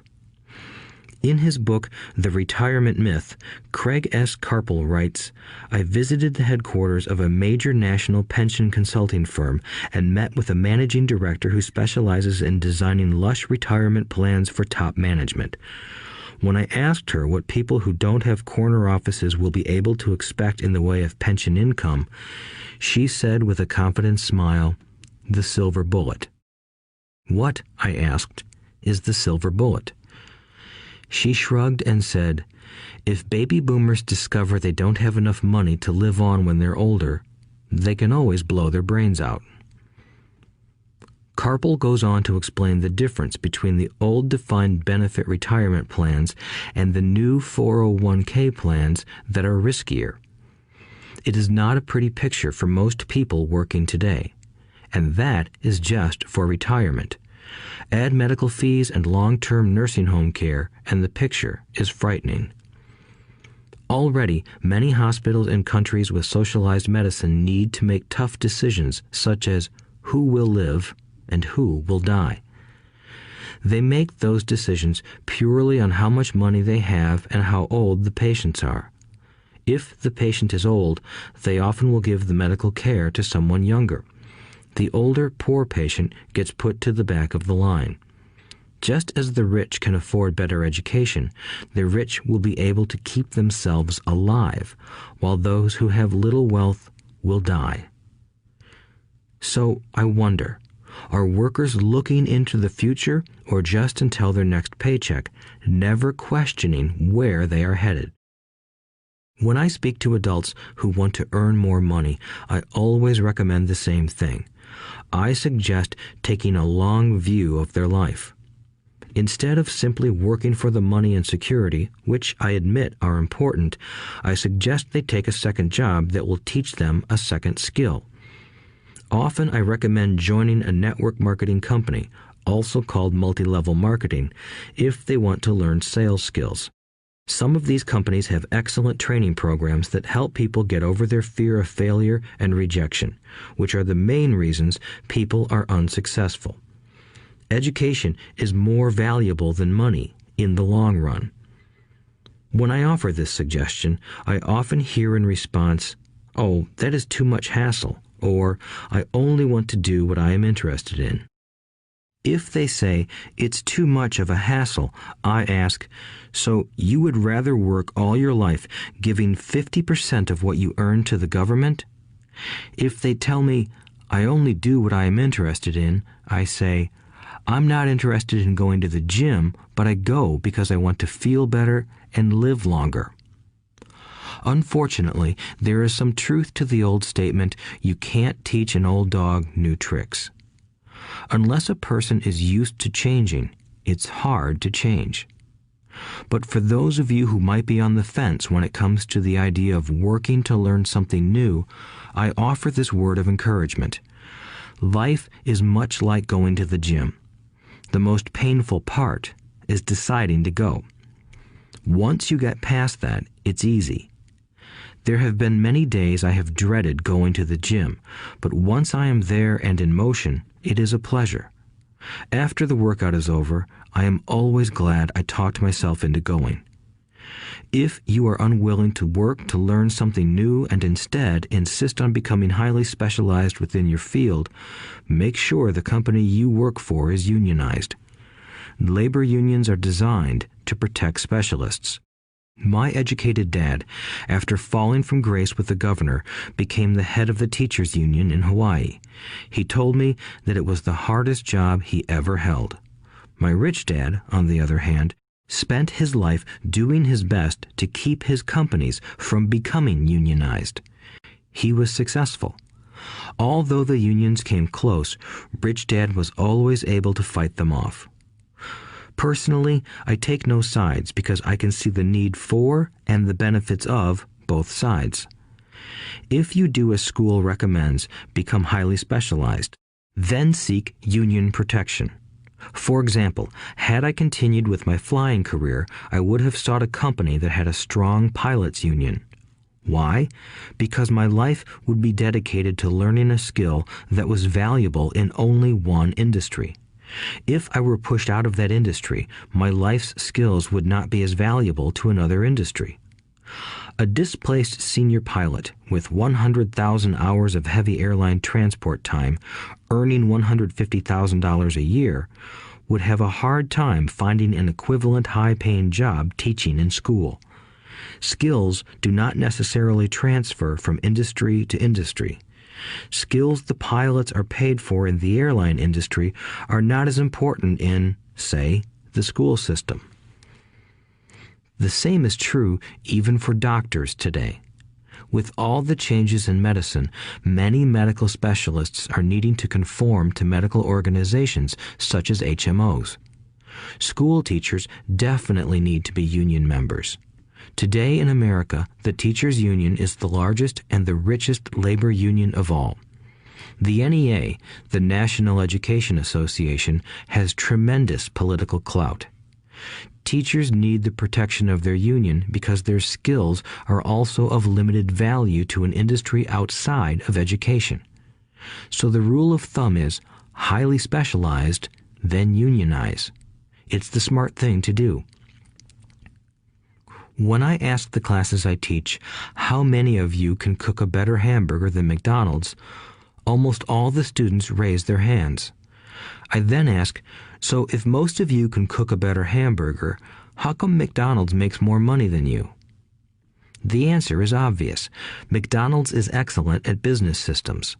The reason so many talented people are poor is because they focus on building a better hamburger and know little to nothing about business systems. A friend of mine in Hawaii is a great artist. He makes a sizable amount of money. One day, his mother's attorney called to tell him that she had left him $35,000. That is what was left of her estate after the attorney and the government took their shares. Immediately, he saw an opportunity to increase his business by using some of this money to advertise. 2 months later, his first 4-color full-page ad appeared in an expensive magazine that targeted the very rich. The ad ran for 3 months. He received no replies from the ad, and all of his inheritance is now gone. He now wants to sue the magazine for misrepresentation. This is a common case of someone who can build a beautiful hamburger but knows little about business. When I asked him what he learned, his only reply was, "Advertising salespeople are crooks." I then asked him if he would be willing to take a course in sales and a course in direct marketing. His reply, "I don't have the time, and I don't want to waste my money." The world is filled with talented poor people. All too often, they're poor or struggle financially or earn less than they are capable of, not because of what they know, but because of what they do not know. They focus on perfecting their skills at building a better hamburger rather than the skills of selling and delivering the hamburger. Maybe McDonald's does not make the best hamburger, but they are the best at selling and delivering a basic average burger. Poor Dad wanted me to specialize. That was his view on how to be paid more. Even after being told by the governor of Hawaii that he could no longer work in state government, my educated dad continued to encourage me to get specialized. Educated Dad then took up the cause of the teachers' union, campaigning for further protection and benefits for these highly skilled and educated professionals. We argued often, but I know he never agreed that over-specialization is what caused the need for union protection. He never understood that the more specialized you become, the more you are trapped and dependent on that specialty. Rich Dad advised that Mike and I groom ourselves. Many corporations do the same thing. They find a young, bright student just out of business school and begin grooming that person to someday take over the company. So these bright young employees do not specialize in one department. They are moved from department to department to learn all the aspects of business systems. The rich often groom their children or the children of others. By doing so, their children gain an overall knowledge of the operations of the business and how the various departments interrelate. For the World War II generation, it was considered bad to skip from company to company. Today, it is considered smart. Since people will skip from company to company rather than seek greater specialization in skills, why not seek to learn more than to earn? In the short term, it may earn you less, but it will pay dividends in the long term. The main management skills needed for success are 1. Management of cash flow, 2. Management of systems, 3. Management of people. The most important specialized skills are sales and marketing. The ability to sell, to communicate to another human being, be it a customer, employee, boss, spouse, or child, is the base skill of personal success. Communication skills such as writing, speaking, and negotiating are crucial to a life of success. These are skills I work on constantly, attending courses or buying educational resources to expand my knowledge. As I have mentioned, my educated dad worked harder and harder the more competent he became. He also became more trapped the more specialized he got. Although his salary went up, his choices diminished.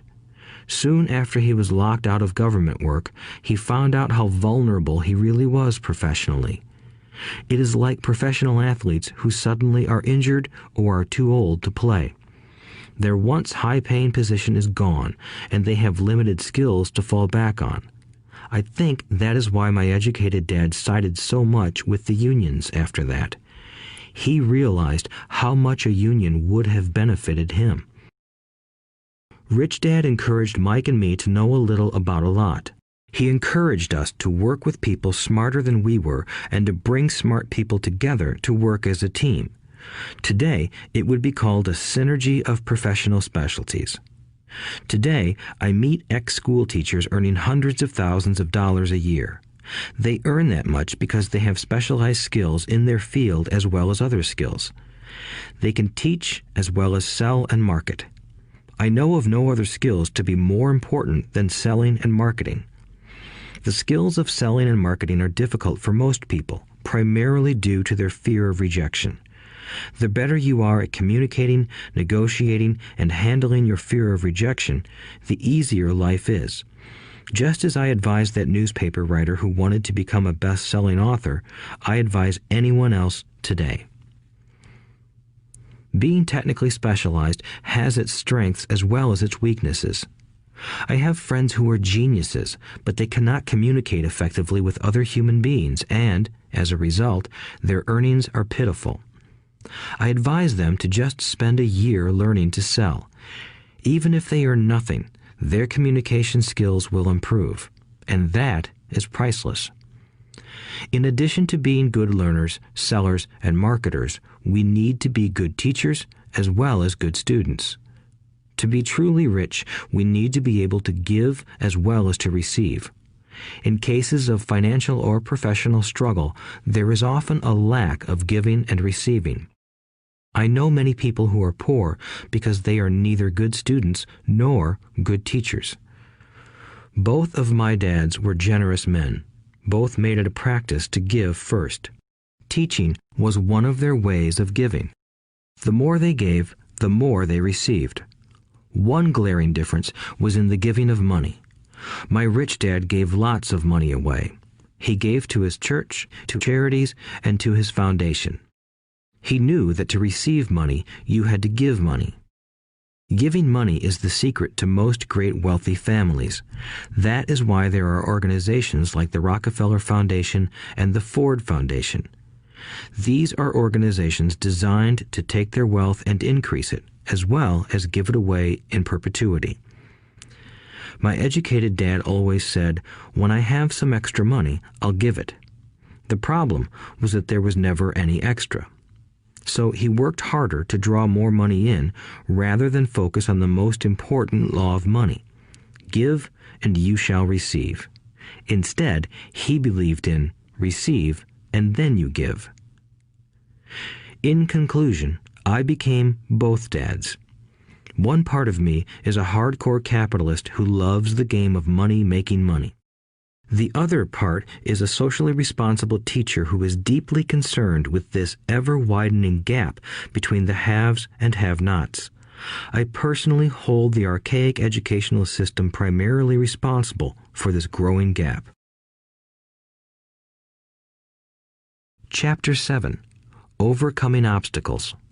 The primary difference between a rich person and a poor person is how they manage fear.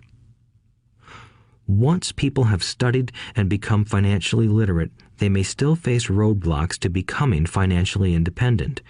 There are 5 main reasons why financially literate people may still not develop abundant asset columns that could produce a large cash flow. The 5 reasons are: 1. Fear. 2. Cynicism. 3. Laziness. 4. Bad habits. 5. Arrogance. Overcoming fear.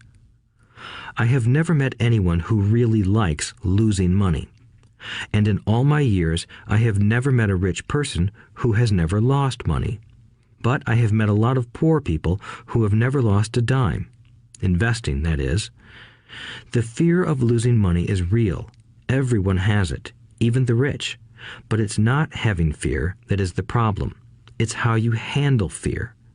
It's how you handle losing. It's how you handle failure that makes the difference in one's life. The primary difference between a rich person and a poor person is how they manage that fear. It's okay to be fearful. It's okay to be a coward when it comes to money. You can still be rich. We're all heroes at something and cowards at something else.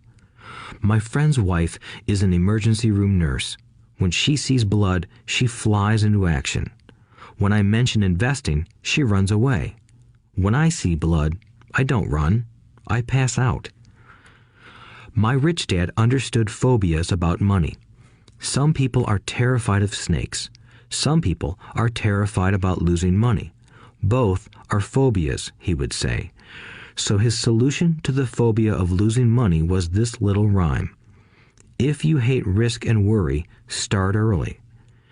If you start young, it's easier to be rich. I won't go into it here, but there is a staggering difference between a person who starts investing at age 20 versus age 30. The purchase of Manhattan Island is said to be one of the greatest bargains of all time. New York was purchased for $24 in trinkets and beads.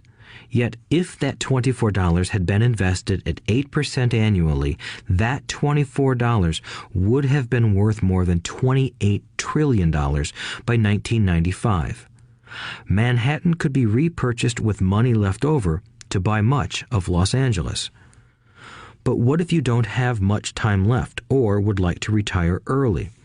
How do you handle the fear of losing money? My poor dad did nothing. He simply avoided the issue, refusing to discuss the subject. My rich dad, on the other hand, recommended that I think like a Texan. I like Texas and Texans, he used to say. In Texas, everything is bigger. When Texans win, they win big. And when they lose, it's spectacular. They like losing? I asked. That's not what I'm saying. Nobody likes losing. Show me a happy loser, and I'll show you a loser, said Rich Dad. It's a Texan's attitude toward risk, reward, and failure I'm talking about. It's how they handle life. They live it big. Not like most of the people around here, living like roaches when it comes to money, terrified that someone will shine a light on them and whimpering when the grocery clerk shortchanges them a quarter. Rich Dad went on, "What I like best is the Texas attitude. They're proud when they win, and they brag when they lose. Texans have a saying, if you're going to go broke, go big. You don't want to admit you went broke over a duplex." He constantly told Mike and me that the greatest reason for lack of financial success was because most people played it too safe. People are so afraid of losing that they lose, were his words. Fran Tarkenton, a one-time great NFL quarterback, says it still another way. Winning means being unafraid to lose. In my own life, I've noticed that winning usually follows losing. Before I finally learned to ride a bike, I first fell down many times. I've never met a golfer who has never lost a golf ball. I've never met people who have fallen in love who have never had their heart broken. And I've never met someone rich who has never lost money. So for most people, the reason they don't win financially is because the pain of losing money is far greater than the joy of being rich. Another saying in Texas is, everyone wants to go to heaven, but no one wants to die. Most people dream of being rich, but are terrified of losing money, so they never get to heaven. Rich Dad used to tell Mike and me stories about his trips to Texas. If you really want to learn the attitude of how to handle risk, losing, and failure, go to San Antonio and visit the Alamo. The Alamo is a great story of brave people who chose to fight, knowing there was no hope of success. They chose to die instead of surrendering. It's an inspiring story worthy of study. Nonetheless, it's still a tragic military defeat. They got their butts kicked. So, how do Texans handle failure? They still shout, "Remember the Alamo." Mike and I heard this story a lot. He always told us this story when he was about to go into a big deal and he was nervous. After he had done all his due diligence and it was time to put up or shut up, he told us this story. Every time he was afraid of making a mistake or losing money, he told us this story. It gave him strength, for it reminded him that he could always turn a financial loss into a financial win. Rich Dad knew that failure would only make him stronger and smarter. It's not that he wanted to lose. He just knew who he was and how he would take a loss. He would take a loss and make it a win. That's what made him a winner and others losers. It gave him the courage to cross the line when others backed out. That's why I like Texans so much, he would say. They took a great failure and turned it into inspiration, as well as a tourist destination that makes them millions. But probably his words that mean the most to me today are these. Texans don't bury their failures. They get inspired by them. They take their failures and turn them into rallying cries. Failure inspires Texans to become winners. But that formula is not just the formula for Texans. It is the formula for all winners. I've said that falling off my bike was part of learning to ride. I remember falling off only made me more determined to learn to ride, not less. I also said that I have never met a golfer who has never lost a ball. For top professional golfers, losing a ball or a tournament provides the inspiration to be better, to practice harder, to study more. That's what makes them better. For winners, losing inspires them. For losers, losing defeats them. I like to quote John D. Rockefeller, who said, "I always tried to turn every disaster into an opportunity." And being Japanese American, I can say this. Many people say that Pearl Harbor was an American mistake. I say it was a Japanese mistake. From the movie Tora, Tora, Tora, a somber Japanese admiral says to his cheering subordinates, "I am afraid we have awakened a sleeping giant." Remember Pearl Harbor became a rallying cry. It turned one of America's greatest losses into the reason to win. This great defeat gave America strength, and America soon emerged as a world power. Failure inspires winners, and failure defeats losers. It is the biggest secret of winners. It's the secret that losers do not know. The greatest secret of winners is that failure inspires winning. Thus, they're not afraid of losing. Repeating Fran Tarkenton's quote, "Winning means being unafraid to lose." People like Fran Tarkenton are not afraid of losing because they know who they are. They hate losing, so they know that losing will only inspire them to become better. There is a big difference between hating losing and being afraid to lose. Most people are so afraid of losing money that they lose. They go broke over a duplex.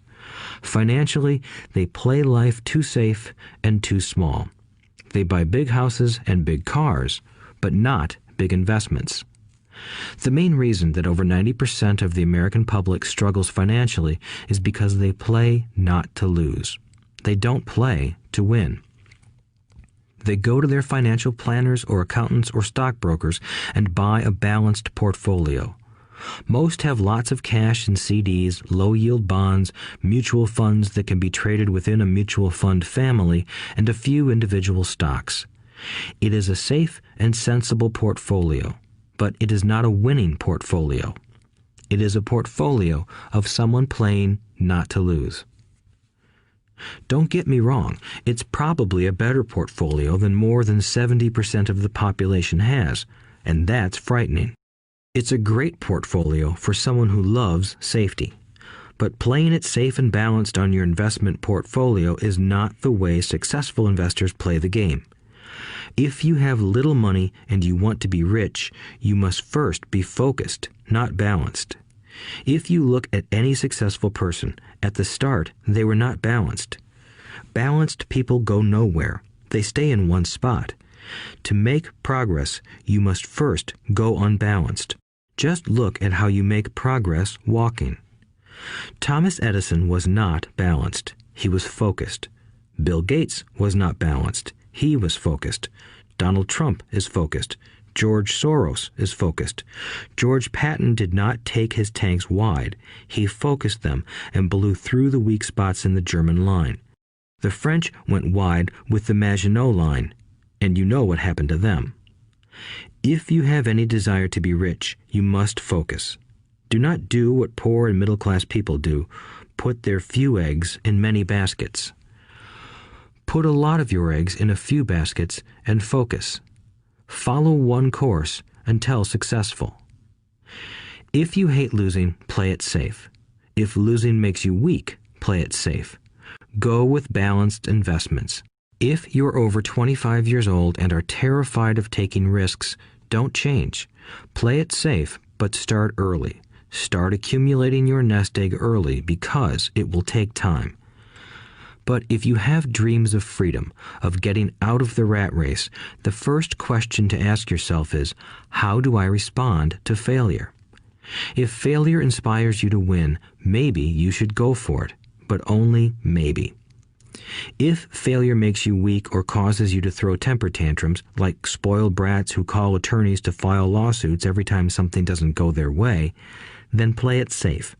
Keep your daytime job, or buy bonds or mutual funds. But remember, there is risk in those financial instruments also, even though they may appear safe. I say all this, mentioning Texas and Fran Tarkenton, because stacking the asset column is easy. It's really a low-aptitude game. It doesn't take much education. Fifth-grade math will do. But building your asset column is a game in which attitude plays a major role. It takes guts, patience, and a great attitude toward failure. Losers avoid failing, and failure turns losers into winners. Just remember the Alamo. Overcoming cynicism. The sky is falling. The sky is falling. Most of us know the story of Chicken Little, who ran around warning the barnyard of impending doom. We all know people who are that way. There's a Chicken Little inside each of us. As I stated earlier, the cynic is really a little chicken. We all get a little chicken when fear and doubt cloud our thoughts. All of us have doubts. I'm not smart. I'm not good enough. So-and-so is better than me.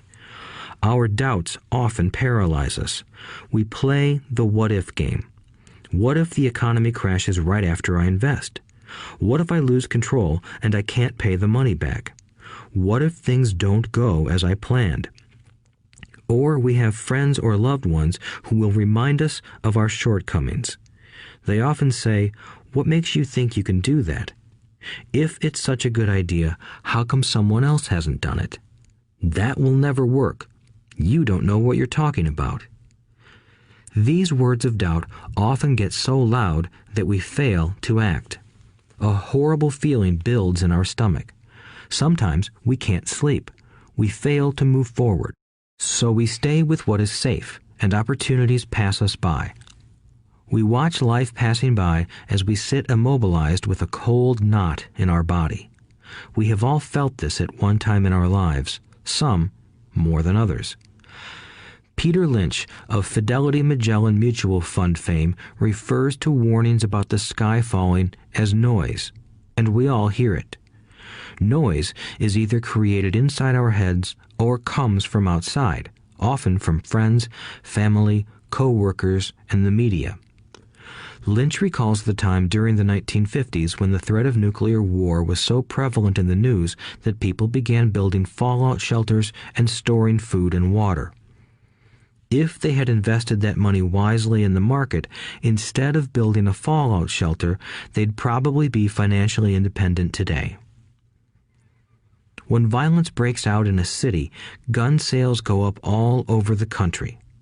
A person dies from rare hamburger meat in the state of Washington, and the Arizona Health Department orders restaurants to have all beef cooked well done. A drug company runs a TV commercial in February showing people catching the flu. Colds go up as well as sales of cold medicine. Most people are poor because when it comes to investing, the world is filled with Chicken Littles running around yelling, "The sky is falling! The sky is falling!" And Chicken Littles are effective because every one of us is a little chicken. It often takes great courage to not let rumors and talk of doom and gloom affect your doubts and fears. But a savvy investor knows that the seemingly worst of times is actually the best of times to make money. When everyone else is too afraid to act, they pull the trigger and are rewarded. Some time ago, a friend named Richard came from Boston to visit Kim and me in Phoenix. He was impressed with what we had done through stocks and real estate. The Phoenix real estate prices were depressed. We spent 2 days showing him what we thought were excellent opportunities for cash flow and capital appreciation. Kim and I are not real estate agents. We are strictly investors. After identifying a unit in a resort community, we called an agent who sold it to him that afternoon. The price was a mere $42,000 for a 2-bedroom townhome. Similar units were going for $65,000. He had found a bargain. Excited, he bought it and returned to Boston. 2 weeks later, the agent called to say that our friend had backed out. I called immediately to find out why. All he said was that he talked to his neighbor, and his neighbor told him it was a bad deal. He was paying too much. I asked Richard if his neighbor was an investor. Richard said he was not. When I asked why he listened to him, Richard got defensive and simply said he wanted to keep looking. The real estate market in Phoenix turned, and a few years later, that little unit was renting for $1,000 a month, $2,500 in the peak winter months. The unit was worth $95,000. All Richard had to put down was $5,000, and he would have had a start at getting out of the rat race.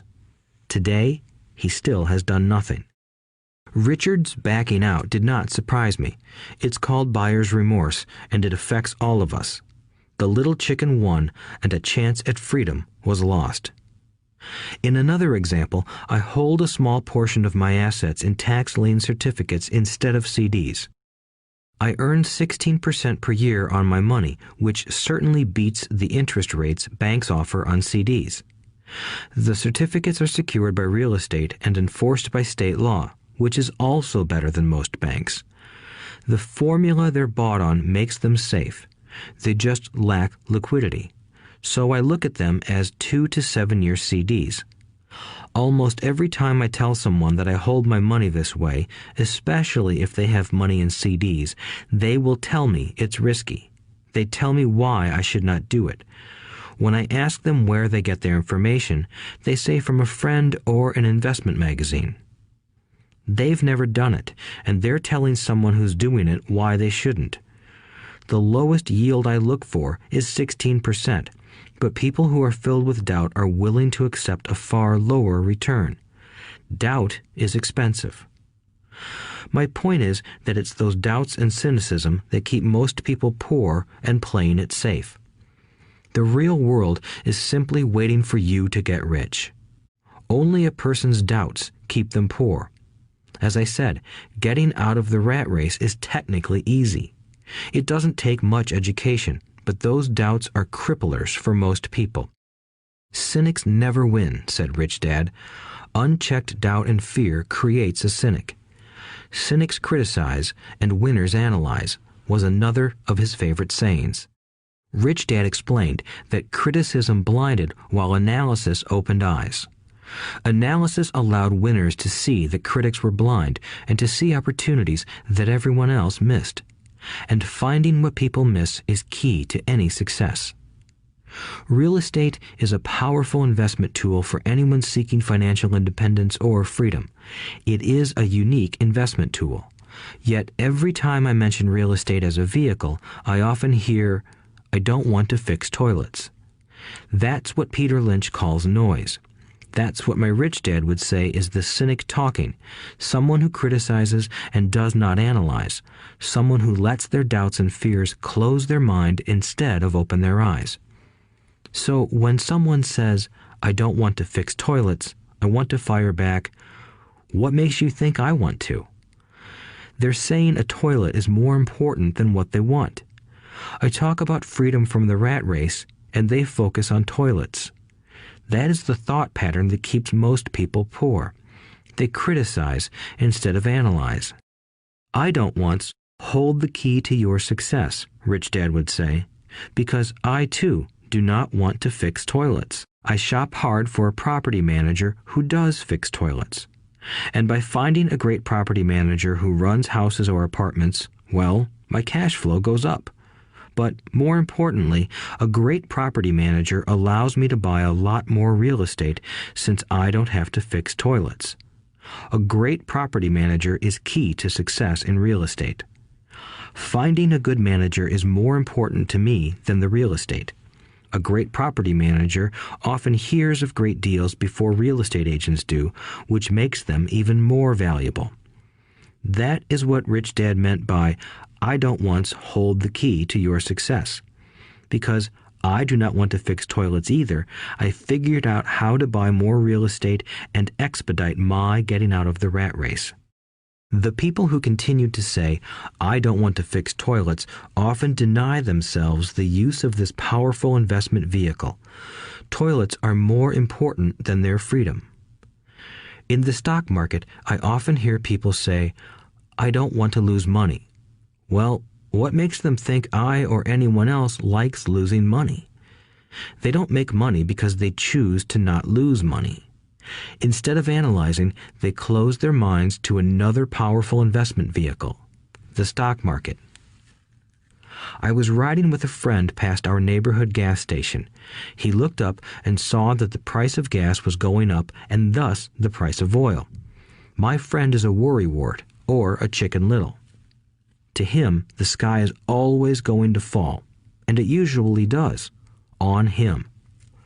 When we got home, he showed me all the stats as to why the price of oil was going to go up over the next few years, statistics I had never seen before, even though I already owned substantial shares of an existing oil company.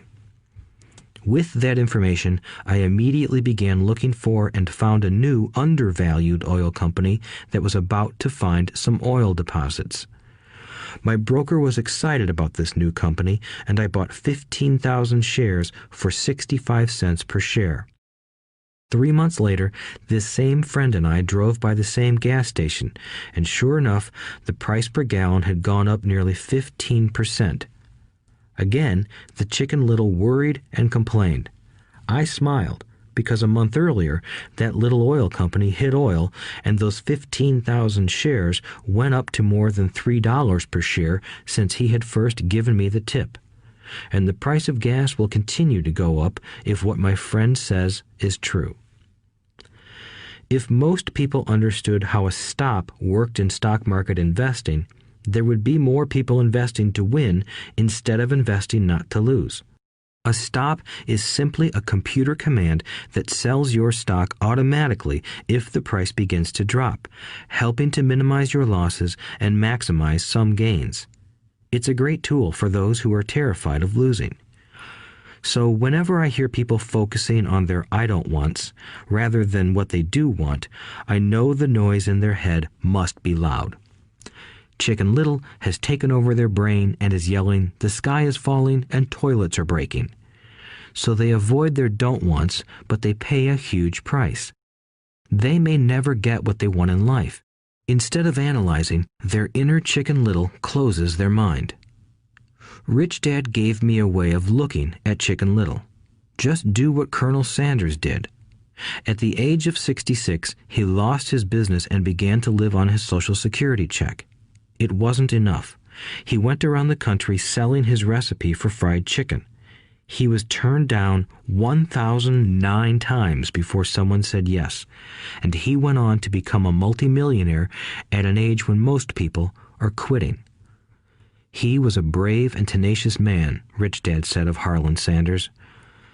So when you're in doubt and feeling a little afraid, just do what Colonel Sanders did to his little chicken. He fried it. Overcoming laziness. Busy people are often the most lazy. We have all heard stories of a businessman who works hard to earn money. He works hard to be a good provider for his wife and children. He spends long hours at the office and brings work home on weekends. One day he comes home to an empty house. His wife has left with the kids. He knew he and his wife had problems, but rather than work to make the relationship strong, he stayed busy at work. Dismayed, his performance at work slips and he loses his job. Today, I often meet people who are too busy to take care of their wealth, and there are people too busy to take care of their health. The cause is the same. They're busy, and they stay busy as a way of avoiding something they do not want to face. Nobody has to tell them. Deep down, they know. In fact, if you remind them, they often respond with anger or irritation. If they aren't busy at work or with the kids, they're often busy watching TV, fishing, playing golf, or shopping. Yet deep down, they know they are avoiding something important. That's the most common form of laziness. Laziness by staying busy. So, what is the cure for laziness? The answer is a little greed.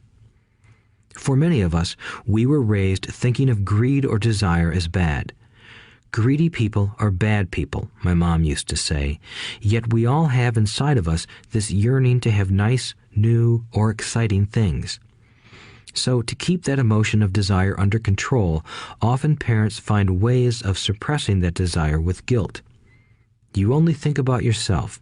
Don't you know you have brothers and sisters? Was one of my mom's favorites. You want me to buy you what? Was a favorite of my dad. Do you think we're made of money? Do you think money grows on trees? We're not rich people, you know. It wasn't so much the words, but the angry guilt trip that went with the words that got to me. Or the reverse guilt trip was the I'm sacrificing my life to buy this for you. I'm buying this for you because I never had this advantage when I was a kid. I have a neighbor who is stone broke but can't park his car in his garage. The garage is filled with toys for his kids. Those spoiled brats get everything they ask for. I don't want them to know the feeling of want are his everyday words. He has nothing set aside for their college or his retirement, but his kids have every toy ever made. He recently got a new credit card in the mail and took his kids to visit Las Vegas. I'm doing it for the kids, he said with great sacrifice. Rich Dad forbade the words, I can't afford it. In my real home, that's all I heard. Instead, Rich Dad required his children to say, how can I afford it? He believed that the words, I can't afford it, shut down your brain. It didn't have to think anymore. How can I afford it opened up the brain and forced it to think and search for answers. But most importantly, he felt the words, I can't afford it, were a lie, and the human spirit knows it. The human spirit is very, very powerful, he would say. It knows it can do anything. By having a lazy mind that says, I can't afford it, a war breaks out inside you. Your spirit is angry, and your lazy mind must defend its lie. The spirit is screaming, come on, let's go to the gym and work out. And the lazy mind says, but I'm tired. I worked really hard today. Or the human spirit says, I'm sick and tired of being poor. Let's get out there and get rich. To which the lazy mind says, rich people are greedy. Besides, it's too much bother. It's not safe. I might lose money. I'm working hard enough as it is. I've got too much to do at work anyway. Look at what I have to do tonight. My boss wants it finished by morning. I can't afford it also causes sadness, a helplessness that leads to despondency and often depression. How can I afford it opens up possibilities, excitement, and dreams. So Rich Dad was not so concerned about what we wanted to buy as long as we understood that how can I afford it creates a stronger mind and a dynamic spirit. Thus, he rarely gave Mike or me anything. He would instead ask, how can you afford it? And that included college, which we paid for ourselves. It was not the goal, but the process of attaining the goal that he wanted us to learn. The problem I see today is that there are millions of people who feel guilty about their desire or their greed. It's old conditioning from their childhood. While they desire to have the finer things that life offers, most have been conditioned subconsciously to say, I can't have that, or I'll never be able to afford that. When I decided to exit the rat race, it was simply a question of how can I afford to never work again? And my mind began to kick out answers and solutions. The hardest part was fighting my real parents' dogma. We can't afford that. Stop thinking only about yourself. Why don't you think about others? And other similar sentiments designed to instill guilt to suppress my greed. So, how do you beat laziness? Once again, the answer is a little greed. It's that radio station WIIFM, which stands for What's in it for me? A person needs to sit down and ask, what would my life be like if I never had to work again? What would I do if I had all the money I needed? Without that little greed, the desire to have something better, progress is not made. Our world progresses because we all desire a better life. New inventions are made because we desire something better. We go to school and study hard because we want something better. So whenever you find yourself avoiding something you know you should be doing, then the only thing to ask yourself is, what's in it for me? Be a little greedy. It's the best cure for laziness. Too much greed, however, as anything in excess can be, is not good. But just remember what Michael Douglas said in the movie Wall Street. Greed is good. Rich Dad said it differently. Guilt is worse than greed, for guilt robs the body of its soul. I think Eleanor Roosevelt said it best. Do what you feel in your heart to be right, for you'll be criticized anyway. You'll be damned if you do, and damned if you don't. Overcoming bad habits. Our lives are a reflection of our habits more than our education. After seeing the movie Conan the Barbarian, starring Arnold Schwarzenegger, a friend said, "I'd love to have a body like Schwarzenegger." Most of the guys nodded in agreement. "I even heard he was really puny and skinny at one time," another friend added. "Yeah, I heard that too," another one said. "I heard he has a habit of working out almost every day in the gym." "Yeah, I'll bet he has to." "Nah," said the group's cynic. "I'll bet he was born that way. Besides, let's stop talking about Arnold and get some beers." This is an example of habits controlling behavior. I remember asking my rich dad about the habits of the rich. Instead of answering me outright, he wanted me to learn through example, as usual. "When does your dad pay his bills?" Rich Dad asked. "The first of the month," I said. "Does he have anything left over?" he asked. "Very little," I said. "That's the main reason he struggles," said Rich Dad. "He has bad habits. Your dad pays everyone else first. He pays himself last, but only if he has anything left over." "Which he usually doesn't," I said. "But he has to pay his bills, doesn't he? You're saying he shouldn't pay his bills?" "Of course not," said Rich Dad. "I firmly believe in paying my bills on time. I just pay myself first, before I pay even the government." "But what happens if you don't have enough money?" I asked. "What do you do then?" "The same," said Rich Dad. "I still pay myself first, even if I'm short of money. My asset column is far more important to me than the government." "But," I said, "don't they come after you?" "Yes, if you don't pay," said Rich Dad. "Look, I did not say not to pay. I just said I pay myself first, even if I'm short of money." "But," I replied, "how do you do that?" "It's not how. The question is why," Rich Dad said. "Okay, why?" "Motivation," said Rich Dad. "Who do you think will complain louder if I don't pay them? Me or my creditors?" "Your creditors will definitely scream louder than you," I said, responding to the obvious. "You wouldn't say anything if you didn't pay yourself." So you see, after paying myself, the pressure to pay my taxes and the other creditors is so great that it forces me to seek other forms of income. The pressure to pay becomes my motivation. I've worked extra jobs, started other companies, traded in the stock market, anything, just to make sure those guys don't start yelling at me. That pressure made me work harder, forced me to think, and all in all, made me smarter and more active when it comes to money. If I had paid myself last, I would have felt no pressure, but I'd be broke. So it is the fear of the government or other people you owe money to that motivates you? "That's right," said Rich Dad. You see, government bill collectors are big bullies. So are bill collectors in general. Most people give in to those bullies. They pay them and never pay themselves. You know the story of the 98-pound weakling who gets sand kicked in his face? I nodded.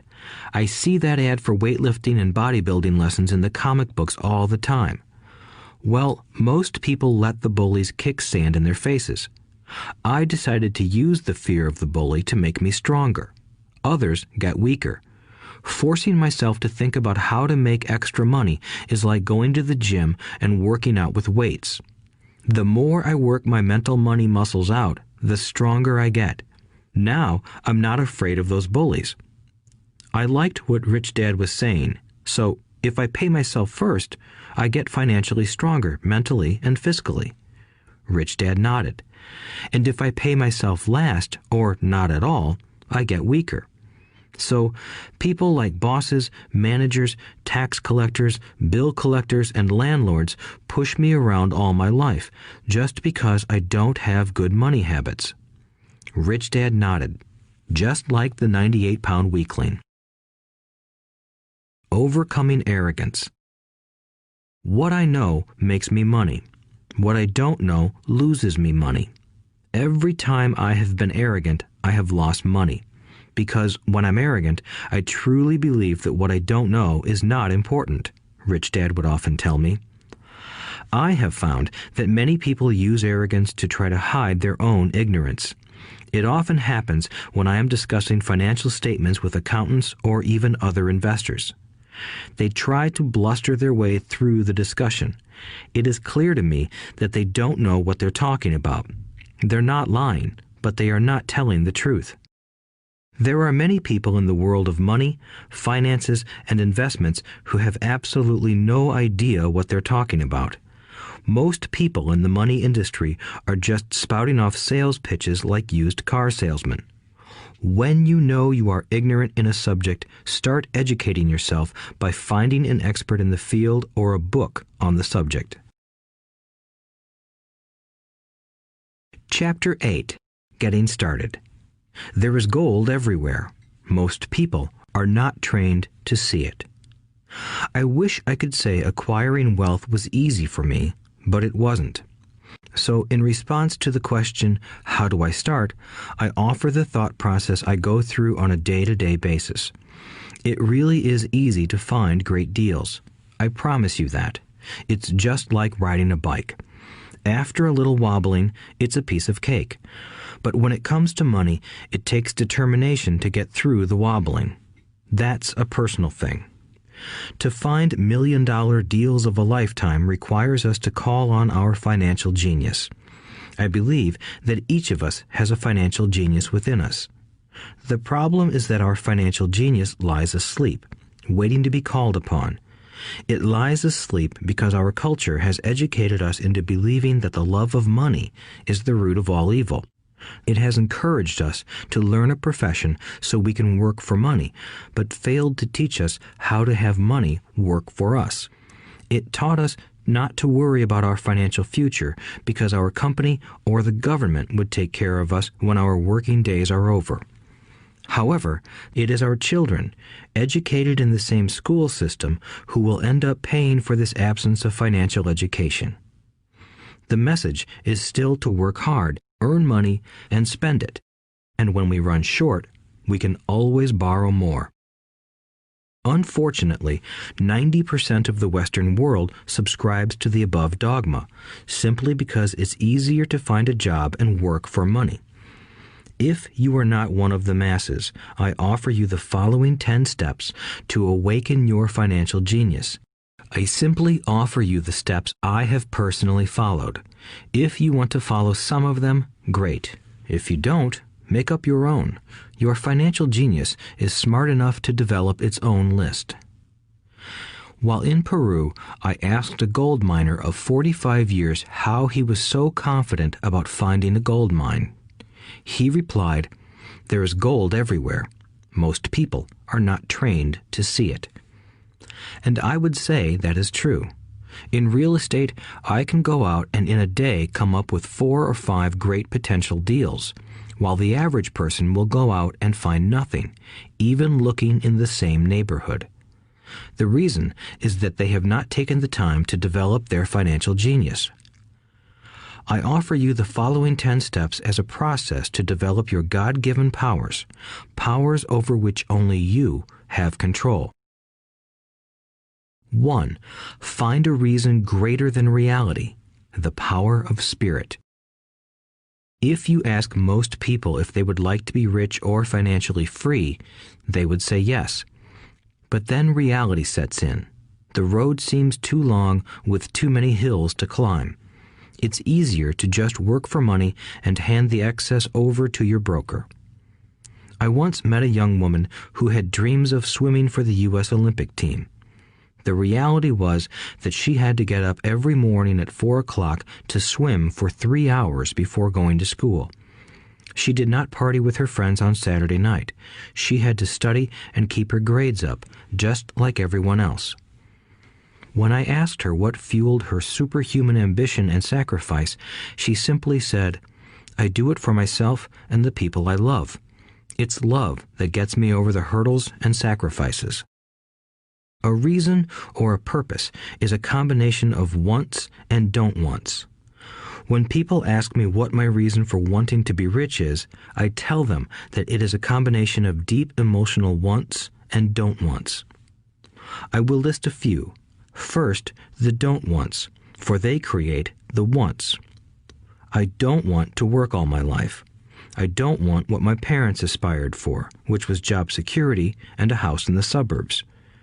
I don't like being an employee. I hated that my dad always missed my football games because he was so busy working on his career. I hated it when my dad worked hard all his life and the government took most of what he worked for at his death. He could not even pass on what he worked so hard for when he died. The rich don't do that. They work hard and pass it on to their children. Now, the wants. I want to be free to travel the world and live in the lifestyle I love. I want to be young when I do this. I want to simply be free. I want control over my time and my life. I want money to work for me. Those are my deep-seated emotional reasons. What are yours? If they are not strong enough, then the reality of the road ahead may be greater than your reasons. I have lost money and been set back many times, but it was the deep emotional reasons that kept me standing up and going forward. I wanted to be free by age 40, but it took me until I was 47, with many learning experiences along the way. As I said, I wish I could say it was easy. It wasn't, but it wasn't that hard either. I've learned that without a strong reason or purpose, anything in life is hard.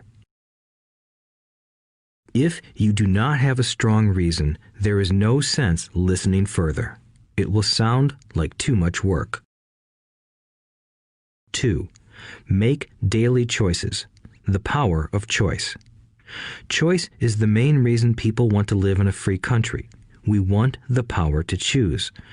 Financially, with every dollar we get in our hands, we hold the power to choose our future, to be rich, poor, or middle class. Our spending habits reflect who we are. Poor people simply have poor spending habits. The benefit I had as a boy was that I loved playing Monopoly constantly. Nobody told me Monopoly was only for kids, so I just kept playing the game as an adult. I also had a rich dad who pointed out to me the difference between an asset and a liability. So a long time ago, as a little boy, I chose to be rich, and I knew that all I had to do was learn to acquire assets, real assets. My best friend, Mike, had an asset column handed to him, but he still had to choose to learn to keep it. Many rich families lose their assets in the next generation simply because there was no one trained to be a good steward over their assets. Most people choose not to be rich. For 90% of the population, being rich is too much of a hassle. So they invent sayings that go, "I'm not interested in money. I'll never be rich. I don't have to worry. I'm still young. When I make some money, then I'll think about my future." My husband or wife handles the finances. The problem with those statements is that they rob the person who chooses to think such thoughts of two things. One is time, which is your most precious asset. The second is learning. Having no money should not be an excuse to not learn, but that is a choice we all make daily. The choice of what we do with our time, our money, and what we put in our heads. That is the power of choice. All of us have choice. I just choose to be rich, and I make that choice every day.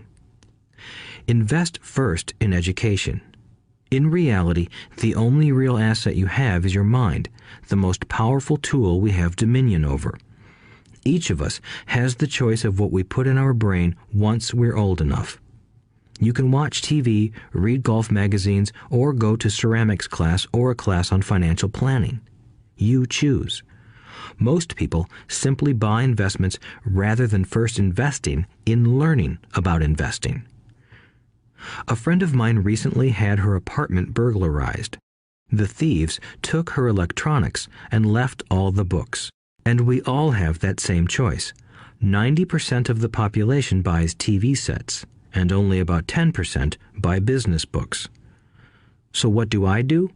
I go to seminars. I like it when they are at least 2 days long because I like to immerse myself in a subject. In 1973, I was watching this guy on TV who was advertising a 3-day seminar on how to buy real estate for nothing down.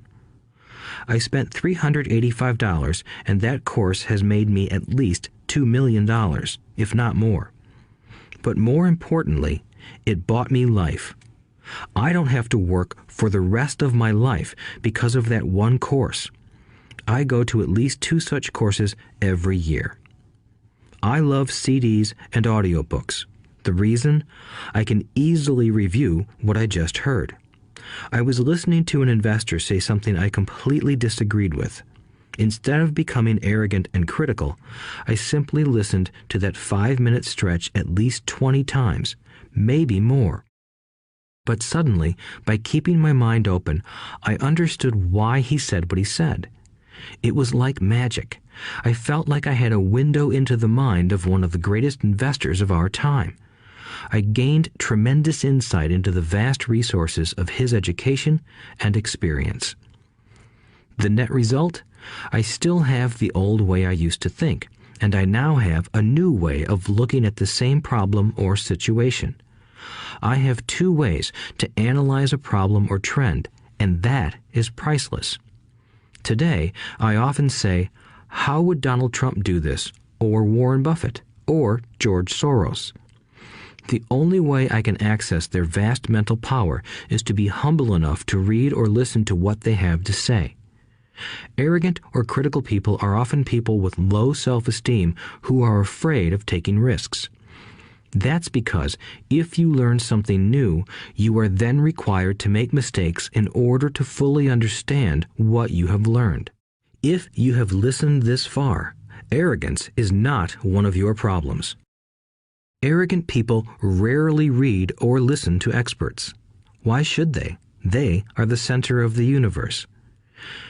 There are so many intelligent people who argue or defend when a new idea clashes with the way they think. In this case, their so-called intelligence combined with arrogance equals ignorance.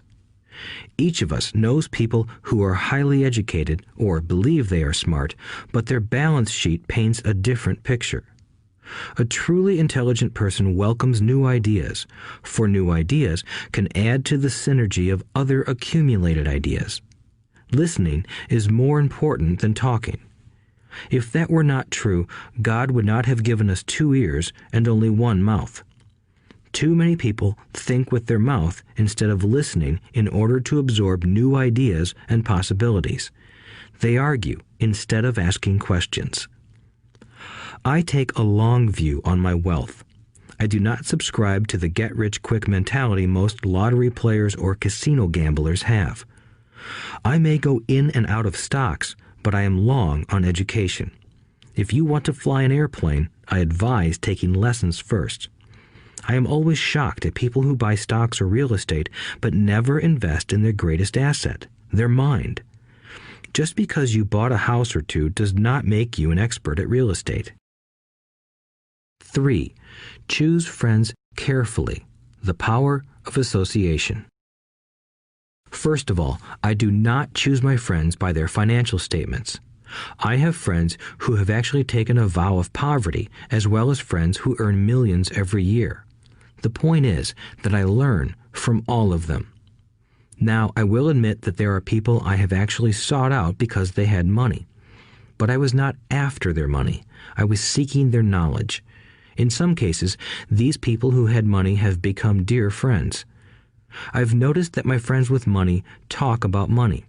They don't do it to brag. They're interested in the subject.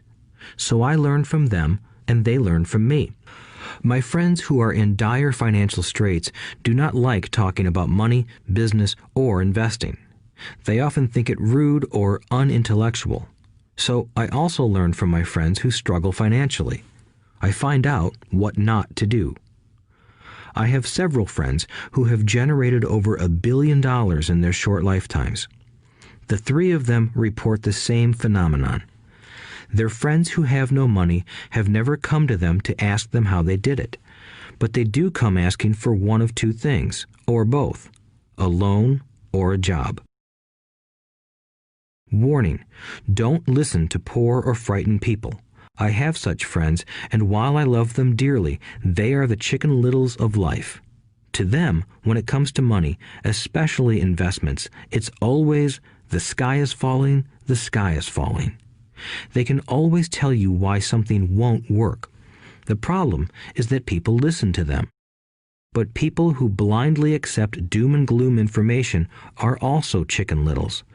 As that old saying goes, birds of a feather flock together.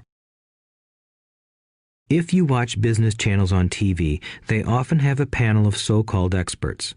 One expert will say the market is going to crash, and the other will say it's going to boom. If you're smart, you listen to both.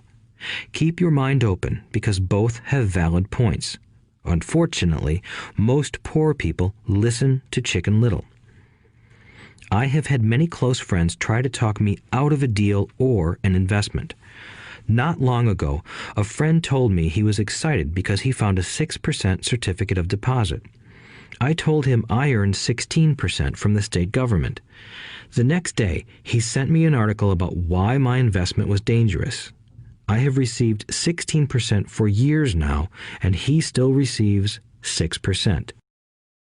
I would say that one of the hardest things about wealth building is to be true to yourself and to be willing to not go along with the crowd. This is because, in the market, it is usually the crowd that shows up late that is slaughtered. If a great deal is on the front page, it's too late in most instances. Look for a new deal. As we used to say as surfers, there is always another wave. People who hurry and catch a wave late usually are the ones who wipe out. Smart investors don't time the markets. If they miss a wave, they search for the next one and get themselves in position. This is hard for most investors because buying what is not popular is frightening. Timid investors are like sheep going along with the crowd. Or their greed gets them in when wise investors have already taken their profits and moved on. Wise investors buy an investment when it's not popular. They know their profits are made when they buy, not when they sell. They wait patiently. As I said, they do not time the market. Just like a surfer, they get in position for the next big swell. It's all insider trading. There are forms of insider trading that are illegal, and there are forms of insider trading that are legal. But either way, it's insider trading. The only distinction is, how far away from the inside are you? The reason you want to have rich friends is because that is where the money is made. It's made on information. You want to hear about the next boom, get in and get out before the next bust. I'm not saying do it illegally, but the sooner you know, the better your chances are for profits with minimal risk. That is what friends are for, and that is financial intelligence. 4. Master a formula and then learn a new one. The power of learning quickly. In order to make bread, every baker follows a recipe, even if it's only held in their head. The same is true for making money. Most of us have heard the saying, "You are what you eat." I have a different slant. I say, "You become what you study." In other words, be careful what you learn, because your mind is so powerful that you become what you put in your head. For example, if you study cooking, you then tend to cook. If you don't want to be a cook anymore, then you need to study something else. When it comes to money, the masses generally have one basic formula they learned in school, and it's this: work for money. The predominant formula I see in the world is that every day millions of people get up, go to work, earn money, pay bills, balance checkbooks, buy some mutual funds, and go back to work. That is the basic formula, or recipe. If you're tired of what you're doing, or you're not making enough, it's simply a case of changing the formula via which you make money. Years ago, when I was 26, I took a weekend class called How to Buy Real Estate Foreclosures. I learned a formula. The next trick was to have the discipline to actually put into action what I had learned. That is where most people stop. For 3 years, while working for Xerox, I spent my spare time learning to master the art of buying foreclosures. I've made several $1 million using that formula. So after I mastered that formula, I went in search of other formulas. For many of the classes, I did not directly use the information I learned, but I always learned something new. I have attended classes designed for derivative traders, commodity option traders, and chaologists. I was way out of my league, being in a room full of people with doctorates in nuclear physics and space science. Yet, I learned a lot that made my stock and real estate investing more meaningful and lucrative. Most junior colleges and community colleges have classes on financial planning and buying traditional investments. They are good places to start, but I always search for a faster formula. That is why, on a fairly regular basis, I make more in a day than many people will make in their lifetime. Another side note, in today's fast-changing world, it's not so much what you know anymore that counts, because often what you know is old. It is how fast you learn. That skill is priceless. It's priceless in finding faster formulas, recipes, if you will, for making dough. Working hard for money is an old formula born in the day of cavemen. 5. Pay yourself first. The power of self-discipline. If you cannot get control of yourself, do not try to get rich. It makes no sense to invest, make money, and blow it. It is the lack of self-discipline that causes most lottery winners to go broke soon after winning millions. It is the lack of self-discipline that causes people who get a raise to immediately go out and buy a new car or take a cruise. It is difficult to say which of the 10 steps is the most important, but of all the steps, this step is probably the most difficult to master if it is not already a part of your makeup. I would venture to say that personal self-discipline is the number one delineating factor between the rich, the poor, and the middle class. Simply put, people who have low self-esteem and low tolerance for financial pressure can never be rich. As I have said, a lesson learned from my rich dad was that the world will push you around. The world pushes people around, not because other people are bullies, but because the individual lacks internal control and discipline. People who lack internal fortitude often become victims of those who have self-discipline. In the entrepreneur classes I teach, I constantly remind people to not focus on their product, service, or widget, but to focus on developing management skills. The 3 most important management skills necessary to start your own business are management of 1. Cash flow, 2. People, 3. Personal time. I would say the skills to manage these three apply to anything, not just entrepreneurs.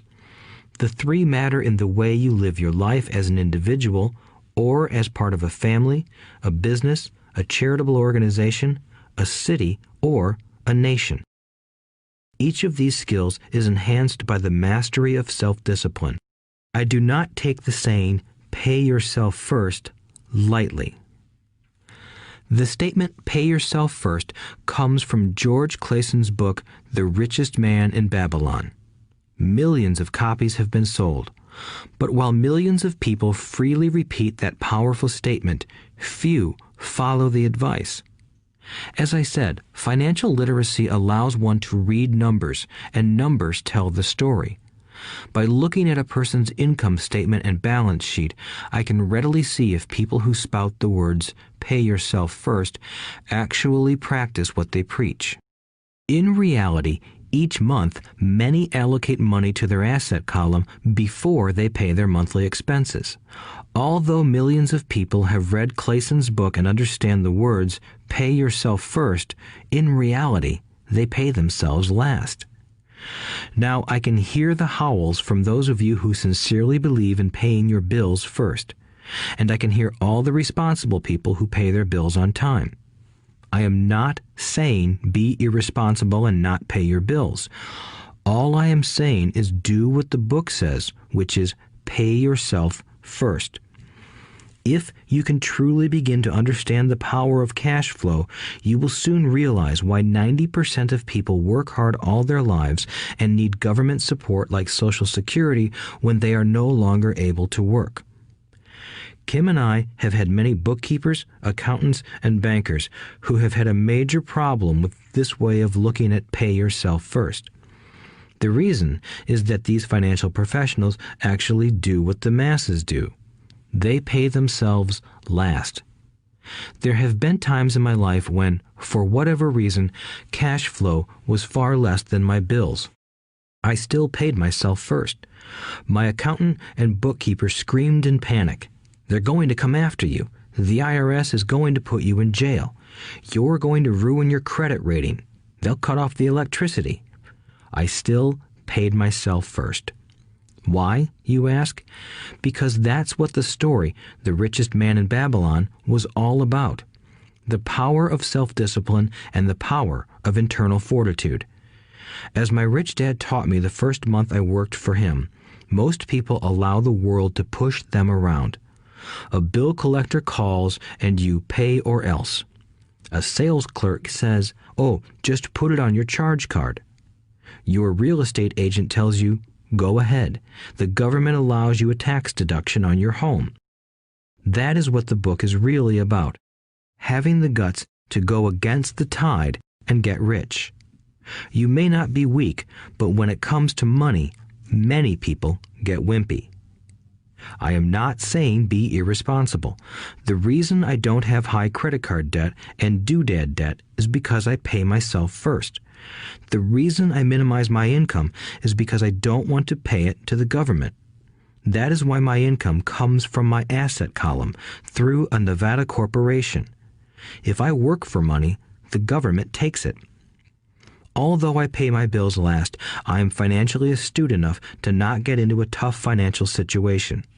I don't like consumer debt. I actually have liabilities that are higher than 99% of the population, but I don't pay for them. Other people pay for my liabilities. They're called tenants.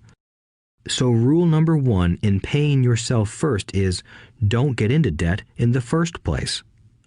Although I pay my bills last, I set it up to have only small, unimportant bills that are due. When I occasionally come up short, I still pay myself first. I let the creditors and even the government scream.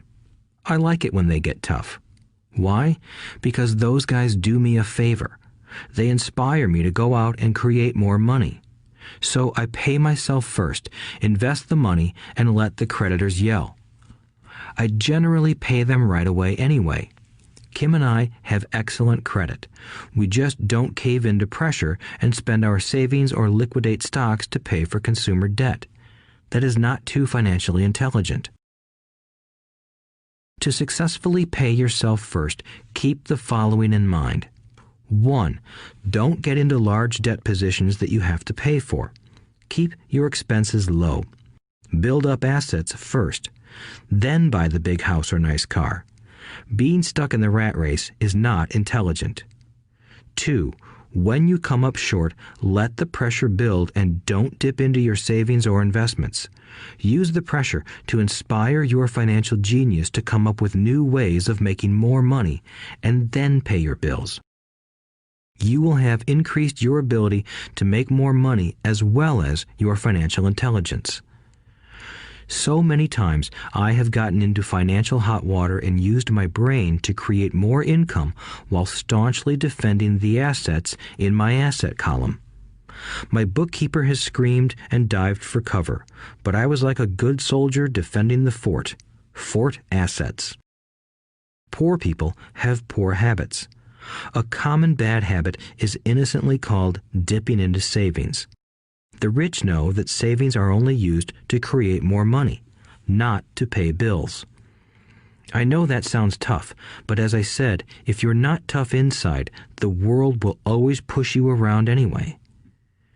If you do not like financial pressure, then find a formula that works for you.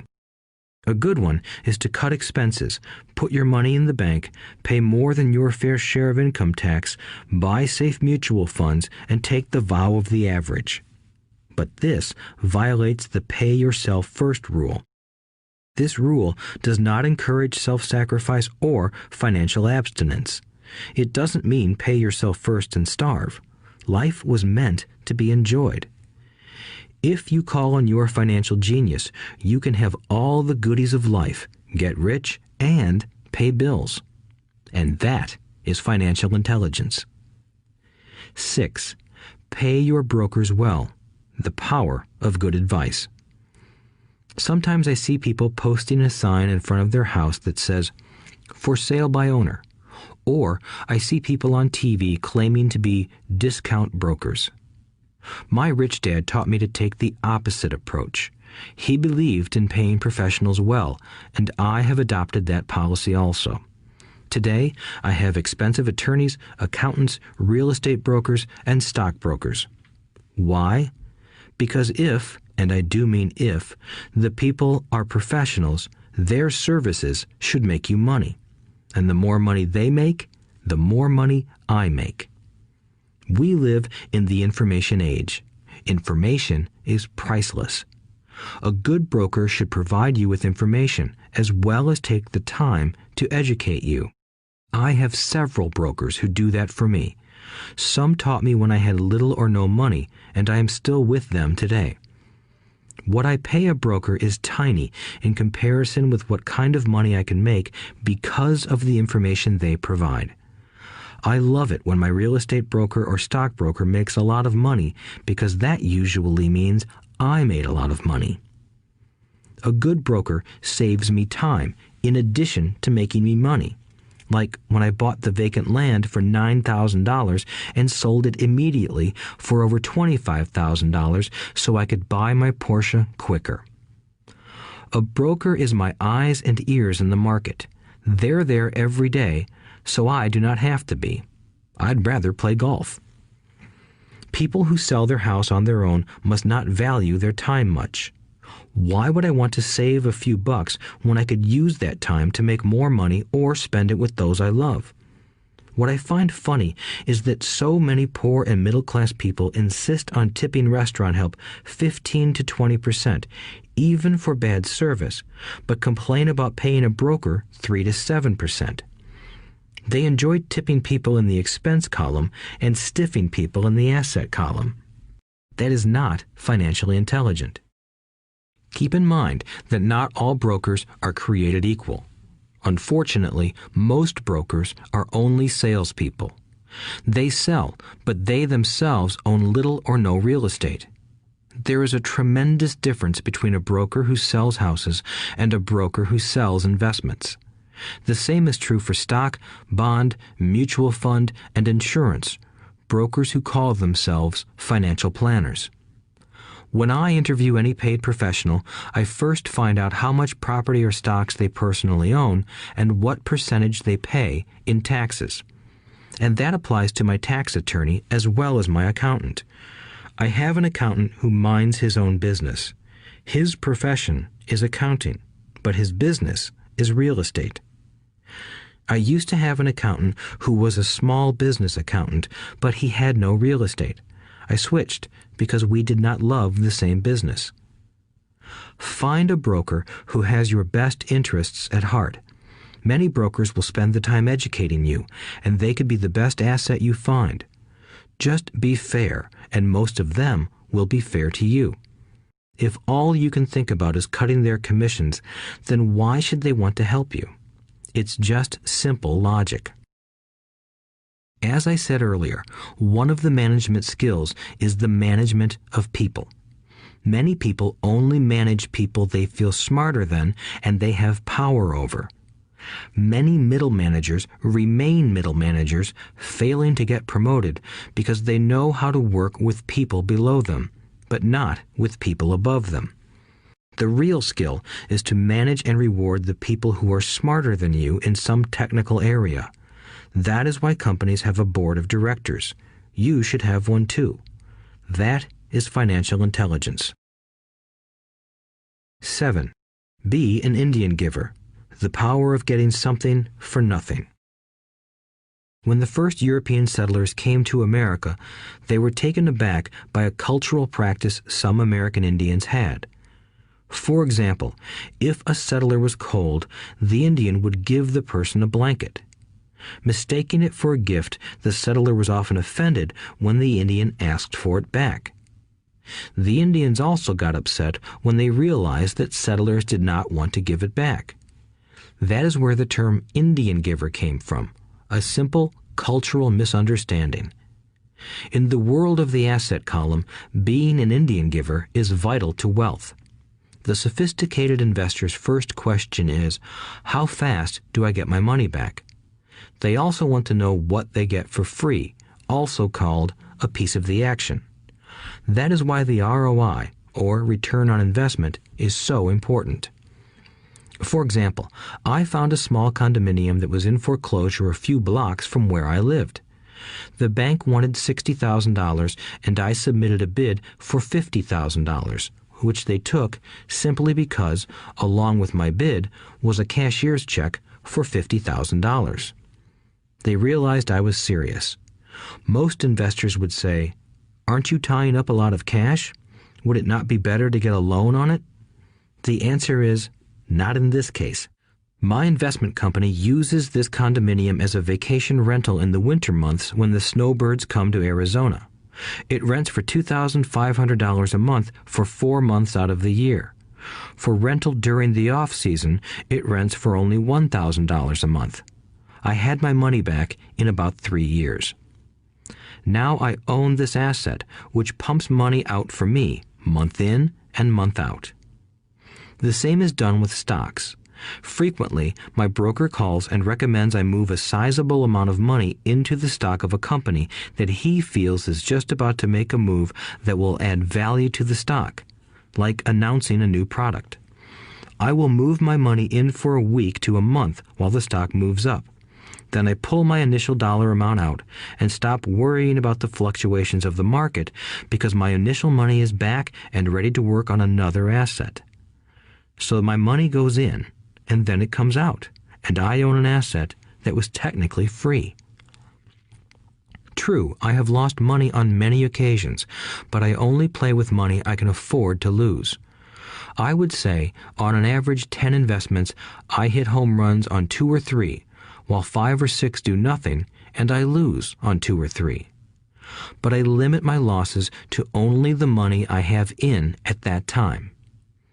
People who hate risk put their money in the bank. In the long run, safe savings are better than no savings. But it takes a long time to get your money back, and, in most instances, you don't get anything for free with it. On every one of my investments, there must be an upside, something for free, like a condominium, a mini storage, a piece of free land, a house, stock shares, or an office building. And there must be limited risk or a low-risk idea. There are books devoted entirely to this subject, so I will not talk about it here. Ray Kroc, of McDonald's fame, sold hamburger franchises, not because he loved hamburgers, but because he wanted the real estate under the franchise for free. So wise investors must look at more than ROI. They look at the assets they get for free once they get their money back. That is financial intelligence. 8. Use assets to buy luxuries. The power of focus. A friend's child has been developing a nasty habit of burning a hole in his pocket. Just 16, he wanted his own car. The excuse? All his friends' parents gave their kids cars. The child wanted to go into his savings and use it for a down payment. That was when his father called me and then came to see me. Do you think I should let him do it, or should I just buy him a car? I answered, it might relieve the pressure in the short term, but what have you taught him in the long term? Can you use this desire to own a car and inspire your son to learn something? Suddenly, the lights went on and he hurried home. 2 months later, I ran into my friend again. Does your son have his new car? I asked. No, he doesn't, but I gave him $3,000 for the car. I told him to use my money instead of his college money. Well, that's generous of you, I said. Not really. The money came with a hitch. So what was the hitch? I asked. Well, first we played your cash flow game. We then had a long discussion about the wise use of money. After that, I gave him a subscription to the Wall Street Journal and a few books on the stock market. Then what? I asked. What was the catch? I told him that $3,000 was his, but he could not directly buy a car with it. He could use it to find a stockbroker and buy and sell stocks.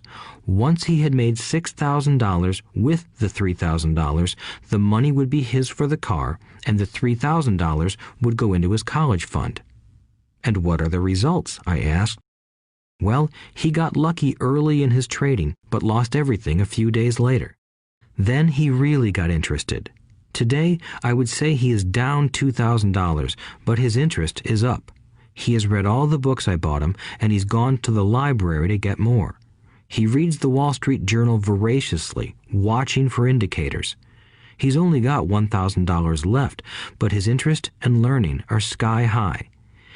He knows that if he loses that money, he walks for 2 more years. But he does not seem to care. He even seems uninterested in getting a car because he's found a game that is more fun. What happens if he loses all the money? I asked. We'll cross that bridge when we get to it. I'd rather have him lose everything now than wait till he's our age to risk losing everything. And besides, that is the best $3,000 I've ever spent on his education. What he is learning will serve him for life, and he seems to have gained a new respect for the power of money. As I said earlier, if a person cannot master the power of self-discipline, it is best not to try to get rich. I say this because although the process of developing cash flow from an asset column is easy in theory, what's hard is the mental fortitude to direct money to the correct use. Due to external temptations, it is much easier in today's consumer world to simply blow money out the expense column. With weak mental fortitude, that money flows into the paths of least resistance. That is the cause of poverty and financial struggle. The following example illustrates the financial intelligence needed to direct money to make more money. If we give 100 people $10,000 at the start of the year, I believe that at the end of the year, 80 would have nothing left. In fact, many would have created greater debt by making a down payment on a new car, refrigerator, electronics, or a holiday. 16 would have increased that $10,000 by 5 to 10%. 4 would have increased it to $20,000 or into the millions. We go to school to learn a profession so we can work for money. It is my opinion that it's just as important to learn how to have money work for you. I love my luxuries as much as anyone else. The difference is I don't buy them on credit. It's the keep up with the Joneses trap. When I wanted to buy a Porsche, the easy road would have been to call my banker and get a loan.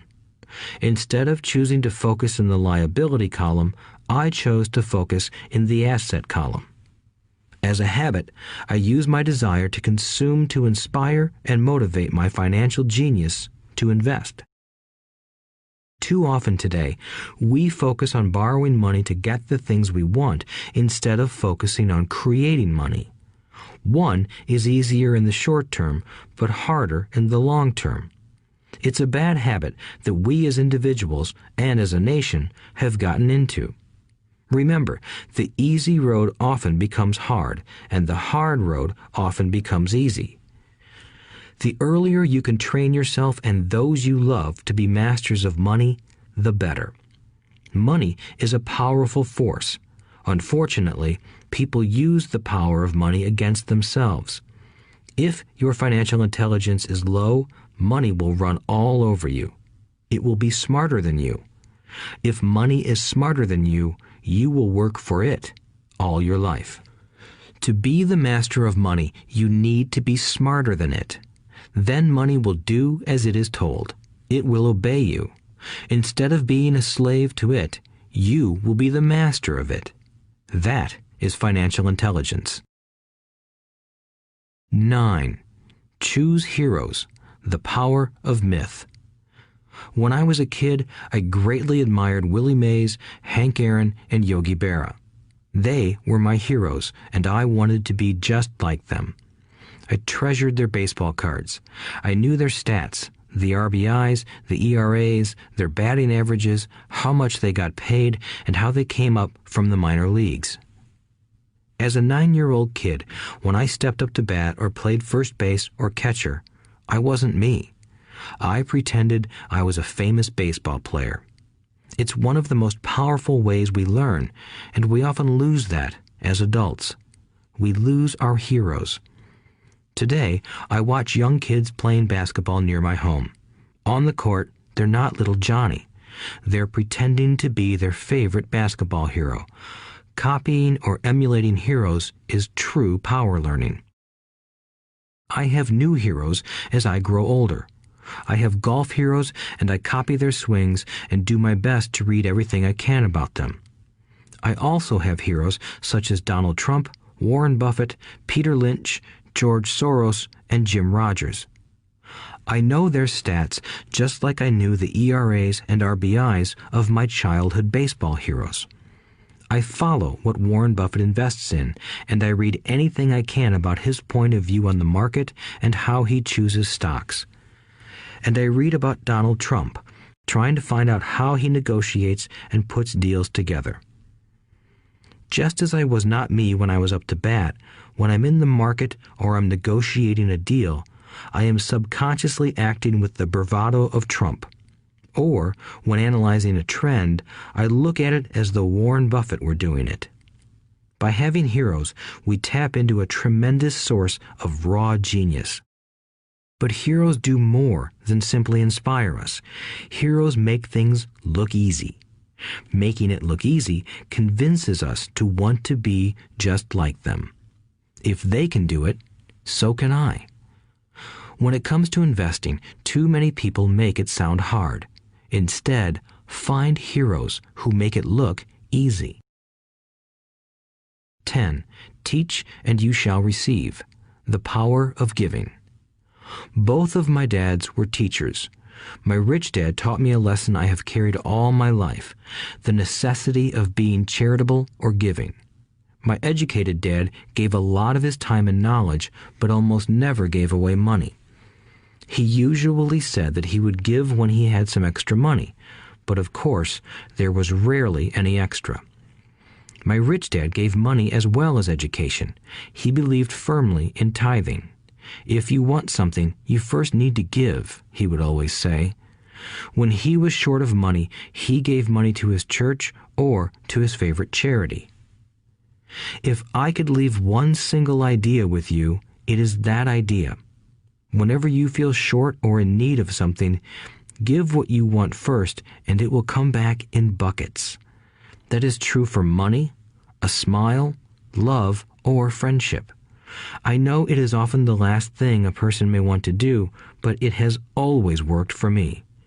I trust that the principle of reciprocity is true, and I give what I want. I want money, so I give money, and it comes back in multiples. I want sales, so I help someone else sell something, and sales come to me. I want contacts, and I help someone else get contacts. Like magic, contacts come to me. I heard a saying years ago that went, "God does not need to receive, but humans need to give." My rich dad would often say, poor people are more greedy than rich people. He would explain that if a person was rich, that person was providing something that other people wanted. In my life, whenever I have felt needy or short of money or short of help, I simply went out or found in my heart what I wanted and decided to give it first. And when I gave, it always came back. It reminds me of the story of the guy sitting with firewood in his arms on a cold, freezing night. He is yelling at the pot-bellied stove, "When you give me some heat, then I'll put some wood in you." And when it comes to money, love, happiness, sales, and contacts, all one needs to remember is to give first. Often, just the process of thinking of what I want and how I could give that to someone else breaks free a torrent of bounty. Whenever I feel that people aren't smiling at me, I simply begin smiling and saying hello. Like magic, the next thing I know, I'm surrounded by smiling people. It is true that your world is only a mirror of you. So that's why I say, teach and you shall receive. I have found that the more I teach those who want to learn, the more I learn. If you want to learn about money, teach it to someone else. A torrent of new ideas and finer distinctions will come in. There are times when I have given and nothing has come back, or what I have received is not what I wanted. But upon closer inspection and soul-searching, I was often giving to receive in those instances, instead of giving for the joy that giving itself brings. My dad taught teachers, and he became a master teacher. My rich dad always taught young people his way of doing business. In retrospect, it was their generosity with what they knew that made them smarter. There are powers in this world that are much smarter than we are. You can get there on your own, but it's easier with the help of the powers that be. You only need to be generous with what you have. Chapter 9. Still want more? Here are some to-dos. Many people may not be satisfied with my 10 steps. They see them more as philosophies than actions. I think understanding the philosophy is just as important as the action. There are many people who want to do instead of think, and then there are people who think but do not do. I would say that I am both. I love new ideas, and I love action. So for those who want a to-do list on how to get started, I will share with you some of the things I do in abbreviated form. Stop doing what you're doing. In other words, take a break and assess what is working and what is not working. The definition of insanity is doing the same thing over and over and expecting a different result. Stop doing what is not working and look for something new. Look for new ideas. For new investing ideas, I go to bookstores and search for books on different and unique subjects. I call them formulas. I buy how-to books on formulas I know nothing about. For example, in the bookstore I found the book The 16% Solution by Joel Moskowitz. I bought the book and read it, and the next Thursday I did exactly as the book said. Most people do not take action, or they let someone talk them out of whatever new formula they are studying. My neighbor told me why 16% would not work. I did not listen to him because he's never done it. Find someone who has done what you want to do. take them to lunch, and ask them for tips and tricks of the trade. As for 16% tax lien certificates, I went to the county tax office and found the government employee who worked in that office. I found out that she, too, invested in the tax liens. Immediately, I invited her to lunch. She was thrilled to tell me everything she knew and how to do it. After lunch, she spent all afternoon showing me everything. By the next day, I found 2 great properties with her help that have been accruing interest at 16% ever since.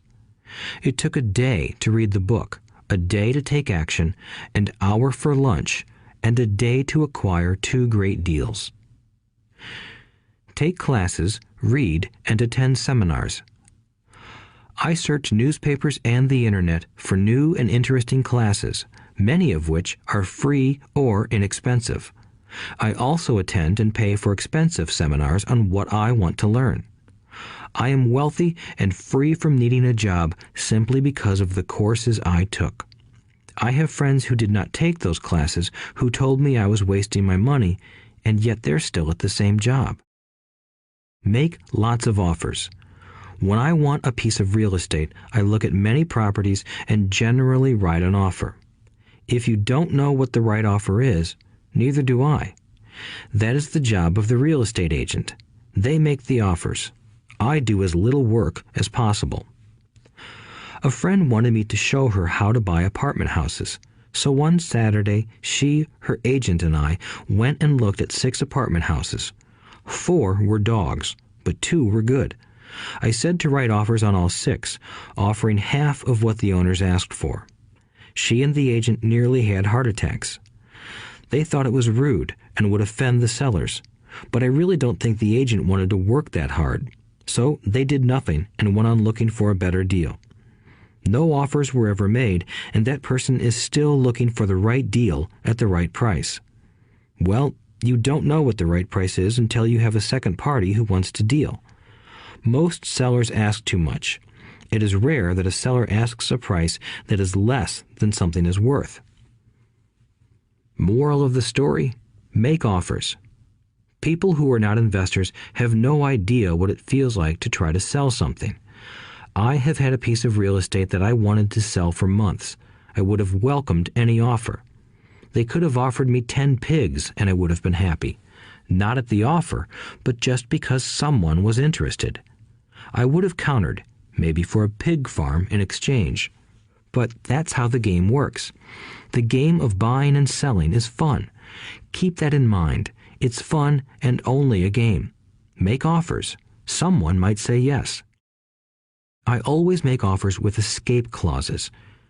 In real estate, I make an offer with language that details subject to contingencies, such as the approval of a business partner. Never specify who the business partner is. Most people don't know that my partner is my cat. If they accept the offer and I don't want the deal, I call home and speak to my cat. I make this ridiculous statement to illustrate how absurdly easy and simple the game is. So many people make things too difficult and take it too seriously. Finding a good deal, the right business, the right people, the right investors, or whatever is just like dating. You must go to the market and talk to a lot of people, make a lot of offers, counter-offers, negotiate, reject, and accept. I know single people who sit at home and wait for the phone to ring, but it's better to go to the market, even if it's only the supermarket. Search, offer, reject, negotiate, and accept are all parts of the process of almost everything in life. Jog, walk, or drive a certain area once a month for 10 minutes. I have found some of my best real estate investments doing this. I will jog a certain neighborhood for a year and look for change. For there to be profit in a deal, there must be 2 elements, a bargain and change. There are lots of bargains, but it's change that turns a bargain into a profitable opportunity. So when I jog a neighborhood I might like to invest in. It is the repetition that causes me to notice slight differences. I notice real estate signs that are up for a long time. That means the seller might be more agreeable to deal. I watch for moving trucks going in or out. I stop and talk to the drivers. I talk to the postal carriers. It's amazing how much information they acquire about an area. I find a bad area, especially an area that the news has scared everyone away from.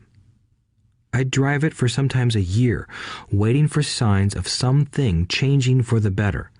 I talk to retailers, especially new ones, and find out why they're moving in.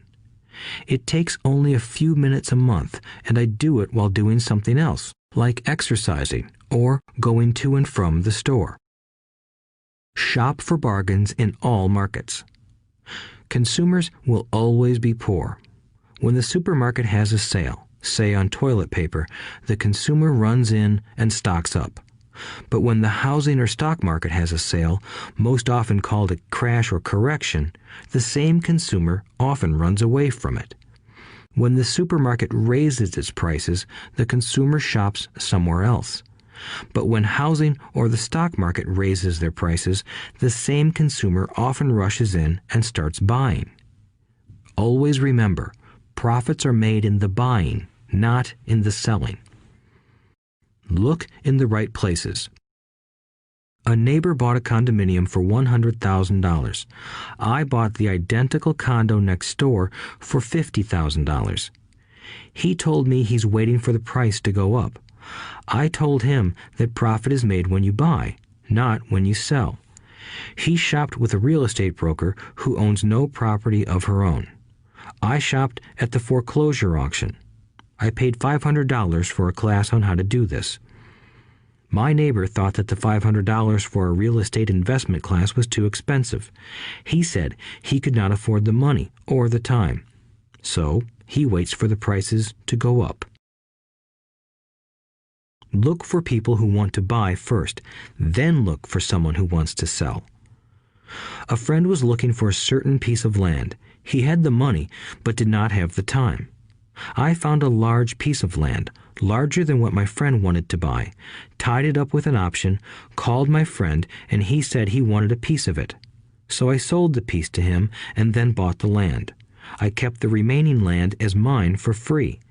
Moral of the story: buy the pie and cut it in pieces. Most people look for what they can afford, so they look too small. They buy only a piece of the pie, so they end up paying more for less. Small thinkers don't get the big breaks. If you want to get richer, think big.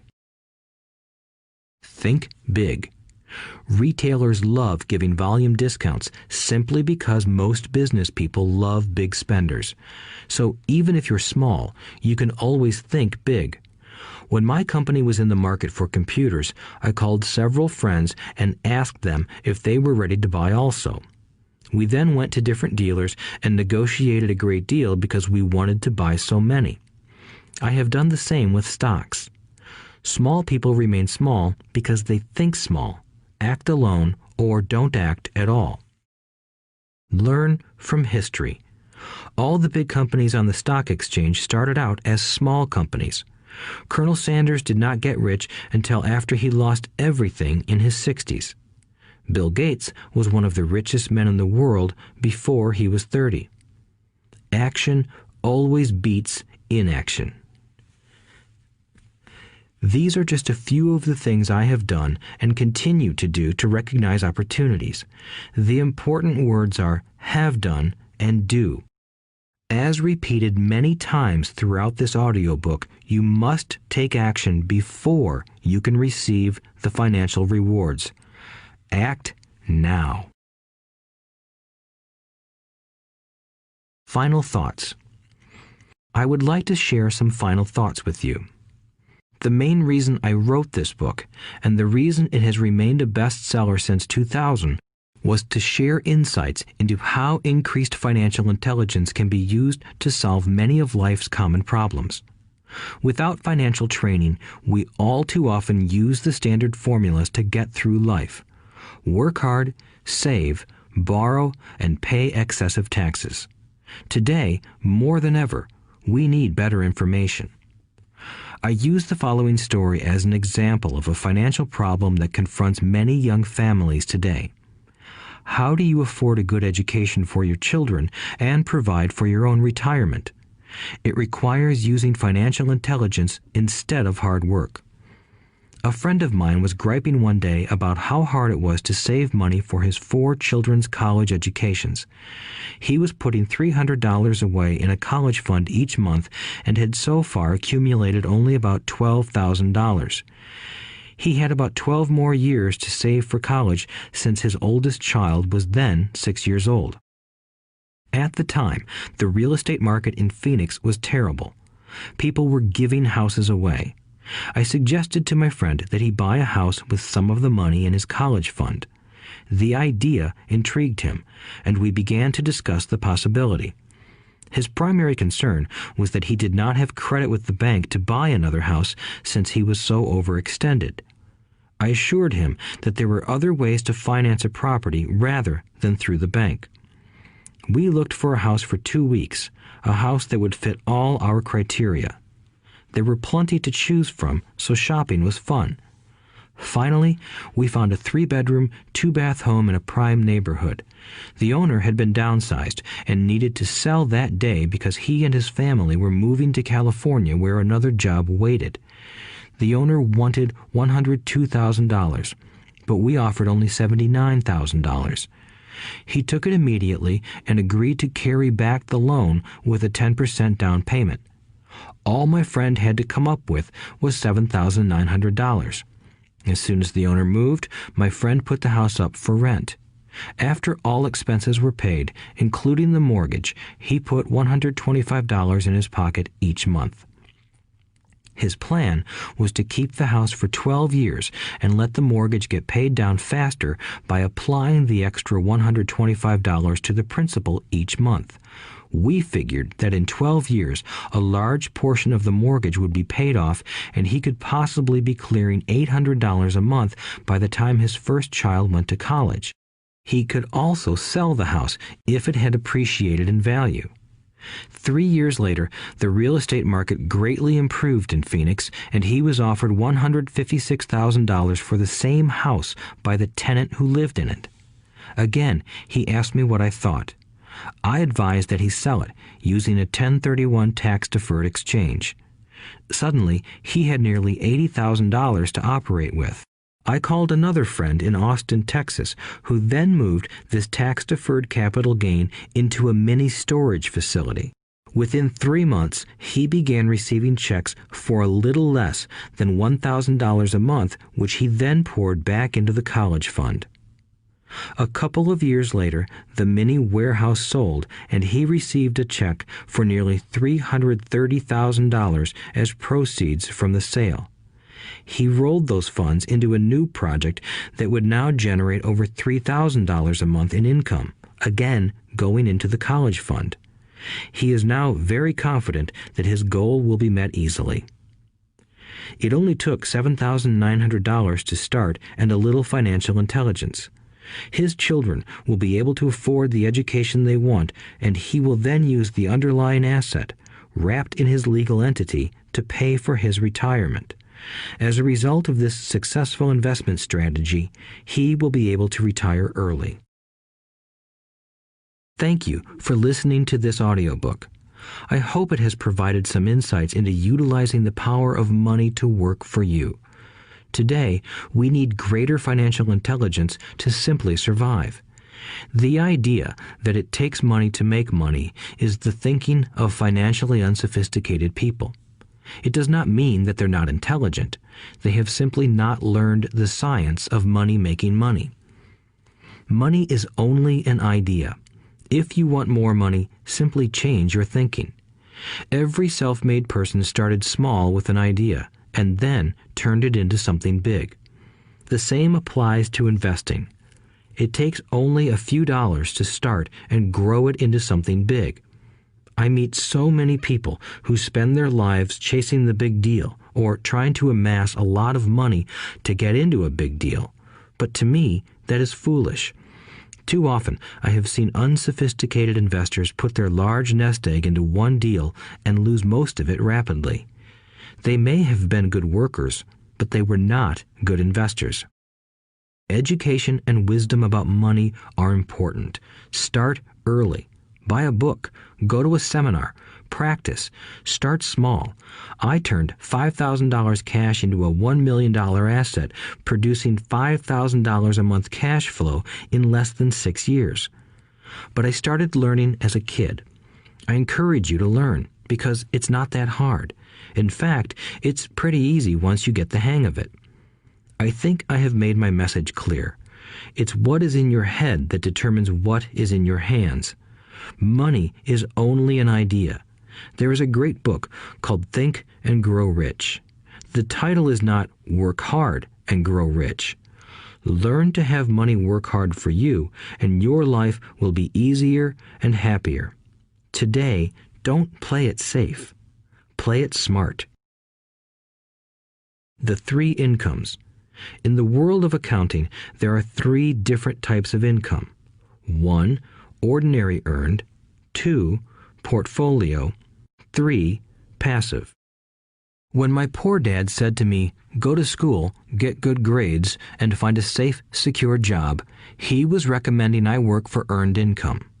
When my rich dad said, "The rich don't work for money, they have their money work for them," he was talking about passive income and portfolio income.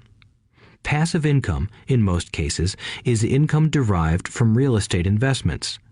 Portfolio income is income derived from paper assets such as stocks and bonds. Portfolio income is the income that makes Bill Gates the richest man in the world, not earned income. Rich Dad used to say, the key to becoming wealthy is the ability to convert earned income into passive income or portfolio income as quickly as possible. He would say, taxes are highest on earned income. The least taxed income is passive income. That is another reason why you want your money working hard for you. The government taxes the income you work hard for more than the income your money works hard for. In my second book, Rich Dad's Cash Flow Quadrant, I explain the 4 different types of people who make up the world of business. They are E, employee, S, self-employed, B, business owner, and I, investor.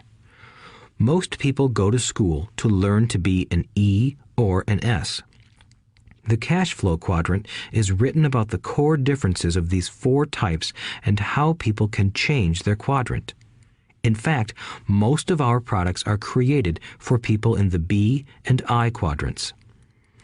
In Rich Dad's Guide to Investing, book number 3 in the Rich Dad series, I go into more detail on the importance of converting earned income into passive and portfolio income. Rich Dad used to say, all a real investor does is convert earned income into passive and portfolio income.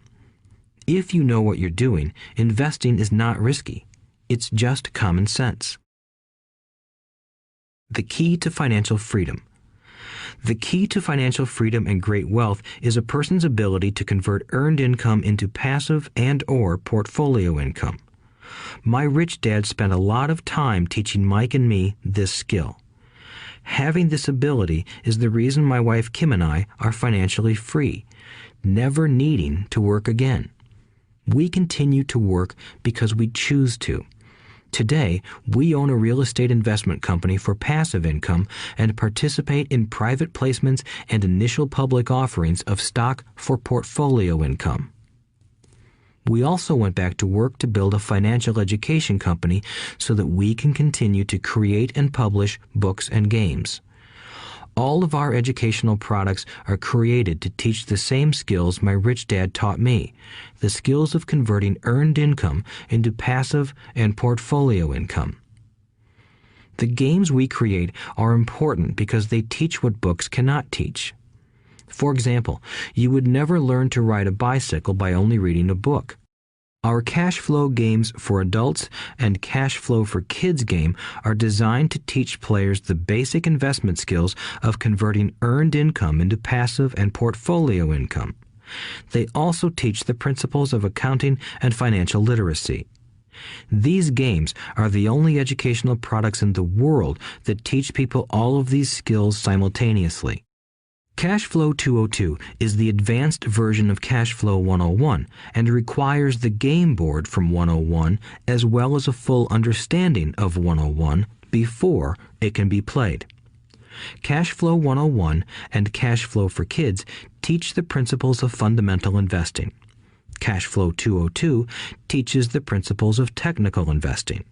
Technical investing involves advanced trading techniques such as short selling, call options, put options, and straddles.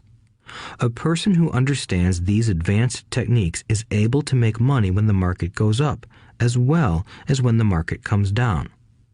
As my rich dad would say, a real investor makes money in an up market and a down market. That is why they make so much money. One of the reasons they make more money is simply because they have more self-confidence. Rich Dad would say they have more self-confidence because they are less afraid of losing. In other words, the average investor does not make as much money because they are so afraid of losing money. The average investor does not know how to protect themselves from losses, and that is what Cash Flow 202 teaches. Average investors think investing is risky because they have not been formally trained to be professional investors. As Warren Buffett, America's richest investor, says, risk comes from not knowing what you're doing. My board games teach the simple basics of fundamental investing and technical investing while people are having fun. I occasionally hear someone say, your educational games are expensive, which poses the question of ROI, the return on investment, or the value returned for the price paid.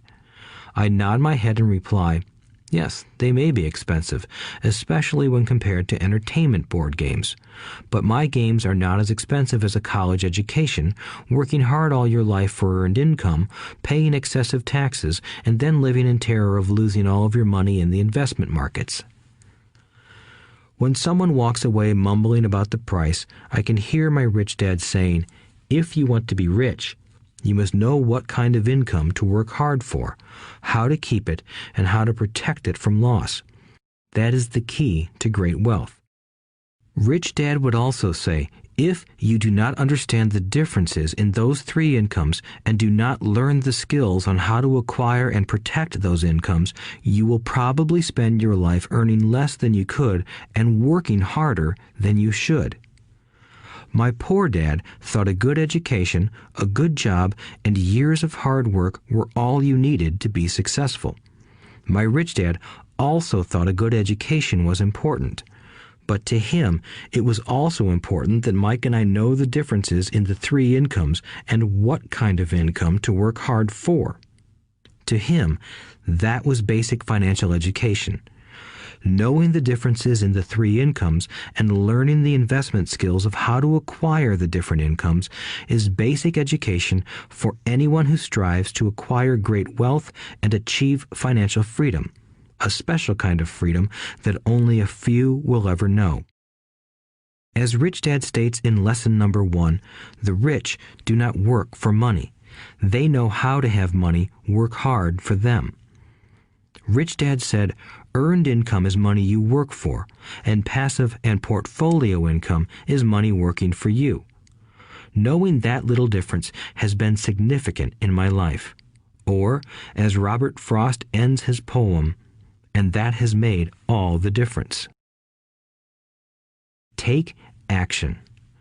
All of you were given two great gifts, your mind and your time. It is up to you to do what you please with both. With each dollar bill that enters your hand, you and only you have the power to determine your destiny. Spend it foolishly, and you choose to be poor. Spend it on liabilities, and you join the middle class. Invest it in your mind and learn how to acquire assets, and you will be choosing wealth as your goal and your future. The choice is yours, and only yours. Every day, with every dollar, you decide to be rich, poor, or middle class. Choose to share this knowledge with your children, and you choose to prepare them for the world that awaits. No one else will. You and your children's future will be determined by choices you make today, not tomorrow. I wish you great wealth and much happiness with this fabulous gift called life. Robert Kiyosaki.